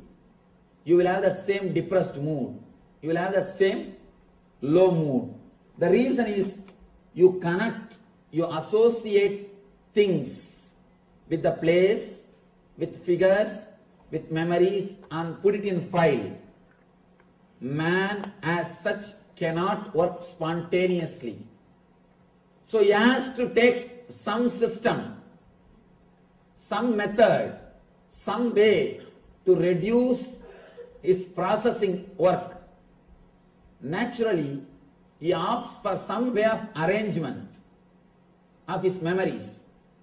So when you take some way of arranging memories, you miss the real life.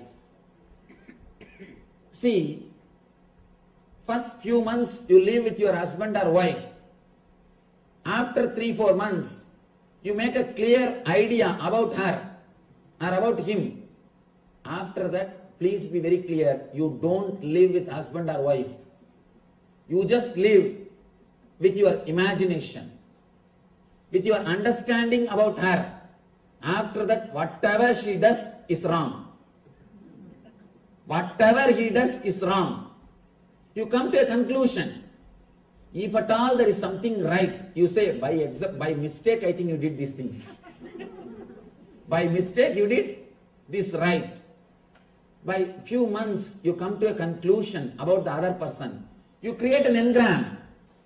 And after that, whatever he or she does, you look through that engram, through that engraved memory. Only first few days you are ready to respond spontaneously. You are ready to respond spontaneously. The problem is, even in the first few months, you already have memories of your friend's experiences. My friend is tortured. My friend's wife used to torture him. My friend's husband used to torture her. You have the collected memories of your friend's files. And the moment your wife starts doing something which will not be anywhere related to that memory, immediately you project that. Especially movie. If you have seen some mother-in-law, some daughter-in-law,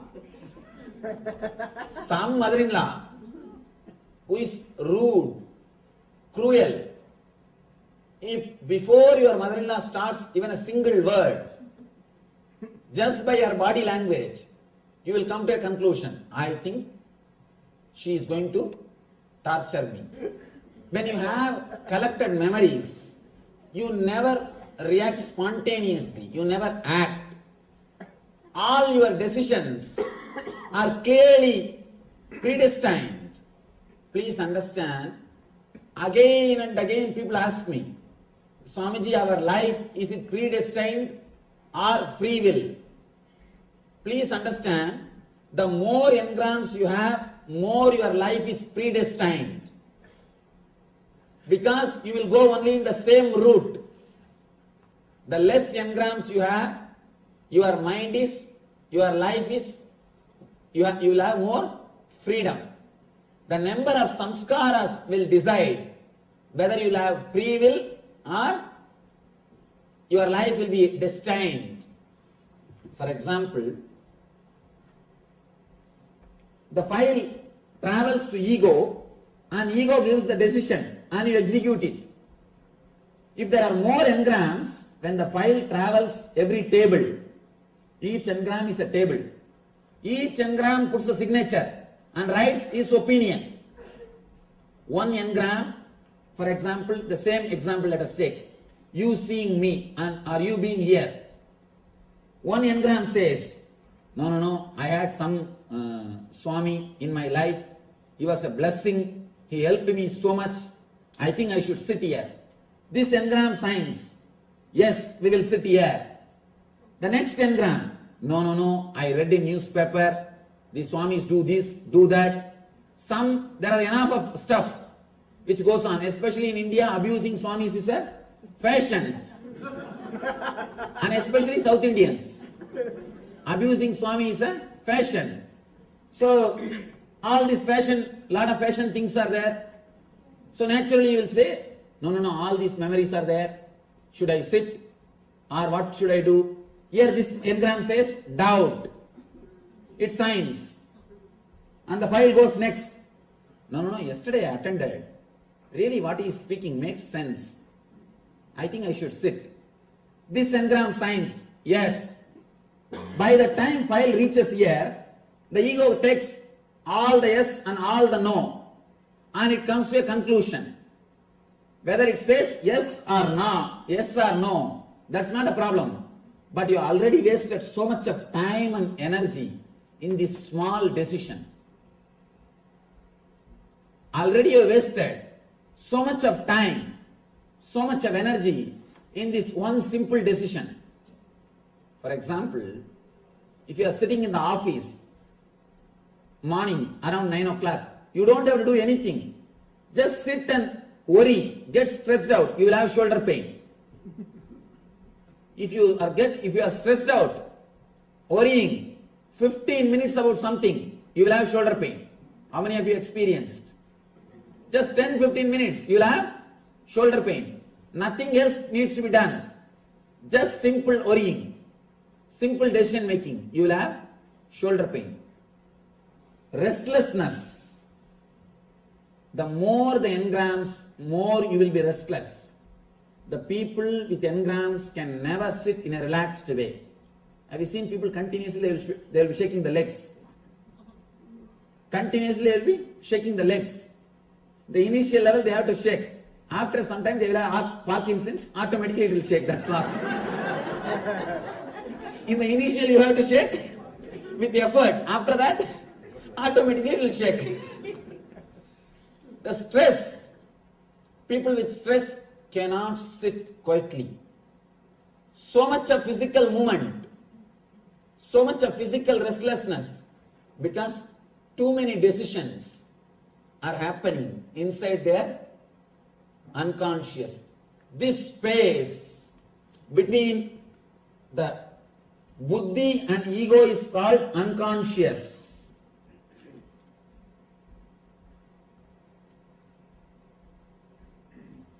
This space is called unconscious. Because you will not know what is happening in this space. You will not know how many tables are here. This is like a government office, Indian government office. If 300 tables are there, the file has to move all the 300 tables. And when it will move, and who will sign what, and final result what it will come, neither you know, nor God knows. This is a conscious zone. This is like a honest office. I don't know what example to give. I don't think any examples are available. This is a clean, pure process, straightforward process. Here, there is no politics happens. A straightforward process. Here, all the politics starts. For example, according to the data collected and processed in this level, you know smoking is injurious to health. According to the simple, straightforward data, you know smoking is injurious to health. But when time comes, suddenly you decide, let me smoke. How the file takes a quantum leap. How the decision is totally changed. When the file travels in this area, Here there are engrams which says, no, last time when I smoked, I really felt good. I felt relieved from all the stress. Actually, if you want to get rid of any stress, instead of smoking, have a tight shoe. Because the tight shoe, when you have a tight shoe, all other worries will be forgotten. You will forget all other worries. Smoking and having tight shoes is one and the same. By smoking, you are trying to forget. By creating bigger problem, you try to forget the smaller problems. The same logic with the tight shoes also. Have tight shoes. Automatically, you will forget all the smaller worries, all the smaller problems. Here, all the past memories, I smoked, I felt relieved. I had all my stress, all the stress disappeared. All these things happens in this area. Because of that only, suddenly you decide which you never wanted to decide. Suddenly you shout, and after 10 minutes you start repenting. Why did I shout? I always wanted to control myself. I always wanted to keep a smiling face. Or at least I always wanted people to tell that I am having a smiling face. Either I want to keep, or I wanted people to recognize me as a smiling person. Why did I shout? You repent. You decide. Suddenly, you react suddenly because of these engrams. There are so many decisions which you take out of these engraved memories and repent, suffer later on.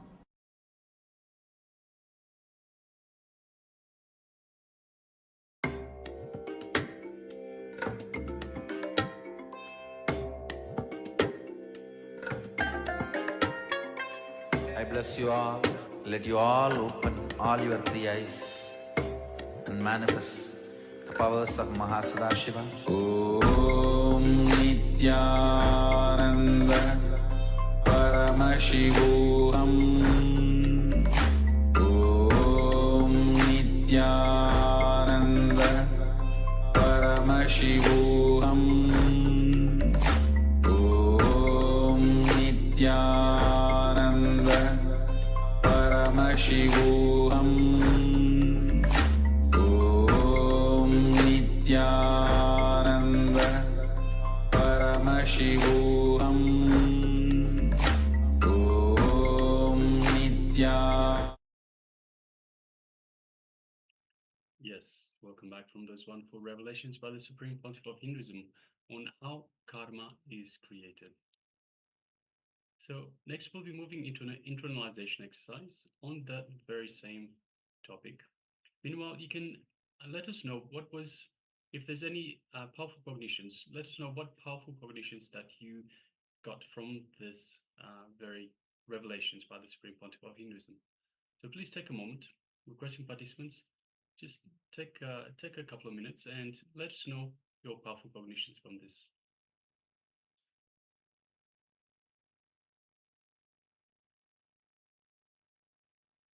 So Anji beautifully mentioned earlier today that if you just have if you just receive powerful cognitions but you don't record them, you don't put them to use, then they will just disappear. You will just simply forget these powerful cognitions, and it will be almost like you didn't receive them in the first place. So now, just requesting participants, as I've requested at the start of the program, always have a pad, a notepad, and a pen with you, and note down every powerful cognition that you receive. Every cognition that makes you click, everything that makes you go, aha, that's how it fits in. How so much it says about the jigsaw puzzle.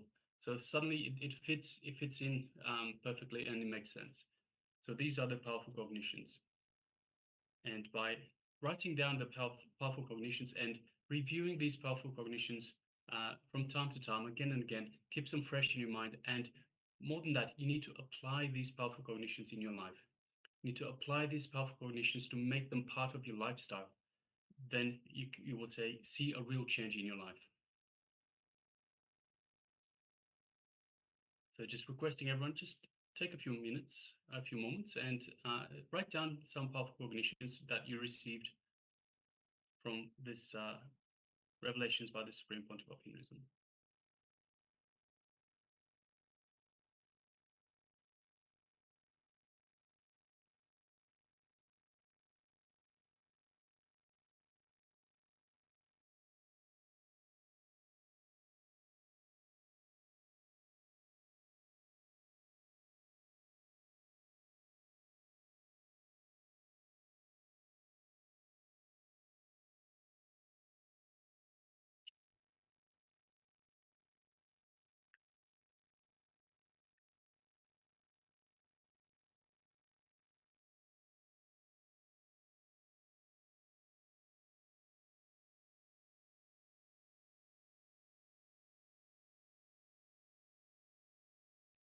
All right, so we'll still give a few more moments. Meanwhile, we'll be moving into the internalization exercise itself.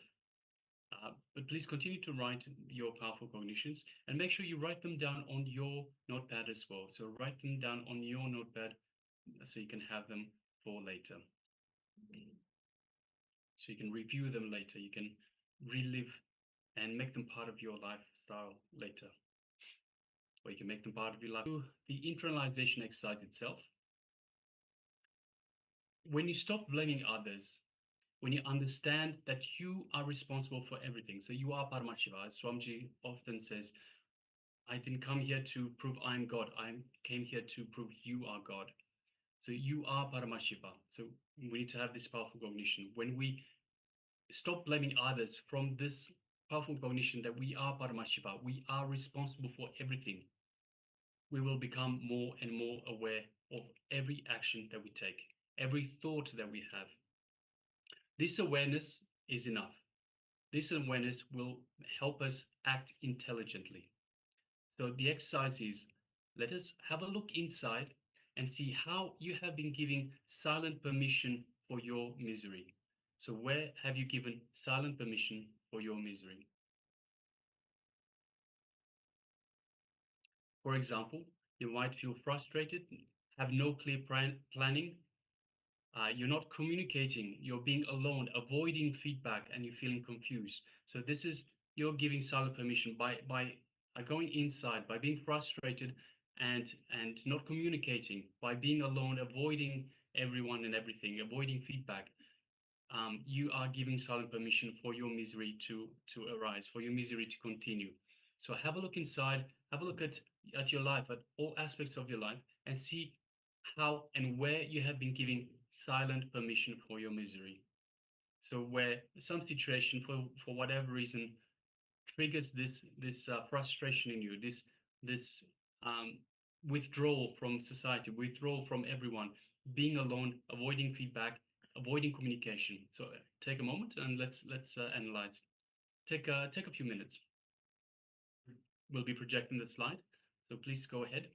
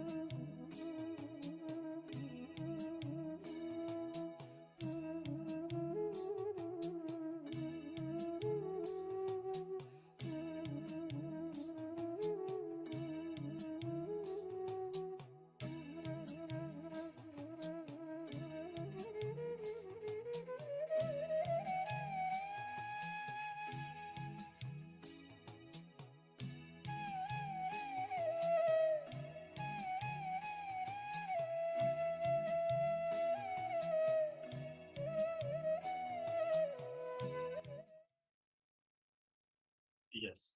Now relax.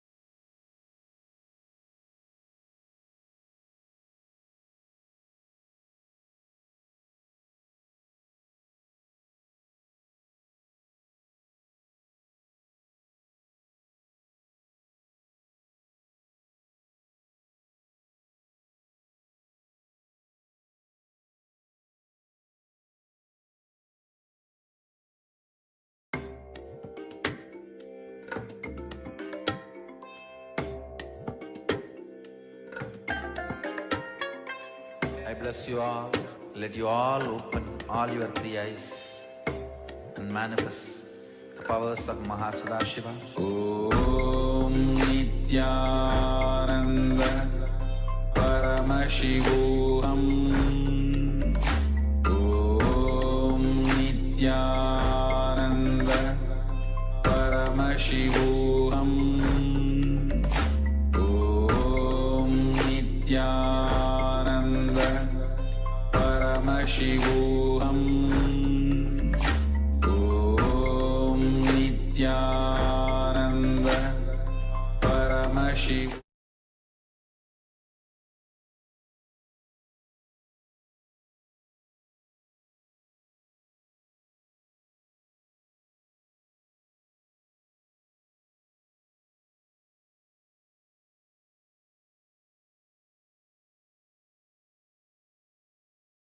Paramashivoham.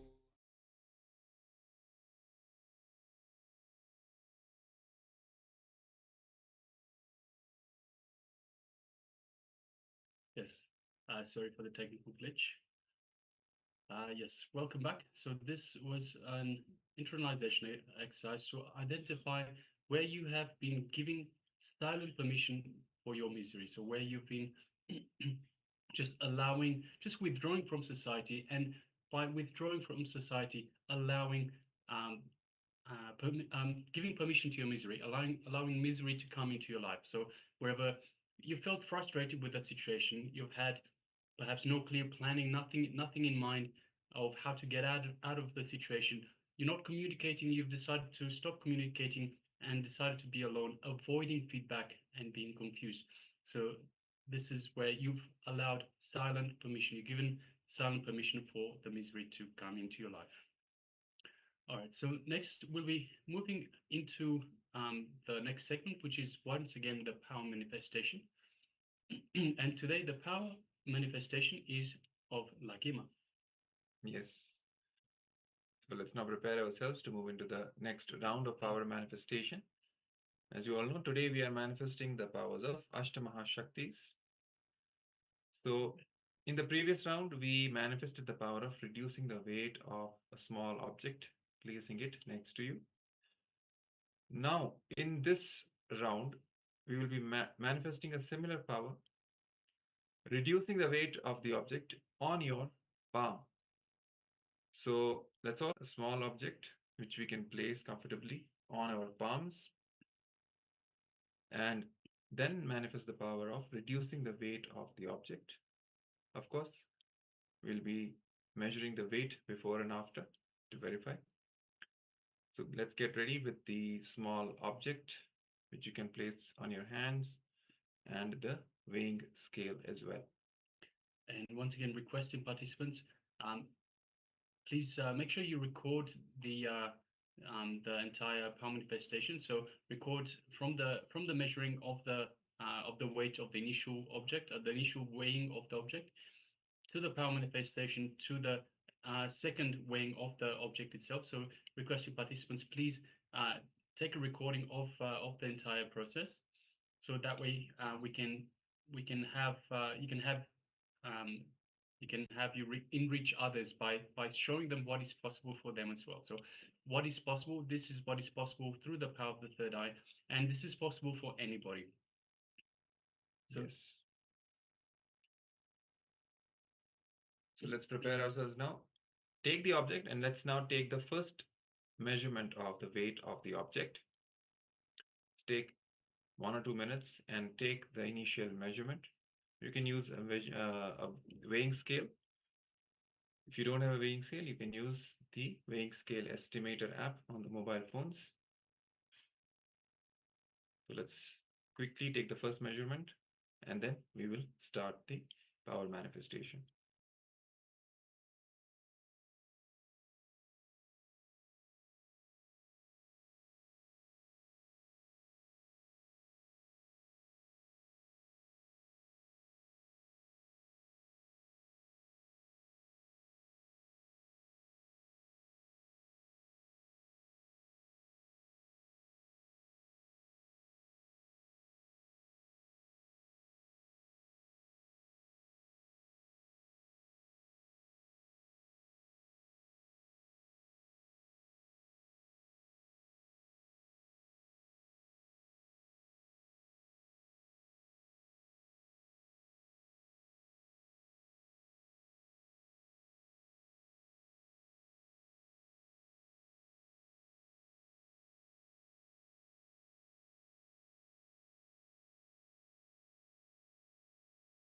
All right. So hopefully you've all taken the initial measurements. The initial measurement of the weight of the object. Now note this weight, note down this weight somewhere. And let's get ready for the power manifestation. Now place this object on the palm of your hand. Keep the palm horizontal and put the object comfortably on the hand.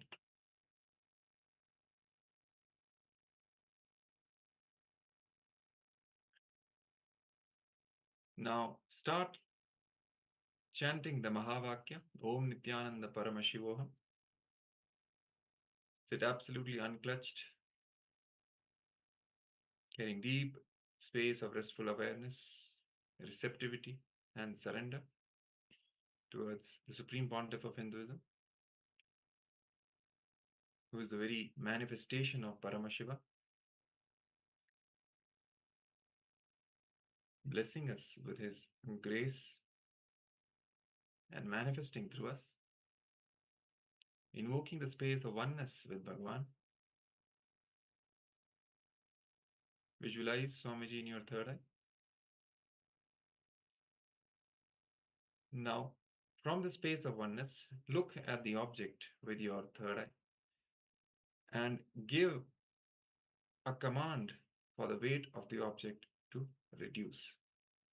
And throughout the manifestation, hold the space for the weight of the object to reduce.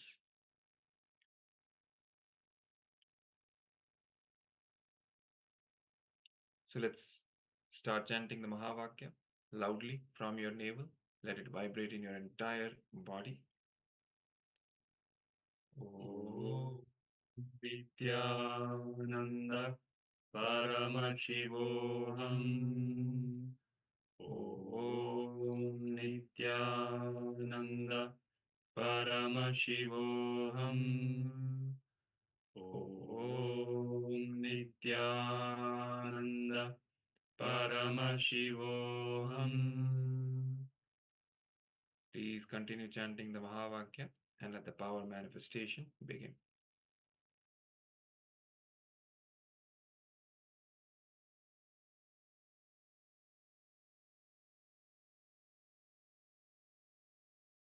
Om Nityananda Paramashivoham. Om Nityananda Paramashivoham. Om Nityananda Paramashivoham. Om Nityananda Paramashivoham. Om Nityananda Paramashivoham. Om Nityananda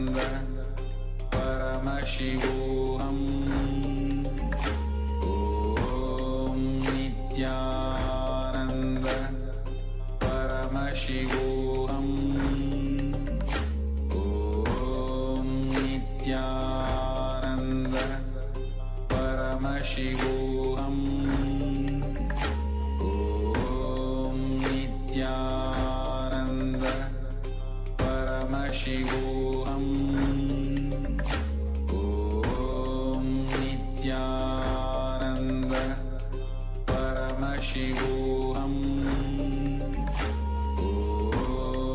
Nityananda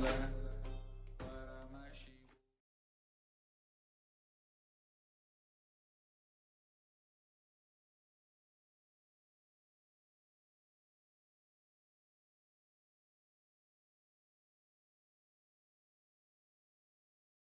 Yes. Now you can all relax. Let's take the second measurement now of the weight of the object. Let us see how we did in this round of power manifestation. Take the second measurement, compare it with the first, and put your observations in the chat. Share it with all of us. And you can also share your overall experience of this power manifestation round as well. So requesting all the participants to kindly share your experience, your observation, how you manifested, what is the change in the weight that you observed.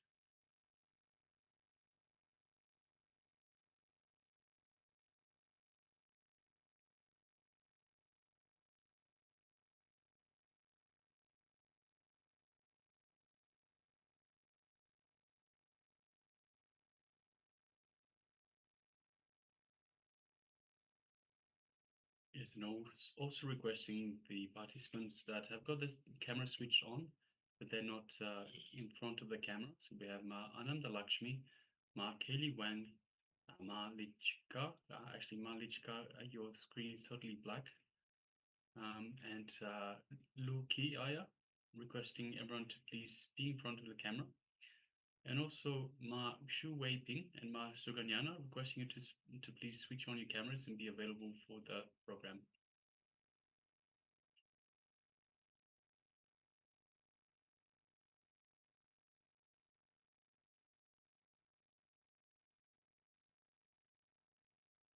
Yes, so let's take the second measurement and you can then share your observations in the chat.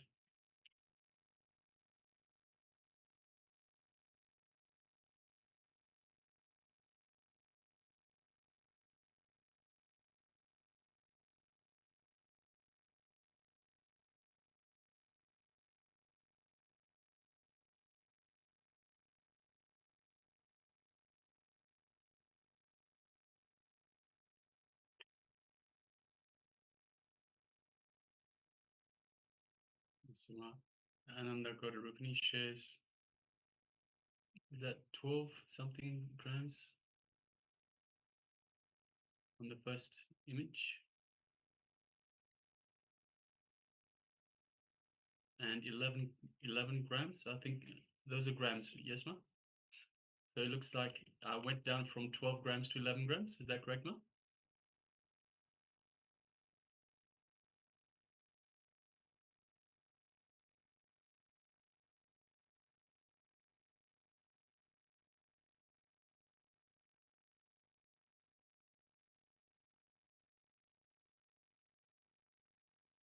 Yes, I think Ma Ananda Gaurarupani is sharing a couple of images, one with 12 grams and another one with 11 grams. So the power manifestation has occurred, reducing the weight from 12 grams to 11 grams. Just waiting on confirmation. Grapes, right. So grapes went from 12 grams to 11 grams. Yes, congratulations, Ma. Well done. Congratulations. Wonderful, wonderful. Wow, great. It's well done, Ma. Yes. You can also share these experiences and these pictures also you can share on your social media with your friends, your acquaintances, so that they are also enriched. They can also join Paramashivoham and get a taste of the science of power manifestation that Swamiji is reviving now. And what better blessing that you can give them by introducing them, bringing them to Swamiji, and then Swamiji will take care. And after that, that's all. That's the best thing that can happen to any individual. So please share these results and your experiences of power manifestation with as many people as you can, and you yourself will also get enriched. Yes. So this brings us to the end of this power manifestation round. Thank you for participating, and we request all the other participants also to get actively involved in the power manifestation rounds. More and more you do power manifestation, you will see that all the powerful cognitions that Swamiji is sharing will become a reality for us, because that's how Swamiji is bolting all these powerful cognitions inside our muscle memory and bio memory through the power manifestation. So wonderful to see all the participants who are taking part, and we request all the other participants also to get involved, be active, and take part with sincerity and authenticity in all the sessions, especially the power manifestation sessions. Yes, my Ananda Gora Rupini also shares the great was in my hand and I felt its vibration. It's well done, that's great. Congratulations. It's all a journey towards oneness. More and more we manifest, more and more you will be grounded in the oneness experience, which will just radiate everywhere, wherever you go, whatever you're doing, it will be a part of your day-to-day experience. That is the best thing. All right. So, yes. Yes, so now we'll be moving once again into the Jnana segment, a knowledge sharing, a revelations from the Supreme Pontiff of Hinduism. So in the earlier segment, we started looking at how karma is created. Now we'll go a little bit further, still on the same topic, how karma is created, but we'll be looking in detail into the vasanas, the samskaras, and the karma itself, and how these are related between each other. So requesting participants, let us come to the space of listening and sit comfortably with your head, neck, and spine in a straight line, and give your authentic listening to Swamiji.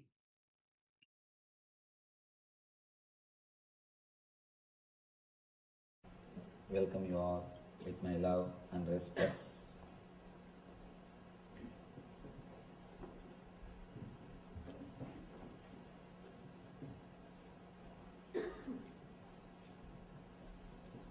No questions, only doubts. Today's subject is no questions, only doubts. By now, Arjuna has settled. All Arjuna's confusion has disappeared because of his cosmic experience in Visurupa Darshana Yoga. Because of the first-hand spiritual experience, all the doubts of Arjuna has disappeared. He achieved the depth, he achieved clear understanding, you can say he achieved the intensity. He has achieved the intensity of spiritual experience. Now, he's a new person. No more just intellectual doubts. No more just intellectual questions.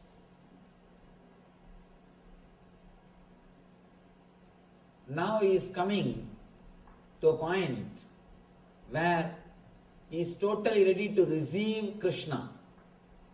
Understand? As long as you have question, you will not receive the answer. Question is just defending yourself, defending your prejudice, defending your understanding. Doubt means person who is ready to digest the master, who is ready to receive the master, who is ready to imbibe the master. Whatever words comes out of him is doubt. Doubt makes master to express himself. Question makes master to close himself. Question is violence. Of course, almost all questions are violent. Please be very clear. the words which you express can be categorized into two. One is question, another one is doubt. Question means violent, arrogance, just to express you know something or to defend what you know is truth. Most of the time, people question just to show that they know something. That they know something. I have seen people coming and asking me big statements, sentence. Swamiji, that Brahma Sutra says Brahman is beyond comprehension, Brahman is beyond understanding, Brahman is beyond the intellect. Is it not right? You can see this very question says, all he wants to know, all he wants to do is, he wants to show. He read Brahma Sutra and he understood. That's all. This statement, the whole thing is not a question. There is no question in it. The question without quest is question. Question with quest is doubt. Question with quest is doubt. Doubt without quest is question. Now Arjuna has come to an understanding. Because of his first-hand experience, he has come to the level of doubt. No more questions. He is not asking what is more beneficial for me. All that calculation has disappeared. The accounts has disappeared.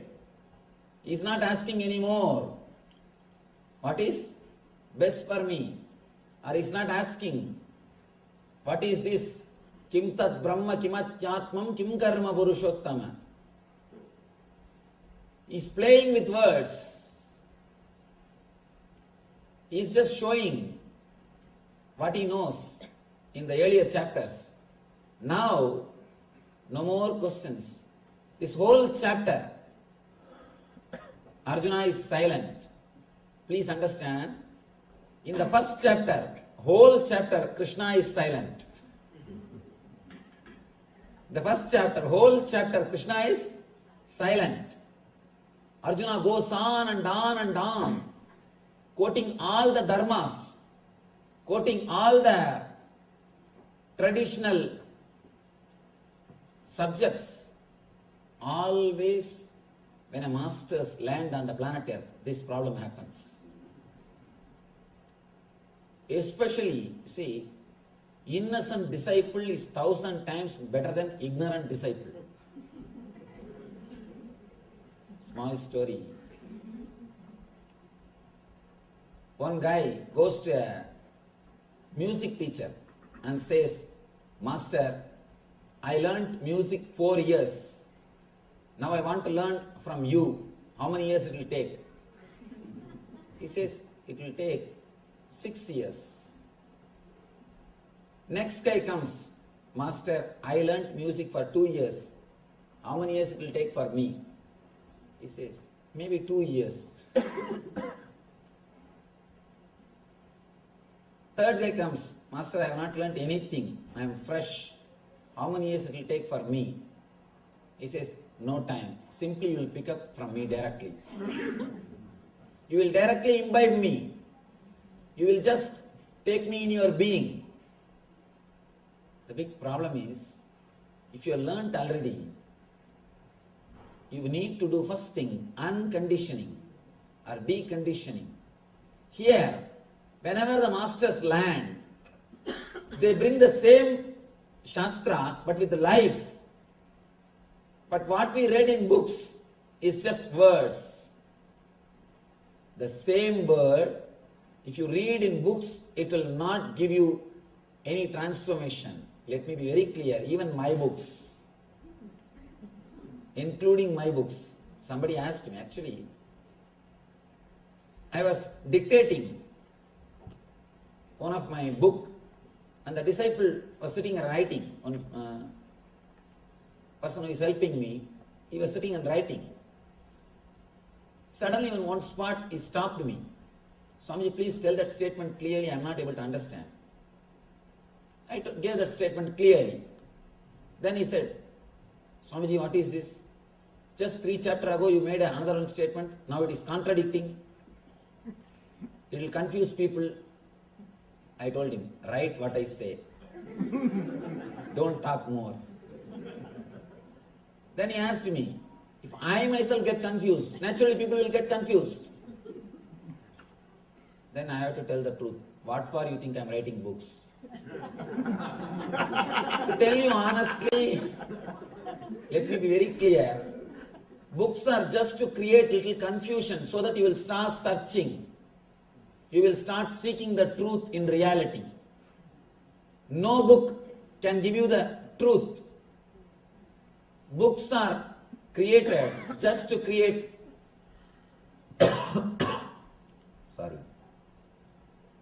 just to create a little confusion in you so that you will start searching the reality. Logically confuse you. Books are techniques to logically confuse you. If you honestly, intensely read Gita from first chapter to last chapter, simply you will be confused. If you are not confused, be very clear, you are not read properly. No book can give you the truth. But the books are great inspiration. It will inspire you to search a living master. That is the only result. That's the only thing masters wanted. That is the only thing they wanted to achieve through books. So that when you are logically confused, you start searching a living master. But the difficulty is, there are some people who take books as an authority. Instead of living truth, they just start thinking intellectual knowledge is authority. And not only that, they start questioning. They start asking or demanding proof from the masters for their words based on these people their intellectual understanding. First thing, when I utter a word, the meaning which I give is different, and the meaning which you take is different. When I utter a word Atman, I use the Sanskrit dictionary. When you receive that word Atman, you use Oxford dictionary. Naturally the problem starts. If you are with a living master in my presence, you can always question me. You can always clarify. Or a living master knows, by seeing the face of a disciple, he knows whether he has understood or not. He will go for further explanation. Things can be much more clear, straight. But when you are playing with books, you are just playing with your mind. That is why people feel more comfortable with books than going and meeting a living master.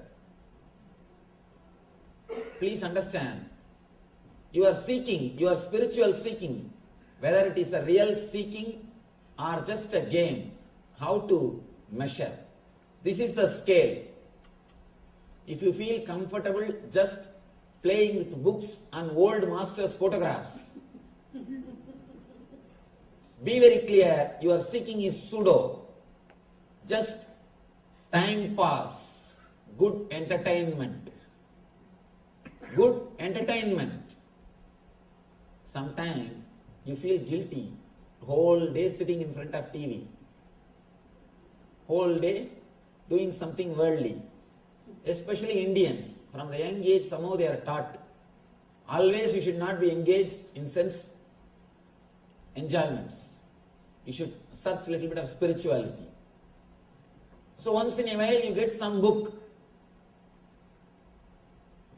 some old master's photograph, and you try to play with both of them. Be very clear, it is pseudo. If you are honest, intense, you will feel deeply connected or more in tune, feel happy, feel settled with a living master. Find out whether your search is honest search or just entertainment. That's the first thing we need to do. Here, Arjuna has come to a level of maturity where no more intellectual questions, only doubts. Doubts are really great. Doubts are just a clear sign. You express, I am here to receive you. You put a big green signal. Doubts are green signals. Questions are red signal. With question, you just defend the master. You tell him, stop. Enough what you are speaking. First, reply for this. You try to bring the old intellectual words to defend the living energy.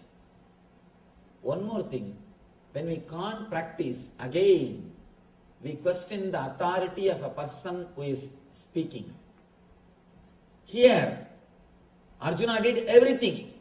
First, in the second chapter itself, the moment Krishna started speaking about the Atman, Nainam Chindanti Sastran, Nainam Dagati Pavakaha, immediately Arjuna is asking, Sthita Prajnasya Kavasha. How an enlightened man will speak? Tell me the truth. What for he is asking? He wants to measure. With that scale, he wants to measure the Krishna, whether he is enlightened or not. It starts with violence, with questions, slowly, slowly, slowly. In the 9th chapter, when Krishna revealed the Rajavidya, Rajaguhyam, the ultimate secret that existence is intelligence, cosmic universe is intelligence, the doubts are cleared. The questions slowly started settling. Next, when he heard the glory of Krishna, slowly the love started happening. When Krishna showed the cosmic form, he experienced the truth. He experienced the truth. In the 9th chapter, intelligence started. In the 10th chapter, the devotion started. In the 11th chapter, being, the energy, experience happened. Now, almost all the questions have disappeared. Ramakrishna says beautifully, in a marriage ceremony, before the food is served, people all will be sitting in a row and talking. What is going on? What is happening? How much dowry was given? What all the puja, what all the vessels they made? What all the jewelries they made? What is happening? All the talks will go on. Once the food is served, slowly the sound will reduce.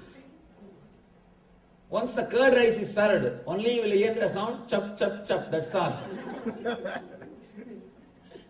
Nothing else. Only the sound of eating will be heard.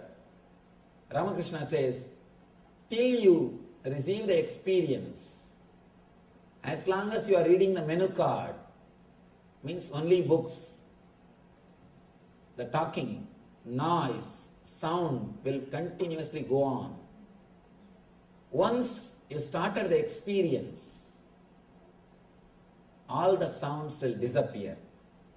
You will have only small, small sounds which expresses your experience. Nothing else. Here, first thing, Arjuna has questioned the authority of Krishna and got cleared. Then he is questioning, what is beneficial for me? The accounts mind. First resistance, then indifference, now acceptance. All that accounts mind has disappeared. You should understand one thing. Person who is creative, person who is Brahma, the energy of Brahma, the energy of Creator is different. The person who is accounting, continuously doing calculation, is totally different. Architects are creators, engineers are accountants. Architects are creators, engineers are accountants. Engineers may have money, but architects will have a tremendous satisfaction that they have created. When you create something, you become God. That is why the creativity gives you such a deep satisfaction. Nobody can create except God. Only God can create. If you are creating something, at that moment you are experiencing godliness in you. Please be very clear. Nobody except God can create. If you are creating something, at that moment you are experiencing godliness in you. That is why in the Vedic system, when a woman is pregnant, she is worshipped, respected. She is respected. Of course, in those days, not only they are respected, people believe at the time of pregnancy, if they touch somebody's head and bless, they will be healed. Because she is creating. When she is creating, she is radiating the divine energy. She is God. She is experiencing godliness. She is experiencing the divinity in her. Only godliness can create. Architects will have tremendous satisfaction. Engineers may have money, but not the satisfaction that they created. A small story. 2 architects and 2 engineers. Both of them are traveling from Bangalore to Delhi.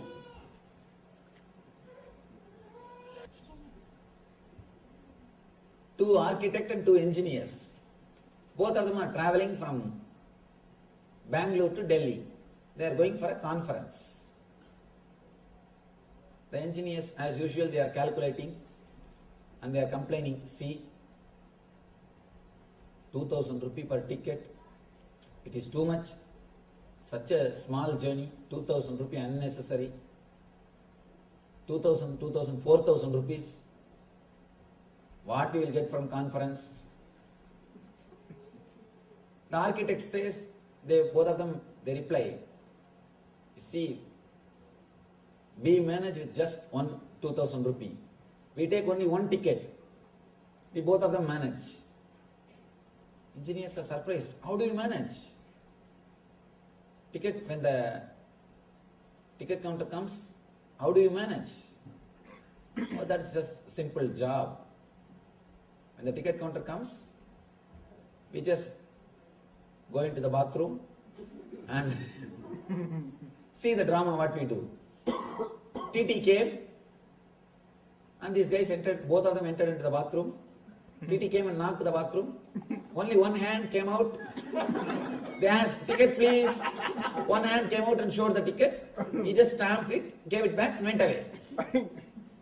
Both the engineers are impressed. And they thought, oh God, we never know how to save money. Now we learned one thing to save money. When they were coming back, these 2 engineers, they took only 1 ticket. And the architect, both the architects, they also took only 1 ticket. Now it is trouble. Who will catch the bathroom first? Who will catch the bathroom first? And you know, engineers are real runners. The people who are accountants, they really run. The moment they heard the TT is coming, they ran and entered the bathroom, they caught the bathroom. Now the architects both are discussing what to do. One architect said, don't worry, relax. He went and knocked the bathroom. Ticket please. The ticket came out, he collected the ticket and came out. He just came back and said,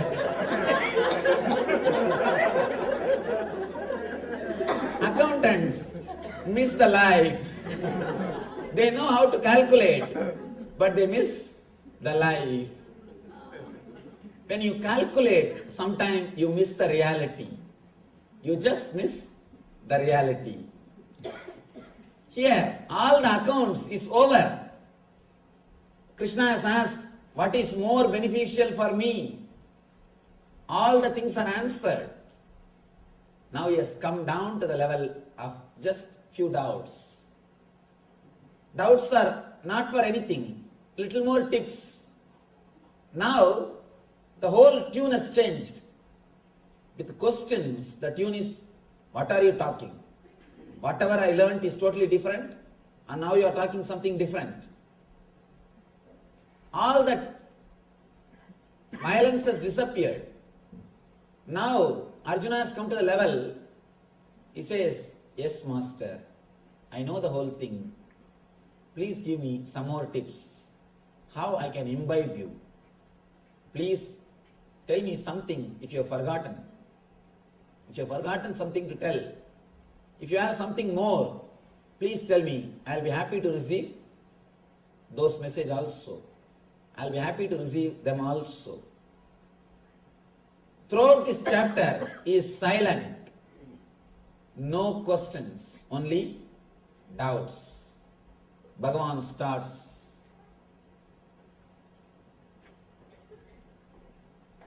Sri Bhagavan Uvacha Urdvamulam Adaschaham Asvattam Brahuravyayam Chandam Siyasya Varnani Yastam Veda Savedavit. Bhagavan says, it is said that there is an imperishable banyan tree that has its roots upward and its branches down, and whose leaves are Vedic hymns. One who knows this tree is the knower of the Vedas. Now he is coming to the causal body. If you attended yesterday's discourse, you will be able to understand, because Krishna continues from the last chapter. Next, all the 3 chapters are completely connected to each other. Last chapter and this chapter, next and next. All these chapters are completely connected except the 18th, the 14, 15, 16, 17. All the 4 chapters are continuous discourses. Now Krishna comes to causal layer. Yesterday he spoke about the first 4 layers. Now he is coming to causal layer. He is explaining about the deeper layers. Of course, physical body, you know, body is which is made out of flesh and bones, which you are having now. The next layer, these are all components of your being. All these 7 layers put together only you. You as you are is totality of all these 7 layers. The second layer, pranic body, is filled with desires. Filled with desires, which controls the air energy, prana, vyana, udana, samana, apana, all the different air movements of your body. And yesterday we saw the lessons from Krishna, how we are creating self-contradicting desires, how we are creating self-contradicting words and giving life to them and suffering. When we create self-contradicting words, it leads to restlessness, rajas, and the rajas leads to tamas, tiredness, dullness, depression. So this layer belongs to tamas.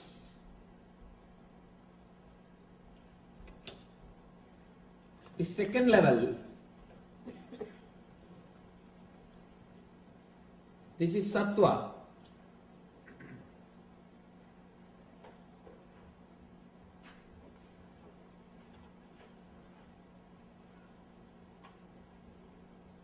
This third level is rajas, restlessness.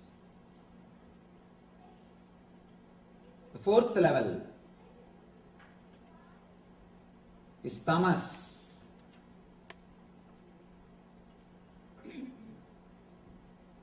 The fifth level, the causal body. This is called Karana Sarira. This causal body is what Krishna calls Urdhva Moola Mataschagam, where all our engrams are stored in seed form, in the form of seeds.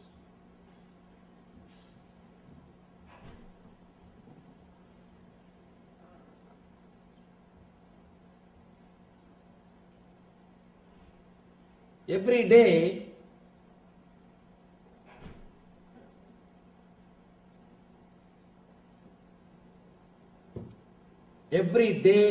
you enter into the causal body at the time of deep sleep. When you sleep, when you fall asleep beyond dreams, not when you dream, when you fall asleep beyond dreams, at that moment you fall into the causal body, the fifth layer of your being. When you come out, all those engraved memories comes out, your whole world is created. Every day you merge in this layer and come out of that layer. Now, Krishna is explaining the secrets related to that layer. Yesterday he spoke about the secrets related to these three layers. How we are disturbing our desire energy. Understand? Desire is pure energy. You create troubles only by creating self-contradicting thoughts. If you don't have self-contradicting thoughts, all your desires will lead you to deep fulfillment. Desire is energy. Yesterday, Krishna spoke how the energy can be used properly, how we are abusing it, how it can be used. Next, how we fall into restlessness by abusing it. Third, even after the restlessness, if you are not correcting your mistakes, if you are not clearing the self-contradicting desires, you fall into tiredness. It's like a one-side fire. You are creating fire and the pressure cooker is there. Inside the cooker the steam is getting and the pressure is getting developed. Other side you put a weight and try to seal it. Naturally it will burst. Same way, even after the restlessness, if you don't clear the desire energy, or if you don't clear the self-contradicting thoughts which you are creating in you, you will fall into the depression, tamas.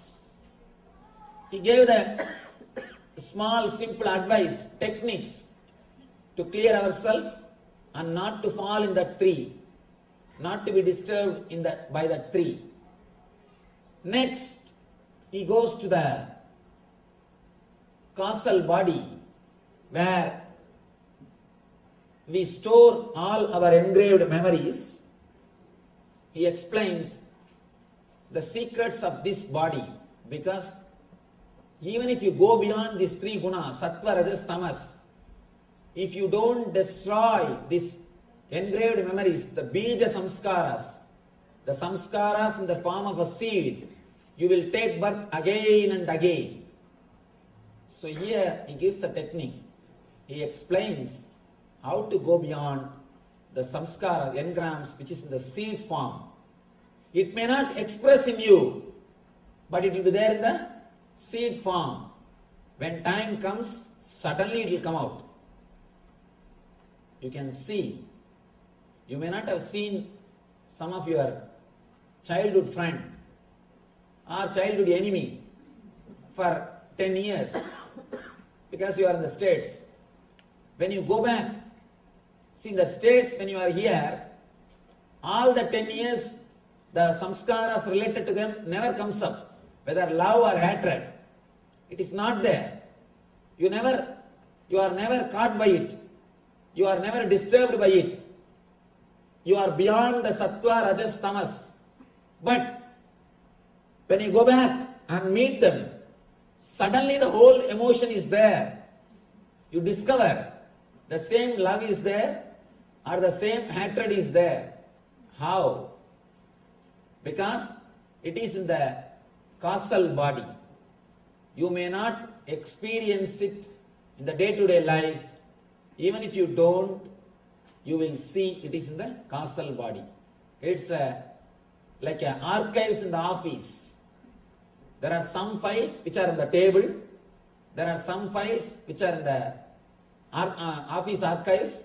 There are some files which are in the bank locker archives. This first, the sattva, rajas, tamas. These three gunas are the files which are in the table. And causal body is the files which are in the office archives.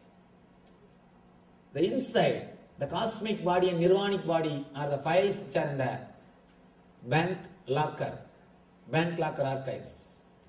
Now, yesterday we saw how to clear these three files of sattva, rajas, tamas. Now he gives the technique to clear the causal body files, to clear the files which are in the office archives. Bhagavan starts, there is an imperishable banyan tree that has its roots upward and it branches down, and whose leaves are the Vedic hymns. One who knows this tree is the knower of the Vedas. He is trying to give an example to explain the quality of causal body. Quality of causal body.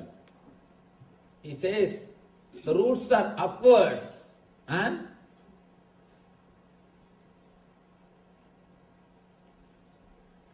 branches down. Why he says roots are upwards and branches down? Please understand. He says roots are here, branches are here.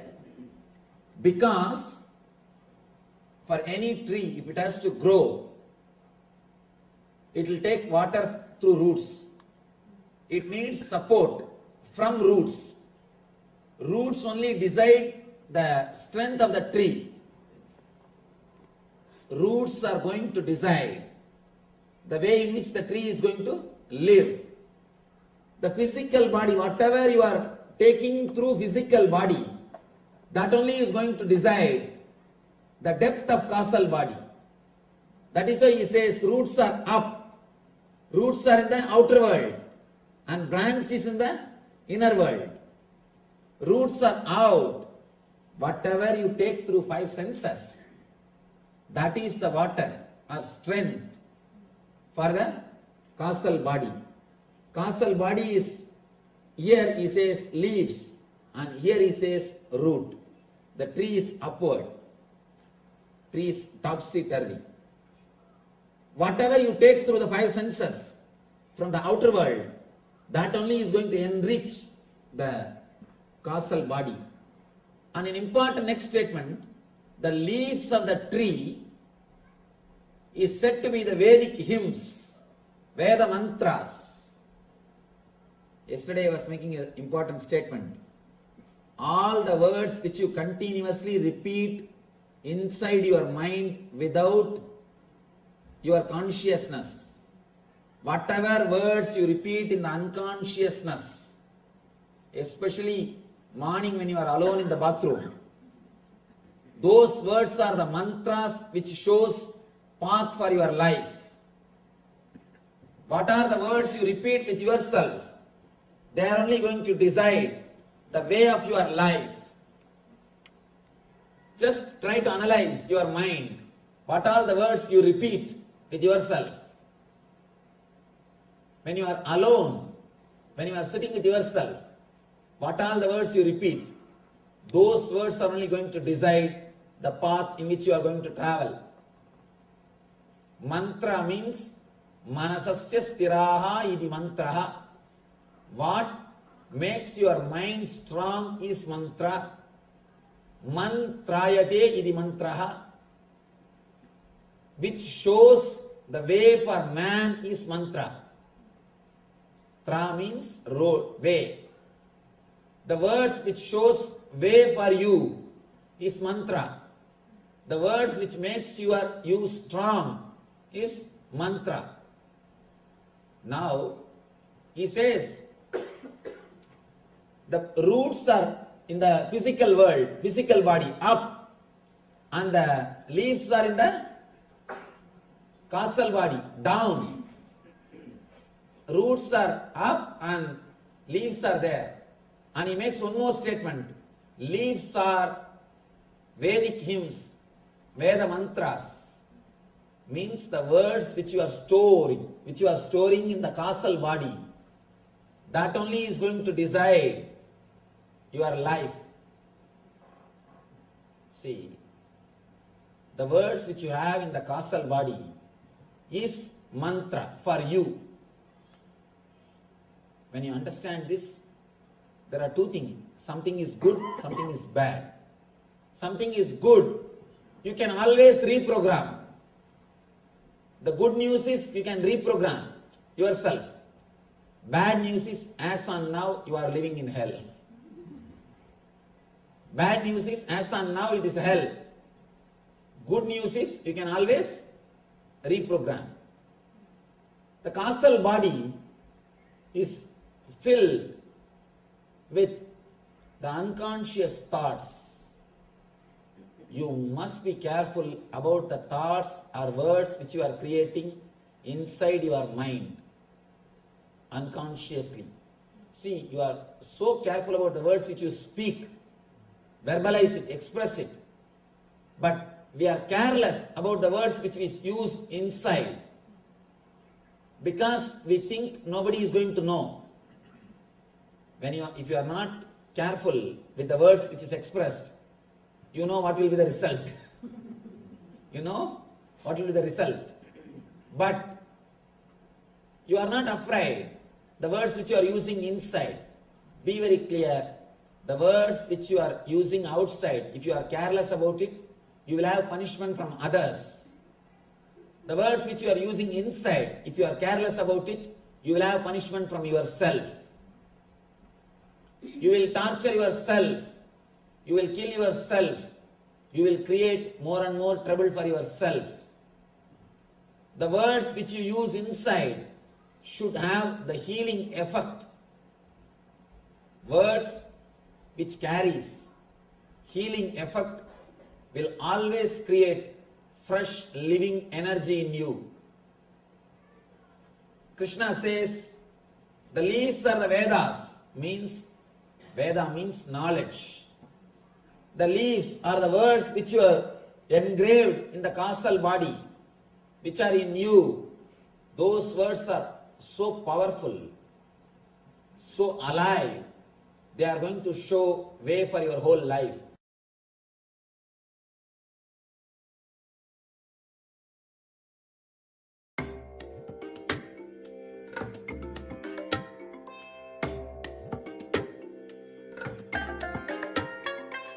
I bless you all. Let you all open all your three eyes and manifest the powers of Mahasadashiva. Om Nityananda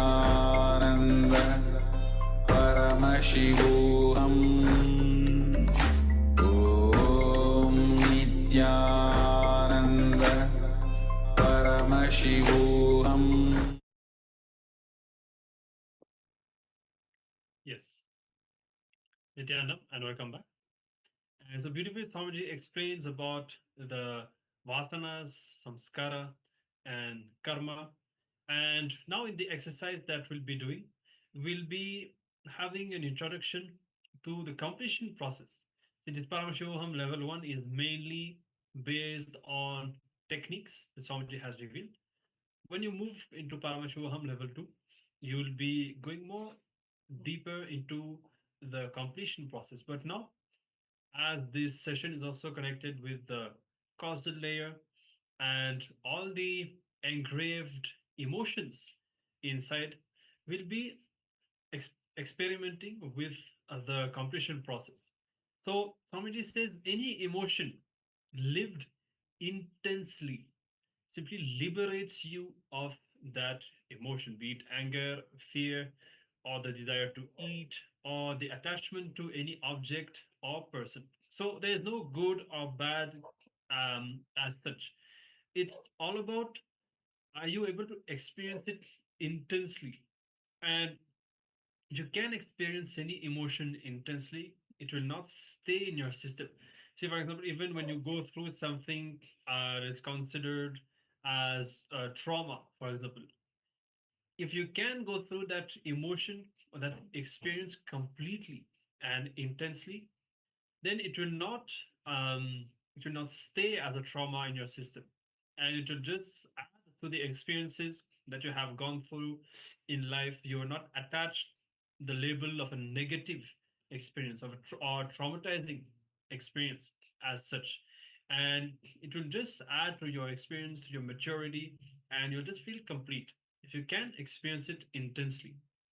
So now, unfortunately, there are many emotions that we have experienced in the past that we suppress, that we resist at the time of experiencing it. That is what stays inside us as the incompletions. Why, for example, in certain situations that you face now in your life, you may be 40 or 50 years old, whatever, and there are certain emotions, certain patterns that are triggered inside you, even you don't really know why. You can't explain why in that situation right now this is happening, because it happened in your past.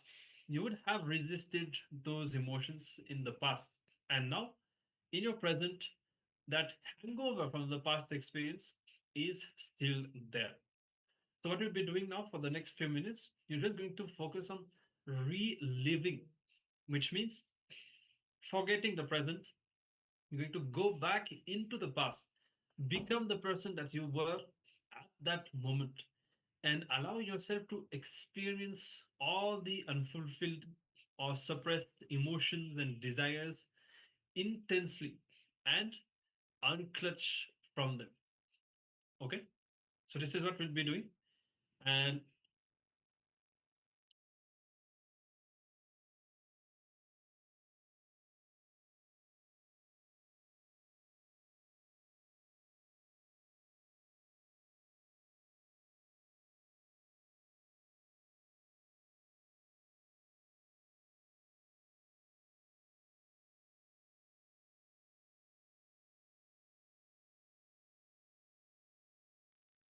also, I'll be showing the assignment on the screen in just a few moments. You can now take your pen and paper if you need. You can just write down what is the experience that you had, and then close your eyes, and in your inner space, just recollect, connect back with that incident, and decide to relive it. So there's a difference between reliving and just remembering. Remembering means you are the person who you are right now in the present, and you're just thinking about the past. And actually, the more you think about the past, the more it will be painful. You will just reawaken these memories inside and just unnecessarily going through that pain again. But reliving is different. Reliving is not remembering. You are basically re experiencing the whole thing consciously, intensely, without trying to diminish or suppress the intensity of the experience so that it will completely leave you and you will feel relieved from that. Okay, so let's take a few minutes now. We can start the completion process.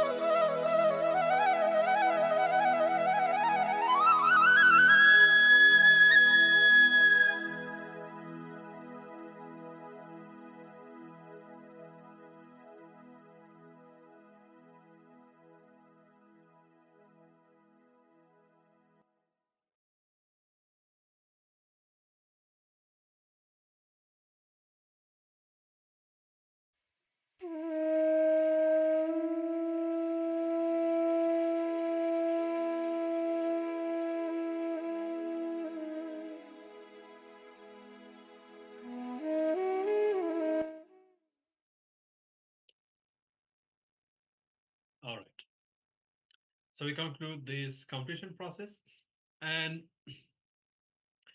when you really spend time in this completion process, going deep and reliving all the suppressed emotions and memories, you will find that so many deeper layers of you are suddenly cleared.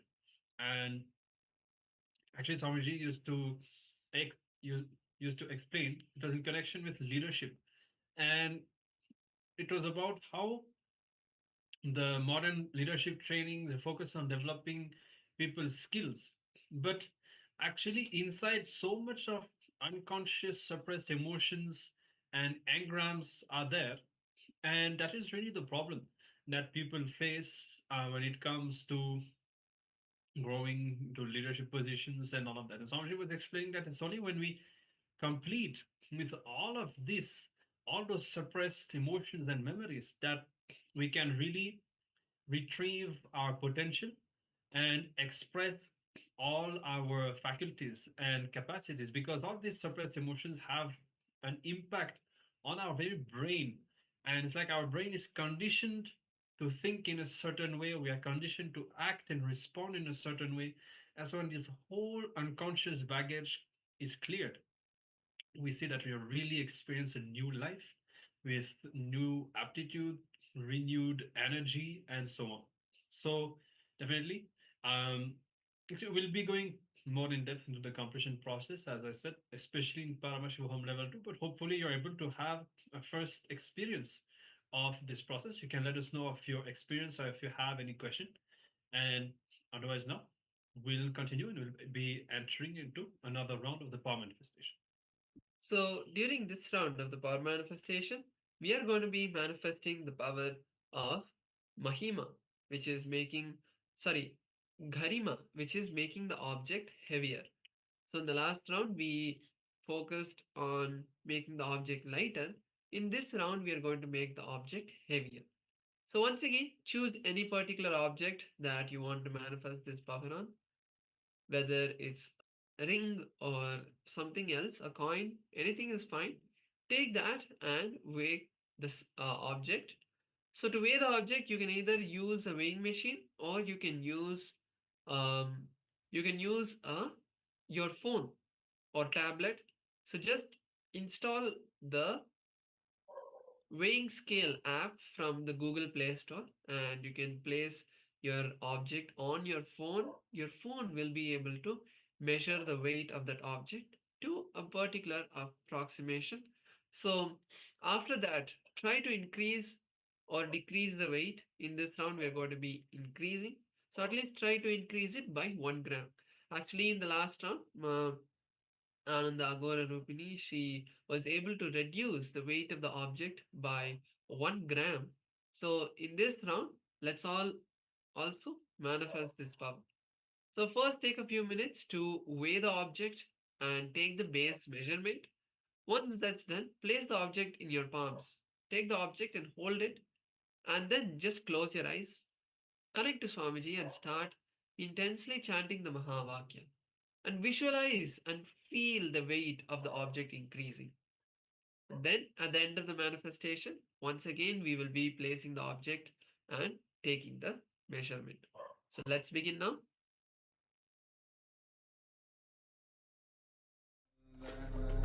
Paramashivoham Om Nityananda Paramashivoham Om Nityananda Paramashivoham Om Nityananda Paramashivoham